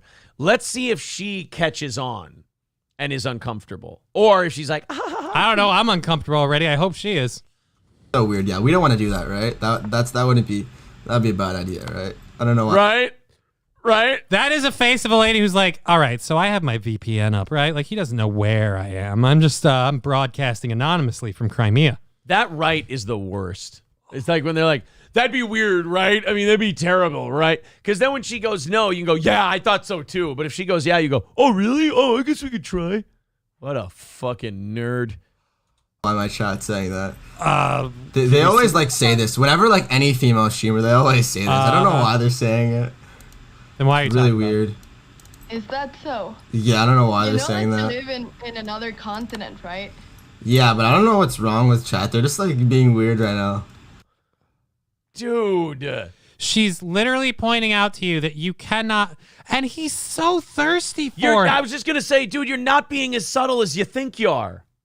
You're so thirsty for it. She's just like, you realize we live in, again, and she's pointing this out to him. Not really going to work here, buddy. We're on the internet. Yeah, but it's weird, right? Like, my chat is so weird. I know. They're just weird. It's strange. What movie character am I thinking of right now? Who would be like, yeah, I know. It's so weird. God, I don't know. Oh my goodness. But no, like they want like an on stream, like on Zoom or something. Like, dude, like, stop. Stop doing it. I love my community. Like, I would do it for my chat. But I don't know. Like, if you don't want it, it's okay. Like, oh, it started. It started with my chats being weird today, and ended with, but if you want to, you know, I wouldn't do this, but like I would do it for my chat. But like, if you want to, we can. God, what a fucking Jesus ghoul. Christ! This is a guy that fucking slips something in your drink. Okay, these guys are creepy. I know I'm gonna win, so we might as well agree on it. But like, it's for my chat, you know. It's for them. Well, I mean, that's your chat, but I'm not sure my chat wants to see that, right? That's the end of the video. Oh, that is great. My chat wants us to date. That's what do you think? I mean, that's pretty weird, right? But like, what do you think about it? No, I don't think that my chat wants that at all. What are you doing after you get done with work today? I'm going to go home and watch some streamers. I like to de-stress. I'm going to watch a guy play chess, and I'm going to give him dating advice with random strangers he meets. KF says, my chat is being silly. Hear me out. Yoga Pants, Yogurt Pants says, I think if you hit the goal, you should have Johnny tickle your pickle. Johnny, the chat is being weird right now, and they're saying some weird stuff. They're saying if we hit the goal, I should let you touch my penis. I mean, they're just being weird. They're just weird. It's just fucking weird, man. It's just weird all the time. It's so strange that they would. I don't know why that. they just want us to. I don't know why. They want me to stick my finger so in your weird. asshole. Guys, that's weird. That's so weird. So what do you think? Like, should we? Ew! That's like when you're in a garage in like 6th grade with some girl and you're just like, should we kiss? No, we shouldn't kiss. Wouldn't it be weird if we kissed? That'd be weird if you like kissed me right now, or if I kissed you. It'd be so weird. So do you think we should? I'm actually cringing in my seat with this. Oh, it hurts. Right? Oh, you can't do this, buddy. Oof. Nobody's in his chat. Yeah. I mean, nobody's in his sex life either, and that's apparently the problem. Lab Glass says, Aaron, if you reach your goal, Johnny should go on a date with you. Yeah, Johnny, they're saying if we hit our $180 goal that you should go on a date with me. It's so weird that they would say. So weird they said. That. My chat's so weird. If I beat you with my bishop, I can do to you what he did to me, right? Oh, Jesus. Haha, my chat is so funny. We shouldn't do that, right? Unless, yeah, I mean, that's pretty much it. It is exactly what it is. Hold on. We need to give him credit for not saying random or literally. I mean, you're setting the bar pretty low, but okay. Union Jack saying she blocked him afterwards. Oh, I bet she did. If she's smart, she sure did. Chat's being weird. They want you to send me nudes. It's so weird that the chat would just say that you should send me nudes. I mean, totally shouldn't do that. My chat's so weird in this chess game. They're telling me that we should see your tits. I mean, that's weird that you would never do that, right? Because you wouldn't. But I mean, if you want to. Be so strange if you did. Why do you record that? Why? And then why do you keep it up? Delete it. Unless somebody clipped it, in which case, good for you, buddy. All Care Towing, 320-253-5203 for All Care Towing of St. Cloud. Our friends at All Care Towing do a great job of picking you up as quick as possible when your car won't go, when your car breaks down, when you get in an accident, whatever the case. All Care Towing is there for you. That's 320-253-5203 for All Care Towing. And Old Capitol Tavern, oldcapitaltavern.com. Our friends at Old Capitol. With 50 beers on tap, 240 different bottles of whiskey, and a delicious menu, including those Caribbean mahi-mahi tacos, the cowboy brisket sandwich, the best Cuban you're going to find, and much more. If you're one of our listeners in the central Minnesota area, Old Capitol Tavern is a great place for you to go. The only place I can find that makes a decent old-fashioned here in the entire state, and it's really good. That's Old Capitol Tavern, 2 North Benton Drive in Sauk Rapids. oldcapitaltavern.com.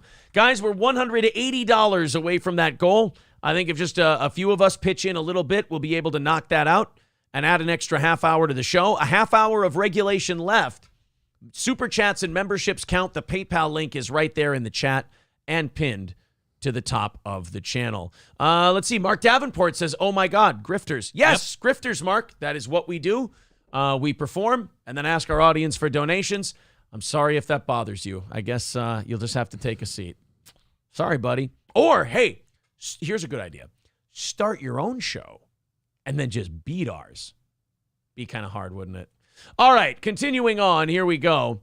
We got to go to the CEO who... Jesus, Thor. It really ends up being a stereotype. The social justice CEO wants to have a company where women feel welcome and everyone's good and nice. And then, of course, he ends up being an accused rapist.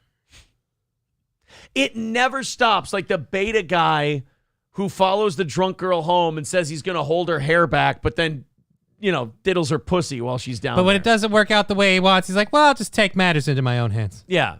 This guy, again. Gotta hate those alpha males. Oh, but yeah, right? It's those goddamn quarterbacks you got to look out for.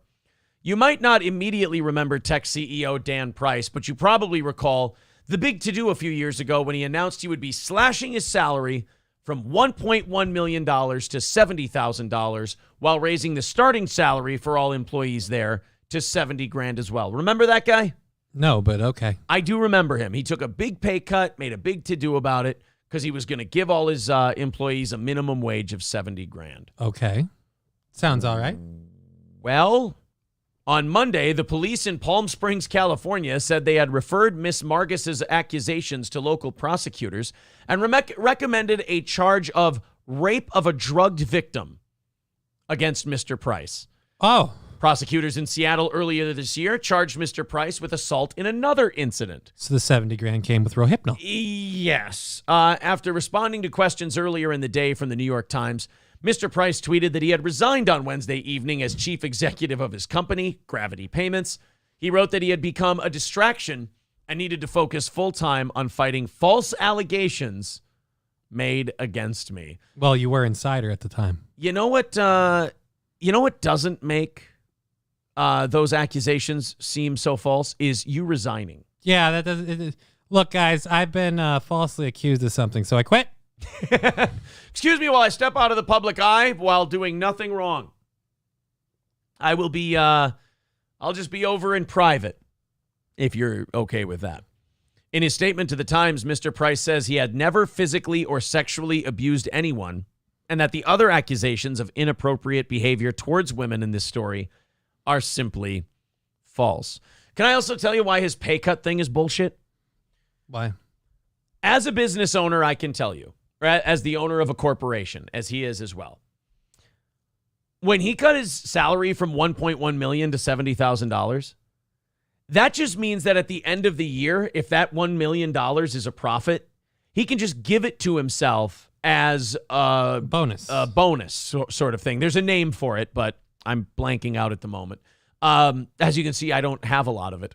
But It's a dividend. You pay yourself a dividend. Okay. On his salary, he pays state, local, and payroll taxes.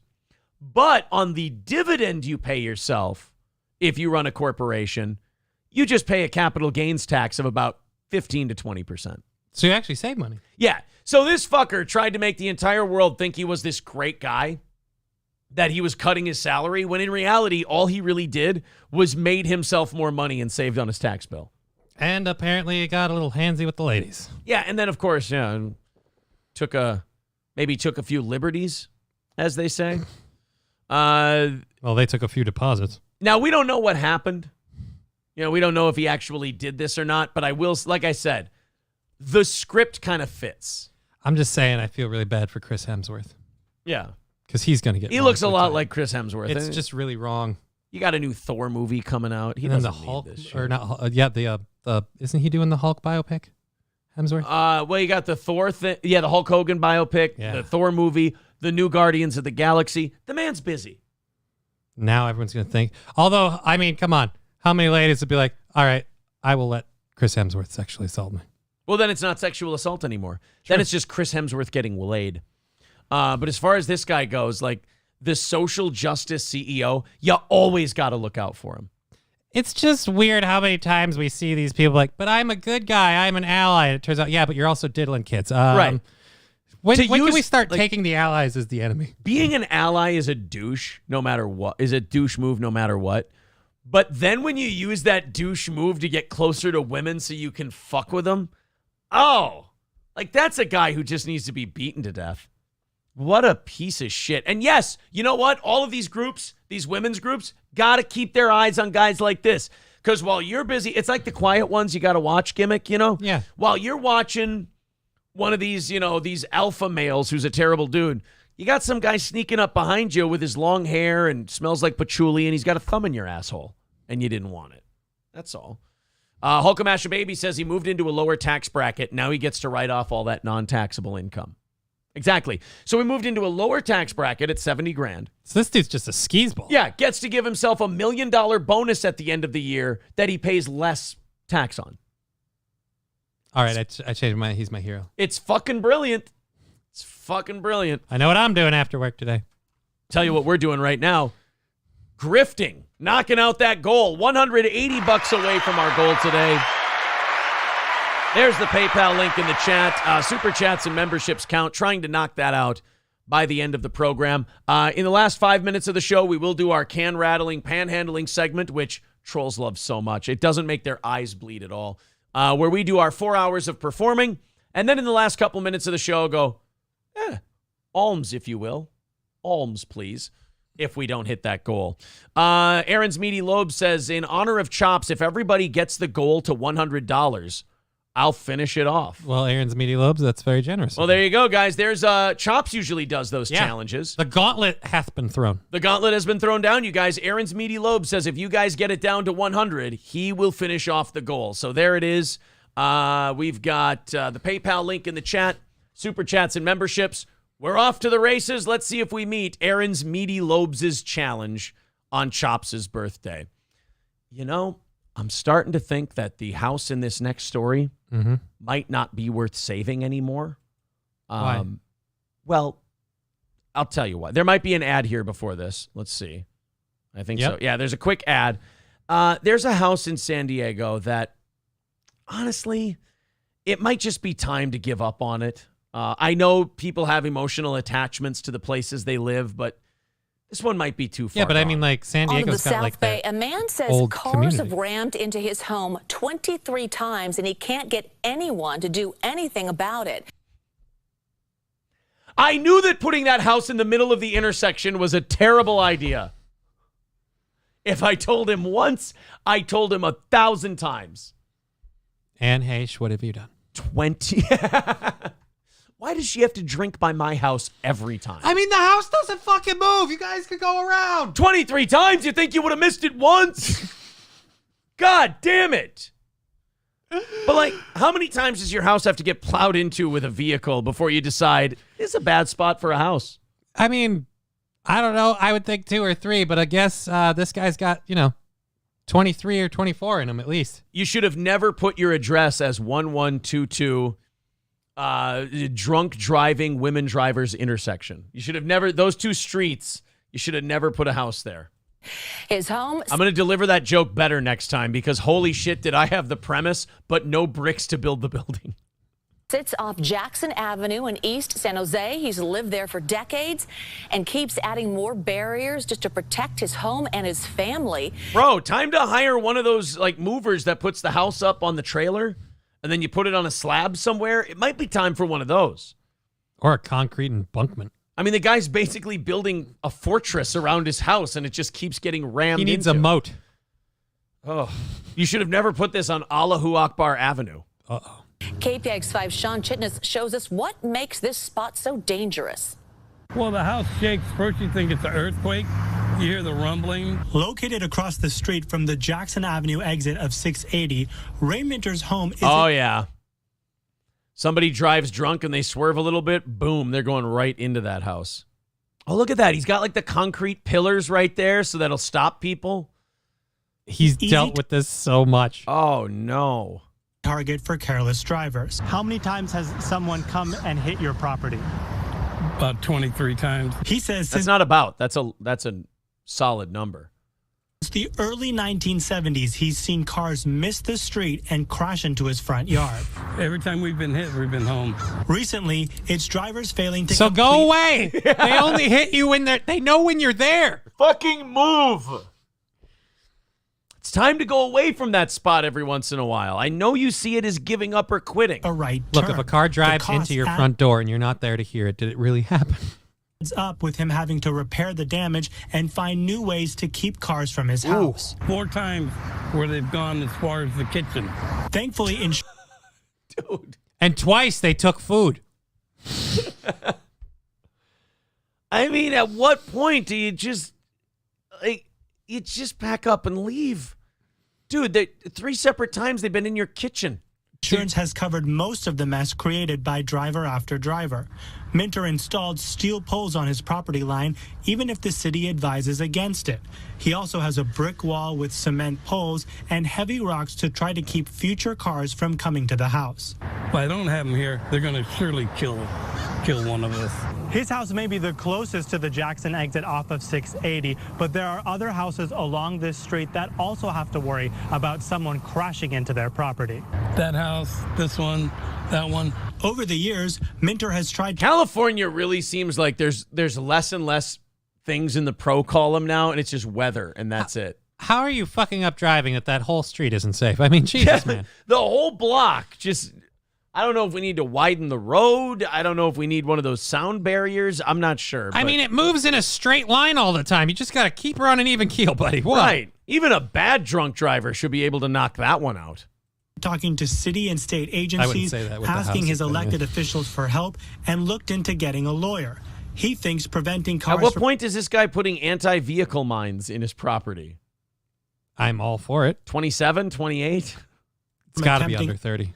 Hey, after what car crash into your house do you kind of have to take some of the blame yourself? I think by at least 11. I want to see someone crash into the kitchen and get out of the car. Hey, you mind if I use your bathroom? I just shit my pants. A wide turn coming off the freeway would be one way to reduce the crashes and avoid someone getting hurt. Take out the center lane. No right-hand turns from the center. The city of San Jose says it has requested grant money for a project to make changes to the intersection and add a median for this corridor of Jackson Avenue. If approved, the money to start the project would arrive next summer. I mean, where else going to go? I mean, my neighborhood, nobody bothers you. For now. I mean, except the 23 cars crashing into your house. Yeah, I wouldn't say that Buick Enclave that came through your front door wasn't a bother. Yeah, that's a very strange nobody with a really wild qualifier. Look, everyone just leaves you alone. They drive into your porch, deploy their airbags, and ruin your roof. It's a great neighborhood. Yeah, it's a wonderful neighborhood. All right, guys, we do have a goal challenge going on right now. Aaron's Meaty Lobe says that if you guys get it down to 100, he will knock out the rest.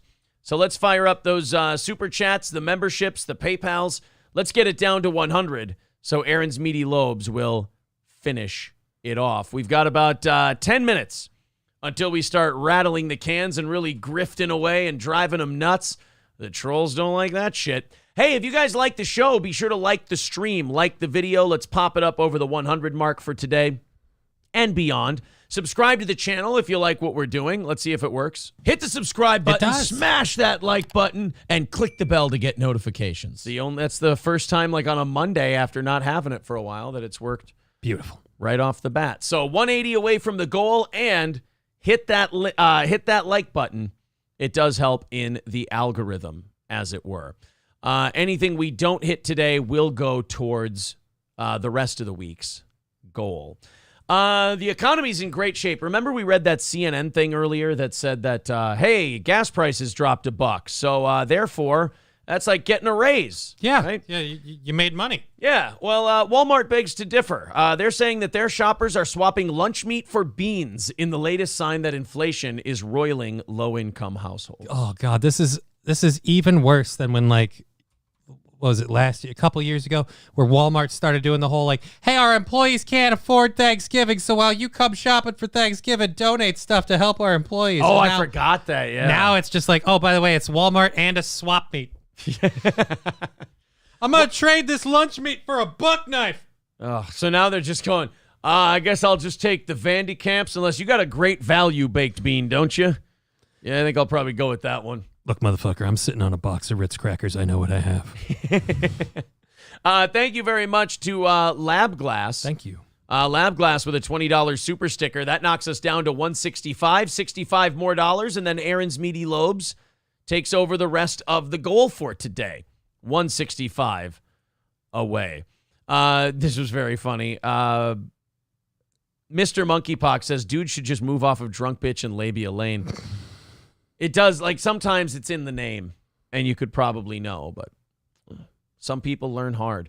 Walmart says inflation continues to impact its shoppers, particularly those with low incomes.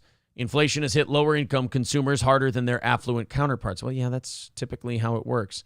So now they're eating beans over lunch meat. Like, when the economy's too bad for budding, oh, God, you're in trouble. Why doesn't CNN just go to all these Walmarts and tell these people how great it is? Then they'd probably be able There's to no buy. inflation, guys. Guys, inflation, what are you talking about?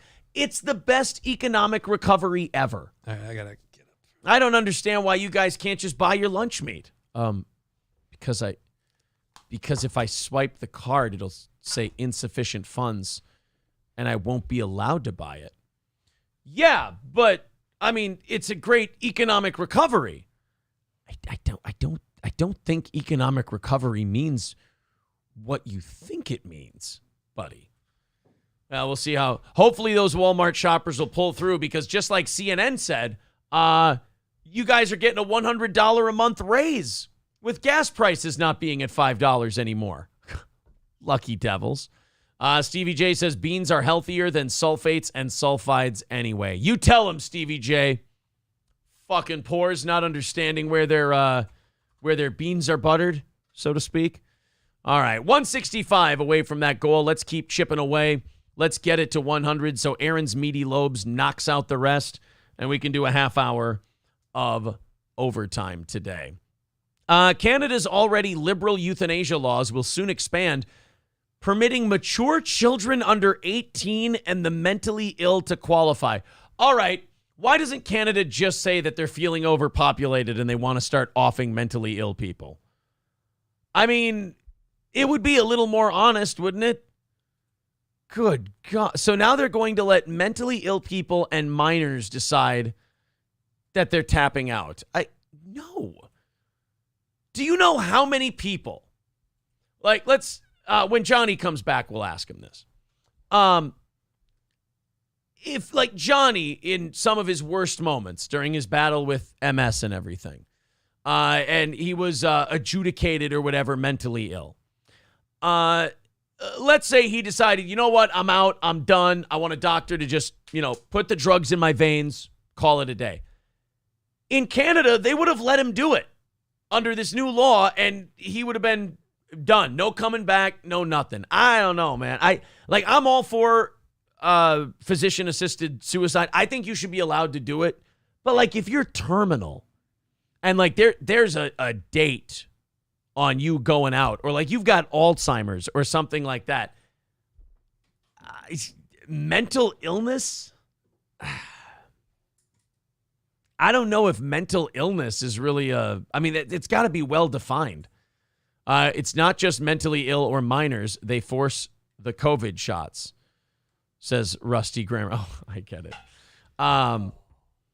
Yeah, so Johnny, Canada saying that if you're mentally ill or a minor, you can request physician-assisted suicide. Great, because, suicidal people have their faculties with them. That's why they're suicidal. I was just going to say, like, you've told your story on this show before. Yeah. There's definitely been times where you would have let a doctor fuck yeah, do their thing. Hell, last week. Jesus. Oh, God, right now with the drugs they putting through, man. Are they making I am you sweat? yeah, dude, I'm sweating like crazy. You're going to Really? want to clean your table. I am Wow. just exuding I mean, let's fluids. be honest. We'll have April clean the table. That's why she's here. All right, guys, last chance to get that 165 in before we begin the panhandling, the end of the show hype train. And we rattle the cans the last 3-4 minutes of the show to try and knock out the rest of that $165 goal. I have something very cringe for you guys. So this weekend, Alexander Usyk had his rematch with Anthony Joshua for the heavyweight championship.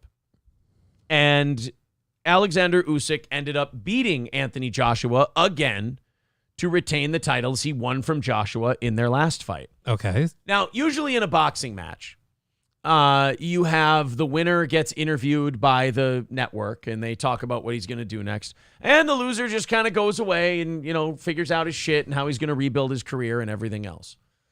Not Anthony Joshua.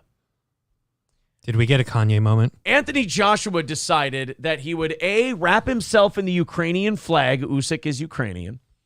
Usyk has gone through hell and back to make this fight happen. And then to win it, Anthony Joshua decided to, I guess you could call it a Kanye moment, and grab the microphone and cut the most odd, bizarre post-fight promo I've ever seen a guy cut after losing. Here we go. This is Anthony Joshua Saturday night against Alexander Usyk. Wait, I'm talking. Okay. So Usyk sees him do this. Now, before this, he went and talked to Usyk, and he was really, unintelligible. And, he took the belts and he threw them out of the ring before this. He was really a piece of shit. Oh, wow. And so he was, talking to him how did you beat me? There's no way you can beat me. There's no... Well, he did. He fucking beat you. And he wrapped himself in the Ukrainian flag. So when he went to grab that mic, Usyk went to him and goes, hey. And Joshua goes, I'm speaking. Usyk's like, no. Give me that flag, motherfucker, right now, because I feel like you're about to do some real disrespectful shit. And I don't want you wearing my country's flag while you do it. Well, here we go. This is Anthony Joshua after he lost his fight. Okay. Sorry. Okay. Sorry, guys. Look, if you knew my story, you would understand the passion. I ain't no amateur boxer from 5 years old. That was an elite prospect from my youth, bro. By the way, that was Usyk. So he's shitting on Usyk. I wasn't just some kid who started boxing when I was 5. I was going to jail. I see some hype little youths in Reading jail. I got bail and I started training my ass off. Because if I got sentenced, I wanted to be able to fight. I bust my case. But cousin Benga, where's he at? G14, raise your hand. I'm stealing this, Usyk, sorry. But I'm stealing this, Usyk, sorry. Yeah, wish you wouldn't. You realize this looks bad for you as the guy who lost to sit here and just be like, look, it's all about me. Yeah, I'm going to go on a crazy rant after I got beat. Hey, good way to beat the whole boxing causes brain damage thing. This is good. The passion we put into this guys, I'm telling you, this guy to beat me tonight, maybe I could have done better, but it shows the levels of hard work he must have put in. So please, give him a round of applause as our heavyweight champion of the world. So this guy wins the fight. He's got all the belts, and this piece of shit is going to make it about himself and go, hey, look at me. I'm a great guy. I'm being gracious towards him. You motherfucker. Get the fuck out of the ring and let him enjoy his victory. Woo! I'm not a 12-round fighter. Look at me.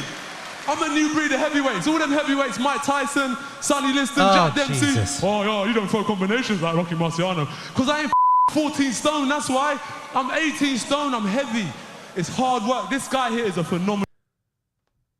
So, like, at what point do the people running this thing go, hey, fuck nut, get off the mic. Get off the fucking microphone, you lunatic. So he's sitting there talking about how he's the new breed of heavyweight. Meanwhile, he just got beat by a guy who moved up from cruiserweight to beat him. Oh, yeah, you talk about all these little guys. Dude, a little guy just kicked your ass twice. This is now not the time to talk about how fucking great you are. Phenomenal talent. We're going to cheer for him 3 times. Oh, Jesus. Well, how many belts you got now, bro? 5. Hip, hip. Hip, hip. I think he wants to punch him again. Hip, hip. Hip, hip. Dude, this is so weird. It's almost like you're cucking yourself in a way. Like, look how good of a loser I am. I mean, you really... Does he think this is going to work? Like, you're going to get a 3rd shot now because... No, he's unhinged. Like, he can't handle losing, and he's put together this carefully crafted public persona, and it's falling apart in front of him. You're watching a guy break down in front of you because he lost twice. He doesn't know what he's going to do. I want to see that now. Yeah. And as I said, I was studying Ukraine and all the champions that have come from your amazing country, but I've never been there. But at the same time... Again, why do we care? Wait. Listen to what he says about the situation in Ukraine. Oh, shit. It's bad. But I've never been there. But at the same time, what's happening there is, I don't know what's happening, but it's not nice at the end of the day. Hot take. It's Your not country. nice. I don't know what's happening there, but it's not nice. This is why athletes shouldn't talk about politics. For this reason right here. Who's his fucking manager? Because someone is failing him right now. Someone's got to be like, dude, shut the fuck up. Shut the fuck up. I've seen it with Lomachenko in his 2nd fight against Orlando. There was unrest in Ukraine, right or wrong. Oh, there were issues in Ukraine in your 2nd Dude, you know who he reminds me of? Ali G. Yo, big up yourself. I hear there is mad shit going down in Ukraine. I've not seen it myself, but I heard it's not nice. Yo, right or wrong, when you was having your fight, respect, big ups, there was unrest in Ukraine. Yeah. Fight. There was civil war. Vitaly Klitschko, when he faced Danny Williams, civil unrest. So you're saying boxing's to blame for civil unrest? Under them circumstances, he managed to become champion. Champ, champ! Champ, champ! Champ, champ! Dude, he is so uncomfortable. And not only that, hey, dickweed, you know who could have told you this story? Him? He could have. You were remarkably unnecessary in this entire thing, but you had to make it about yourself. People saying it's just embarrassing, bad loser. Thank you to Camo Girl for the $5 super chat. We are 160 away from our goal today. They're saying his CTE is working overtime. Tyson Fury knocks both out in 5 to 6 rounds. Ooh, I don't know if he can knock out Usyk. Yep, I hope Usyk Fury is next too. We'll see. This is painful to watch. Yeah, Eddie Hearn is his manager, and Eddie Hearn was just there kind of watching, going... Again, I feel like as his manager, maybe stepping in. All right, this would be the part where you just shut up and we go back there and you, I don't know, you maybe... Fuck am I supposed to do with this guy? Beat a bag of cats or whatever you do to deal with a loss. I mean, just let's go. Yeah. They're saying this is cringier than the chess incel. Yeah, I mean, this is pretty bad. He did this in front of tens of thousands of people and then millions of people watching. All right, Usyk, all my fans, the chat are saying we should fuck. Isn't that weird? All right, guys, we got a couple minutes left in regulation. Let's see if we can knock that goal out. Let's start the panhandling, the final 3 minute, hearkening back to the old days of Twitch. Let's fire up a hype train to see if we can knock it out. Guys, our trolls hate this. It drives them absolutely nuts. Which is why I love it. Which is why I love it so much. 160 away from the goal. There's the PayPal link in the chat. Super chats and memberships count. Remember, if we get to 100, Aaron's Meaty Lobes is knocking out the rest. Thank you one more for the road. Appreciate the time. Couple minutes left in the show. If we hit the goal, we tack on another 30 minutes. So We've either got 2 minutes or 32 minutes left in today's show. PayPal link in the chat. Super chats, memberships, all of it counts. Stevie J says he's really good at accent. Thank you. Buddy Travis says 100 people, $1. Or 160 people, $1. I guess that's one way to do it, for sure. 16 people, $10. Either way. Whatever you feel like throwing in. Let's see if we can rally at the end of the show. Whatever we stay under, if we don't hit the goal, that rolls into the next 3 shows that we do.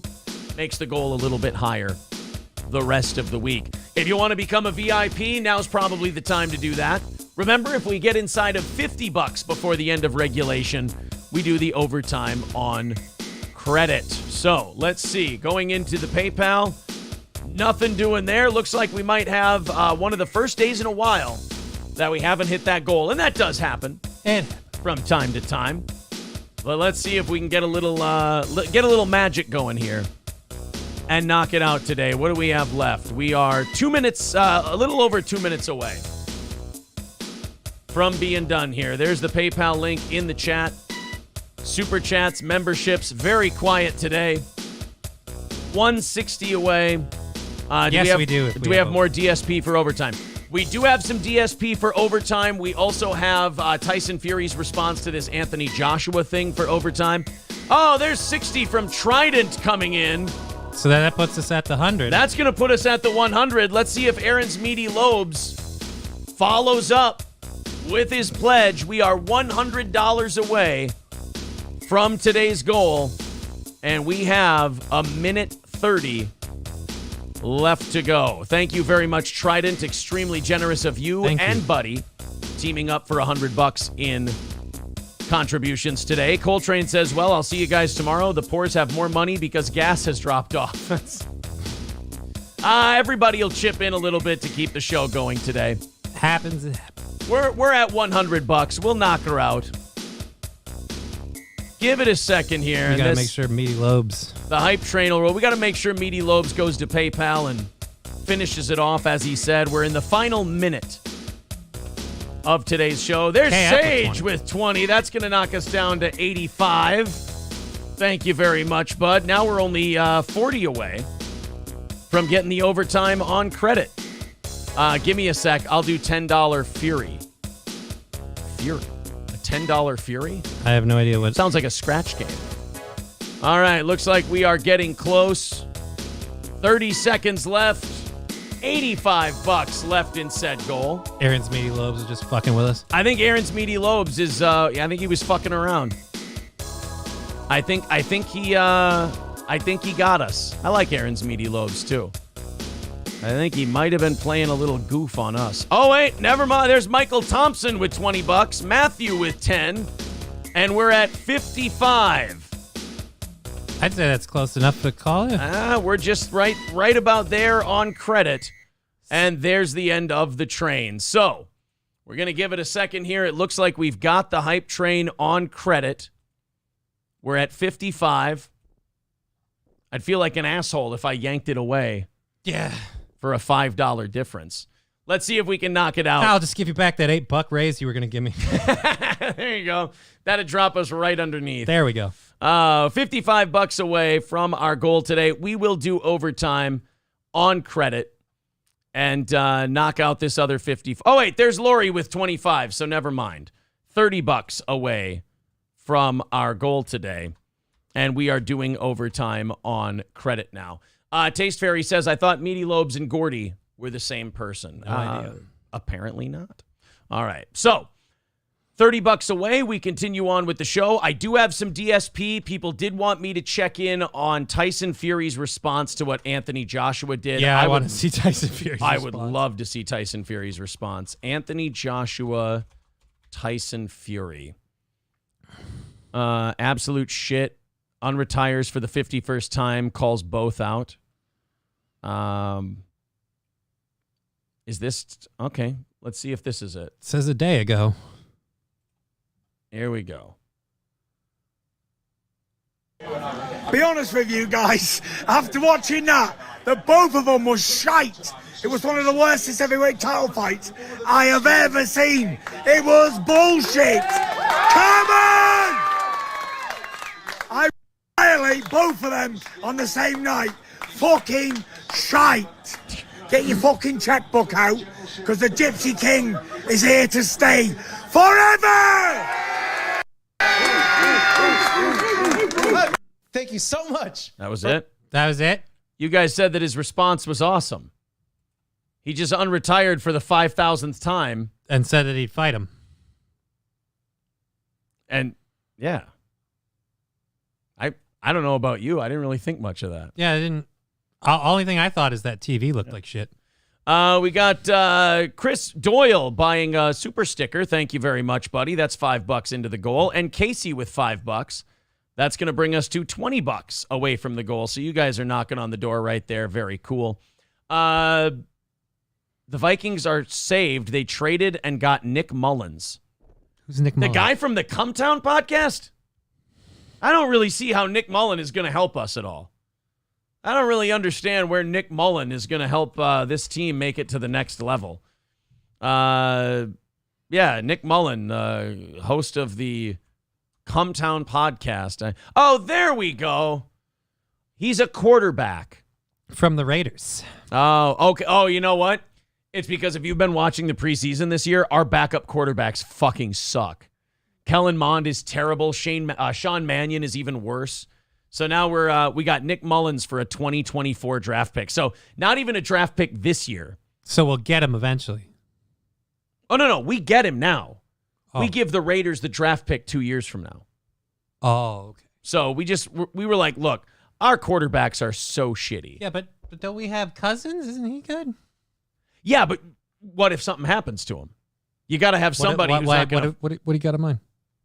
No, not me. I'm not... Okay, because I'm not planning anything. I got tools in my car. Why would you? No, I don't want to see anything happen to Kirk Cousins. I'm just saying, Zimmer got a bad rub, man. No, I love Kirk. I don't want to see anything negative happen to Kirk Cousins. I can't believe you would say something like that. I didn't say that. I was asking questions. I'm just...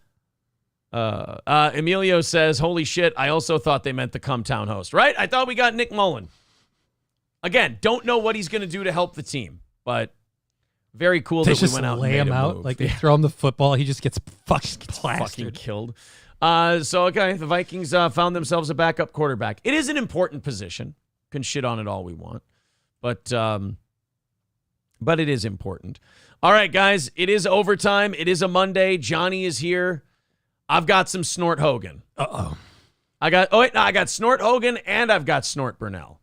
A lot of snorting. I've got lots of DSP today. I got 2 clips that we can go over. One, I have to disagree with DSP on the first clip. And then on the second clip, it's just him bitching about losing games. And to me, that's my favorite DSP. I mean, the guy literally sounds like an infant. I know. When he loses games. I will admit I do this too, okay? I bitch and I complain when I lose games, but I also don't stream it. I kind of do it in my home by myself, and I feel shame, as you should. I remember when I was like 10 and I would lose a game and I would accuse the game of cheating. Yeah, I still do that. Oh, do you really? Fuck. Okay. Well, no. Look. Well, the first one's about him begging for money, so we're all going to have to eat shit on this a little bit, right? I mean, we're a filthy beggar show. He's a filthy beggar show.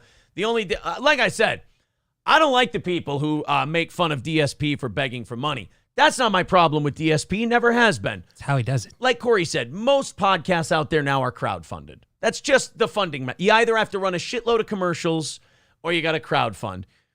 And we would never make enough money running commercials to be able to pay for this thing.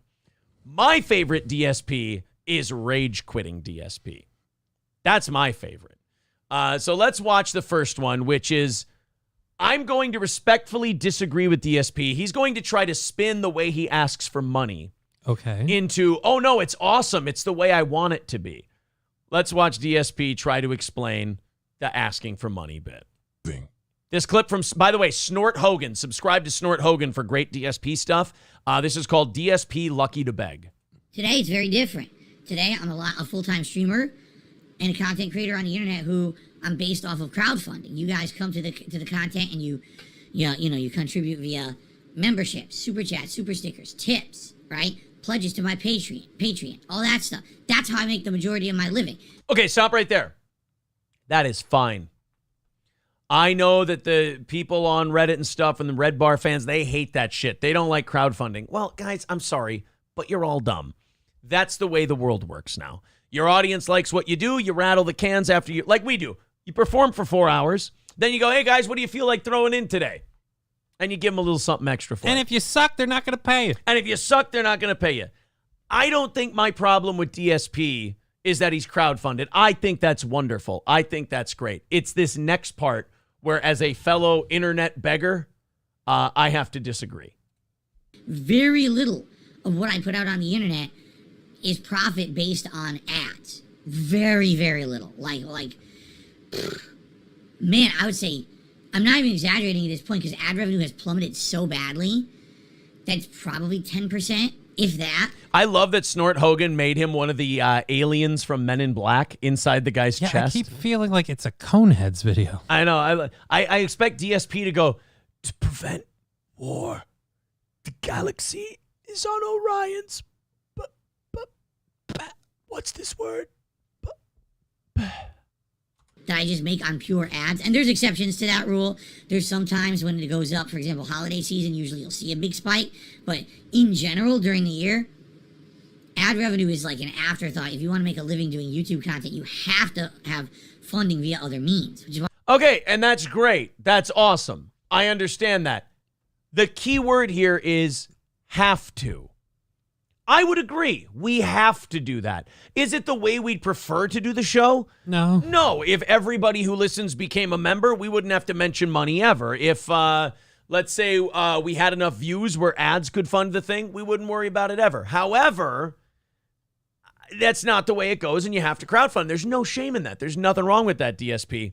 It's this next part that really got me. Why you've seen many full-time YouTubers over the years go from, oh, just watch my videos to, oh, please watch my videos, please pledge to my Patreon, please pledge to my other crowdfunding campaign, please buy these 10 products I'm shilling on my stream. Here's also a paid ad placement for some food delivery service, and this and this and this. They have to do that to survive, you know? Luckily for me, because I changed my formula from on-demand to streaming and crowdfunding via streaming, I kind of avoided a lot of those pitfalls that a lot of other content creators fell in. Time the fuck out. Didn't you just tell us how you were getting crowdfunded and you want people to donate to your Patreon and shit? No, it's I avoided those pitfalls. Motherfucker, you didn't avoid those pitfalls. Grubhub won't advertise with you. I hate this shit when people are insecure about the fact that they're e-beggars. Yes, we dance like monkeys and we put on a funny show for people, at the end of which we go, hey guys, this is what it takes to keep it going. Do you feel like filling the can? Sure, there you go. That's how we fund our show. But we're not going to sit here and go, oh, it's my preferred method and I avoided what a lot of those other losers have to do, like selling coffee or doing an ad read. Dude, it's like saying, you know, Johnny, I've avoided the damage that playing pro football does to your knees, you know, where all these other pro football players have lots of knee damage and stuff. Mm-hmm. I was able to avoid that by only playing in my backyard. Motherfucker, the NFL didn't want me. I was never even an option for the NFL, and the NFL was never an option for me. Same thing with DSP. It's just nice to get nominated. You were nominated? Yeah. No, it's very political, and it's shut up. Okay, sorry. But with this motherfucker, like, he has no humility in him whatsoever. Do you know how much of his heat would go away if he just looked in the camera and went, yeah, I ask for tips and revenue from my audience to fund my shit I'm doing. How about that? Go fuck yourself. That's what we do.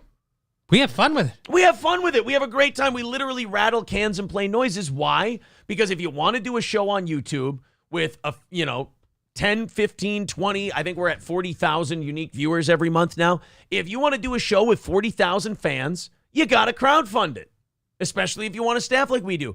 But you don't run away from it in shame and go, oh, I've actually avoided the pitfalls. Avoided the pitfalls? Motherfucker, if we could find a way to make money where we didn't have to ask our fans for it, I'd do it in a heartbeat.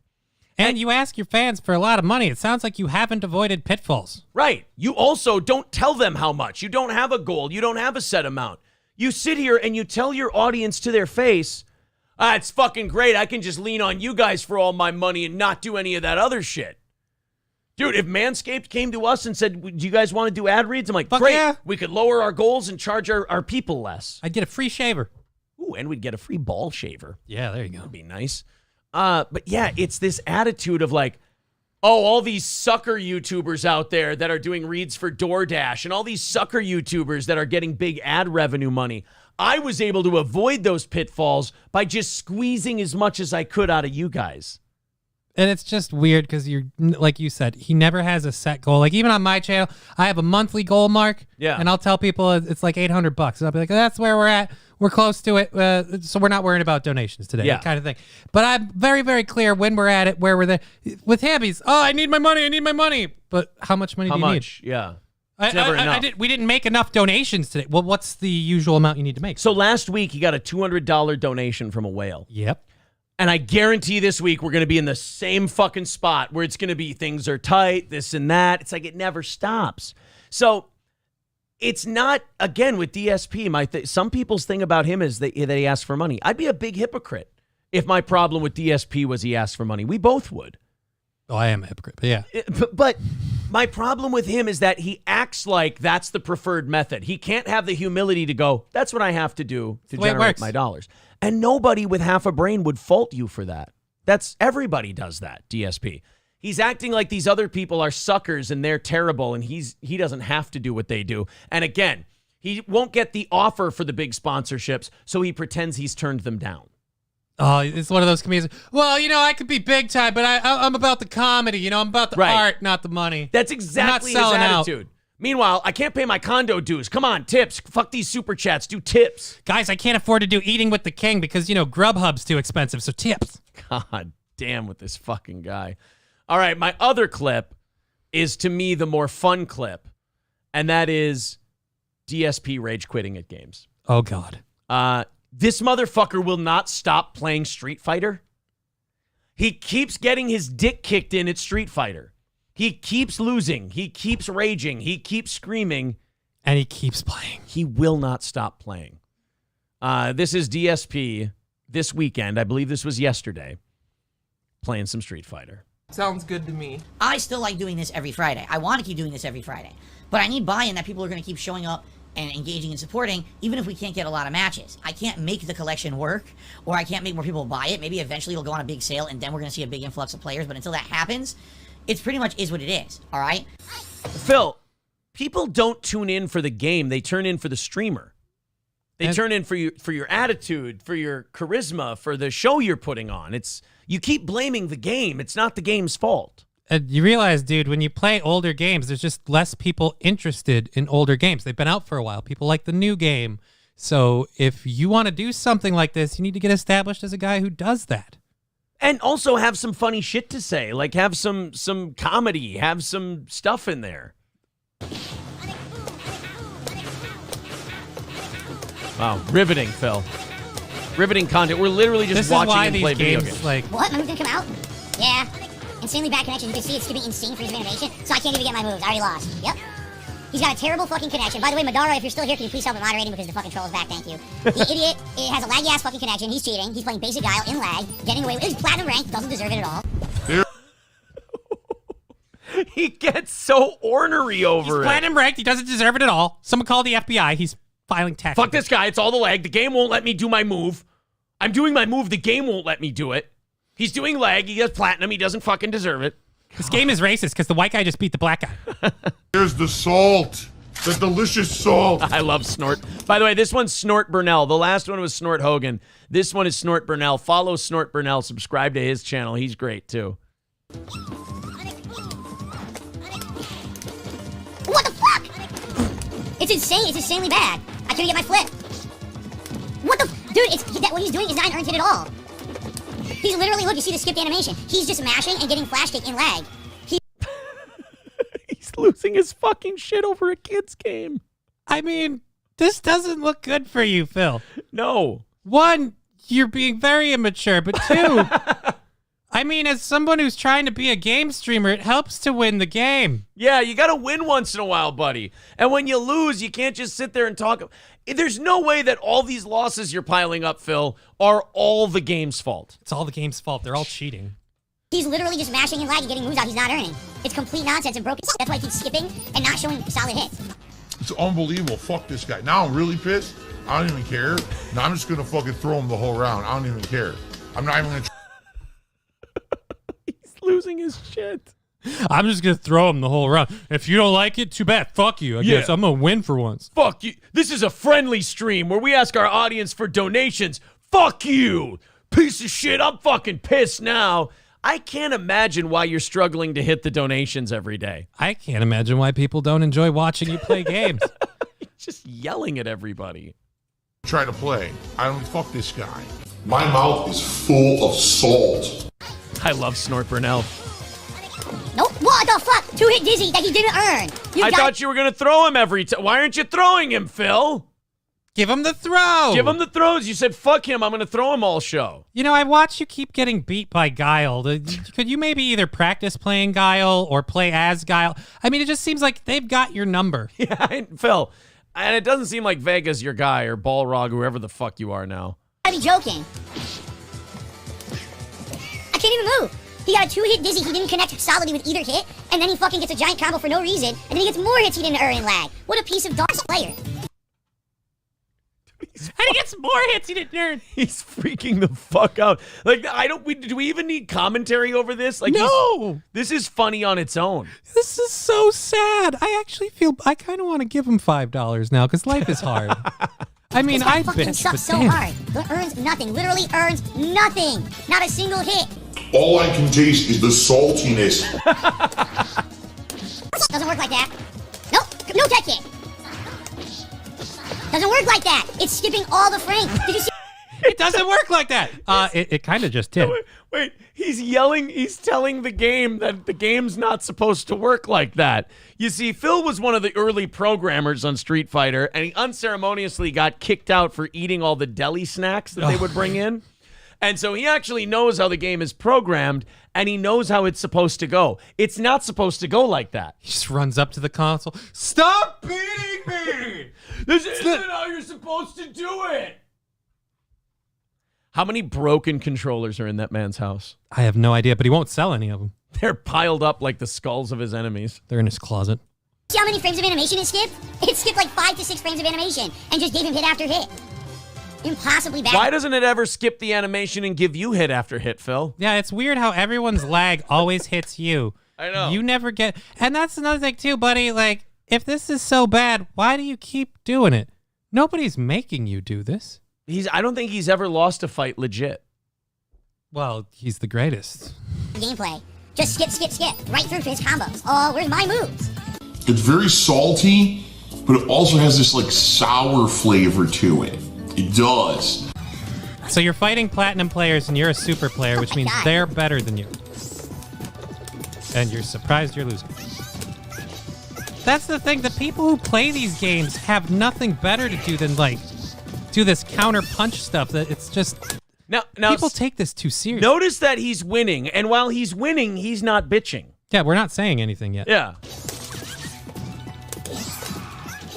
It's only when he starts losing.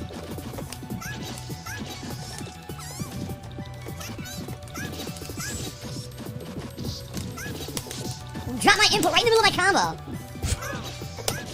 You're winning. Full super! Didn't finish. Hail Mary EX Dragon Punch juggles me to kill. Wow. I do perfectly timed. Blow through the fireball, reversal super for giant damage. She says, spam EX Dragon Punch. Oh, he lost. Okay, he was on the left side that time. Oh. So when he thought he was about to win, when he landed that big combo, no complaints. But as soon as he lost, oh yeah, they fucked up. I had a combo and they had a thing in an animation went out. And again, you got beat by a rookie, buddy. Oh no, you got beat by a rookie, Phil. It's not the game, Phil. Yeah, you got knocked down to super bronze also. This is bad news. You are just not doing well, my friend.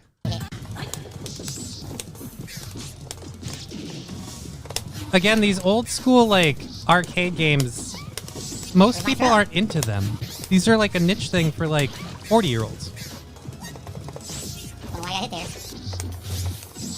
Don't know why I got hit there. Because you were standing next to them when they hit you with something? It's a button masher. You got hit because that's how it works. Oh my god. The problem with the goo, it takes too long to come out, and when it comes out, it goes over their head. You have to do it from full screen distance, or else it whiffs. And that's the disadvantage of that goo. The goo's good. It's really good. It bounces around. Then stop oh my god, using it. Fucking it. misses from that range so badly. Jesus, man. Very, very salty. Oh, we're back on Street Fighter. Oh no! Don't get away from Street Fighter. Stop playing Street Fighter, Phil. This is only going to end poorly. And they're not going to use a turbo controller too, which is even worse. See, he's using a turbo controller. So the turbo controller, he gets fierce hands, and I can't do anything about it. He's using a turbo controller. They make these controllers that you can buy and you can use, and they help you play a game. And this asshole went bottom. It's the lag. It's the controller. It's the guy. It's the game. It's never Phil. Oh God, this is too good. I can't. There are 7 more minutes of this fucking video. Jesus, man. Of him just going full salt on all of his losses. How much time do we even have in overtime left? We have 7 minutes left. We can do a little bit more of him freaking out at a video game, and then we got to. We're $20 away from our goal, by the way. If we want to knock that out before we're done here. You can't do that in a real game. Only a turbo controller can play like that.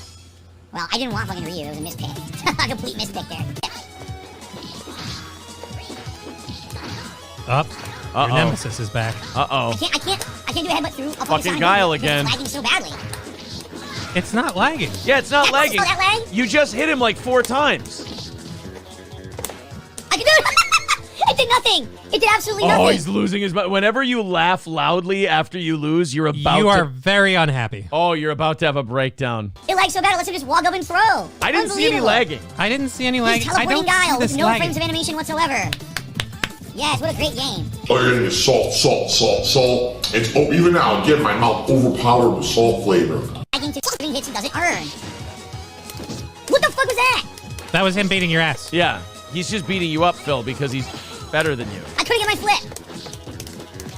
Remember, What the fuck? Did because you you're see that? out of flip. What the fuck again?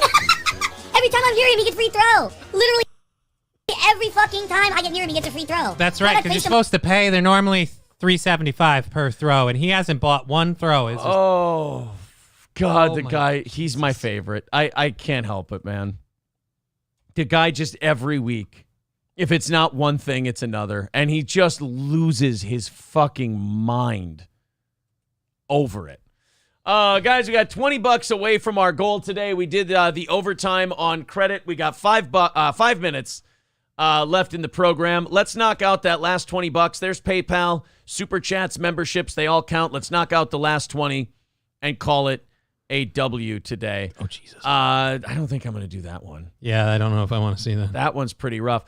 I thought this was good. UC Berkeley off-campus housing bans white students from common areas to avoid white violence. Hello, segregation. We're just going full segregation now on college campuses to, make sure everybody's safe. In the name of safety, we're just going to go ahead and separate everyone by race because we need diversity. Wait, what? All right, look, we want 2 lines. This is the line for the black people fighting. This is the line for the white people fighting. White people fight over here. Black people fight over there. We only want black violence. We don't want any white violence over here. I mean, in fairness, black violence is usually a flash mob fight. White violence is usually a mass shooting. I mean, I will give them that. Look, I'm not saying they're wrong. Right. It just feels like we're going backwards. Right. It just kind of feels like socially you guys are going backwards without admitting it. We either want you to stop going backwards or at least admit that you're going backwards. So here's the rules for POC house guest rules. This is people of color house guest rules at Berkeley. Guest limit / masks. Guest limit per house member is 5 guests. All guests must wear masks in common spaces. Always announce guests in the guest chat if they will be in common spaces with you and if they are white. Guests are allowed in common spaces, but please be mindful if there are house members in the room beforehand, white guests are not allowed in common spaces. Remember, the white guests are only allowed to enter through the white entrance. You can't have them coming in the main door where people will see them. They put the segregation in writing. Jesus. I mean, got to give them that. It's It's pretty ballsy. They doubled down. Guest limit per house is 5. Do not leave guests alone in common spaces to avoid house members assuming it's a stranger and alerting the house chat. Avoid bringing parents and family members that express bigotry. Queer, black, and indigenous members should not have to avoid common spaces because of homophobic or racist parents/family members. So can we avoid? Can we go to common spaces without feeling pressured to have to listen to some trans person explain how they know everything? That would be nice too. Does it go both ways? Be conscious of the amount of noise you and your guests are making in the common spaces. Okay, that's just a noise thing. So there's their new rules at Berkeley. Sounds like a fun college to go to. That's going to be awesome. Yeah. Sounds like a lot of fun. You just go and you have a good time, you party, but lock yourself in your room if you're white. Separate yourselves from black people, Zio Gold says. Another W for the KKK. I mean, you've kind of given them their way. They segregate colleges on my birthday. Yeah. We here at Berkeley believe that white people and black people should be completely separated to avoid violence. Yes, we agree with you too. Now, where can we give our donation to Berkeley? Wait, what?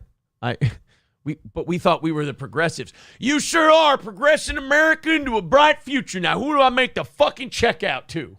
Look, I'm on your page. They need their own schools. Keep them. Dude, I don't think this is doing what you think it is. All right, guys, looks like we're going to end $20 away from our goal today. We gave you the overtime on credit. We lost out by $20 from time to time. That's going to happen. $20 is not the end of the world for this program. If you feel like throwing in later today, go ahead. If not, I'm not even going to bother rolling $20 all over into 3 shows. It's like $6. It's not worth it. You guys, great job. Thank you very much. Technically a raise. Yeah, thank you guys very much for all the support. We appreciate all the super chats, the new members, the contributions on PayPal. It's been a great day. Thank you a ton. Johnny, you're going to be on later today? Yeah, I'm going to try and do a show today. Twitch.tv/JustKiddingLLC. There it is in the chat. Check it out. Like the video. That's big for us. Subscribe to the channel. Absolutely. We love that as well. We love watching this channel grow. We will be back again tonight at 7 p.m. Central Time. April and I will be there. April and I will be on tonight, and I think we're going to do a Tuesday evening show as well and not do the softball game. It sounds like most of the audience, 2/3 at least, just wanted the evening show. Johnny, thank you very much. You're very welcome. Back again tonight on this very channel. See ya.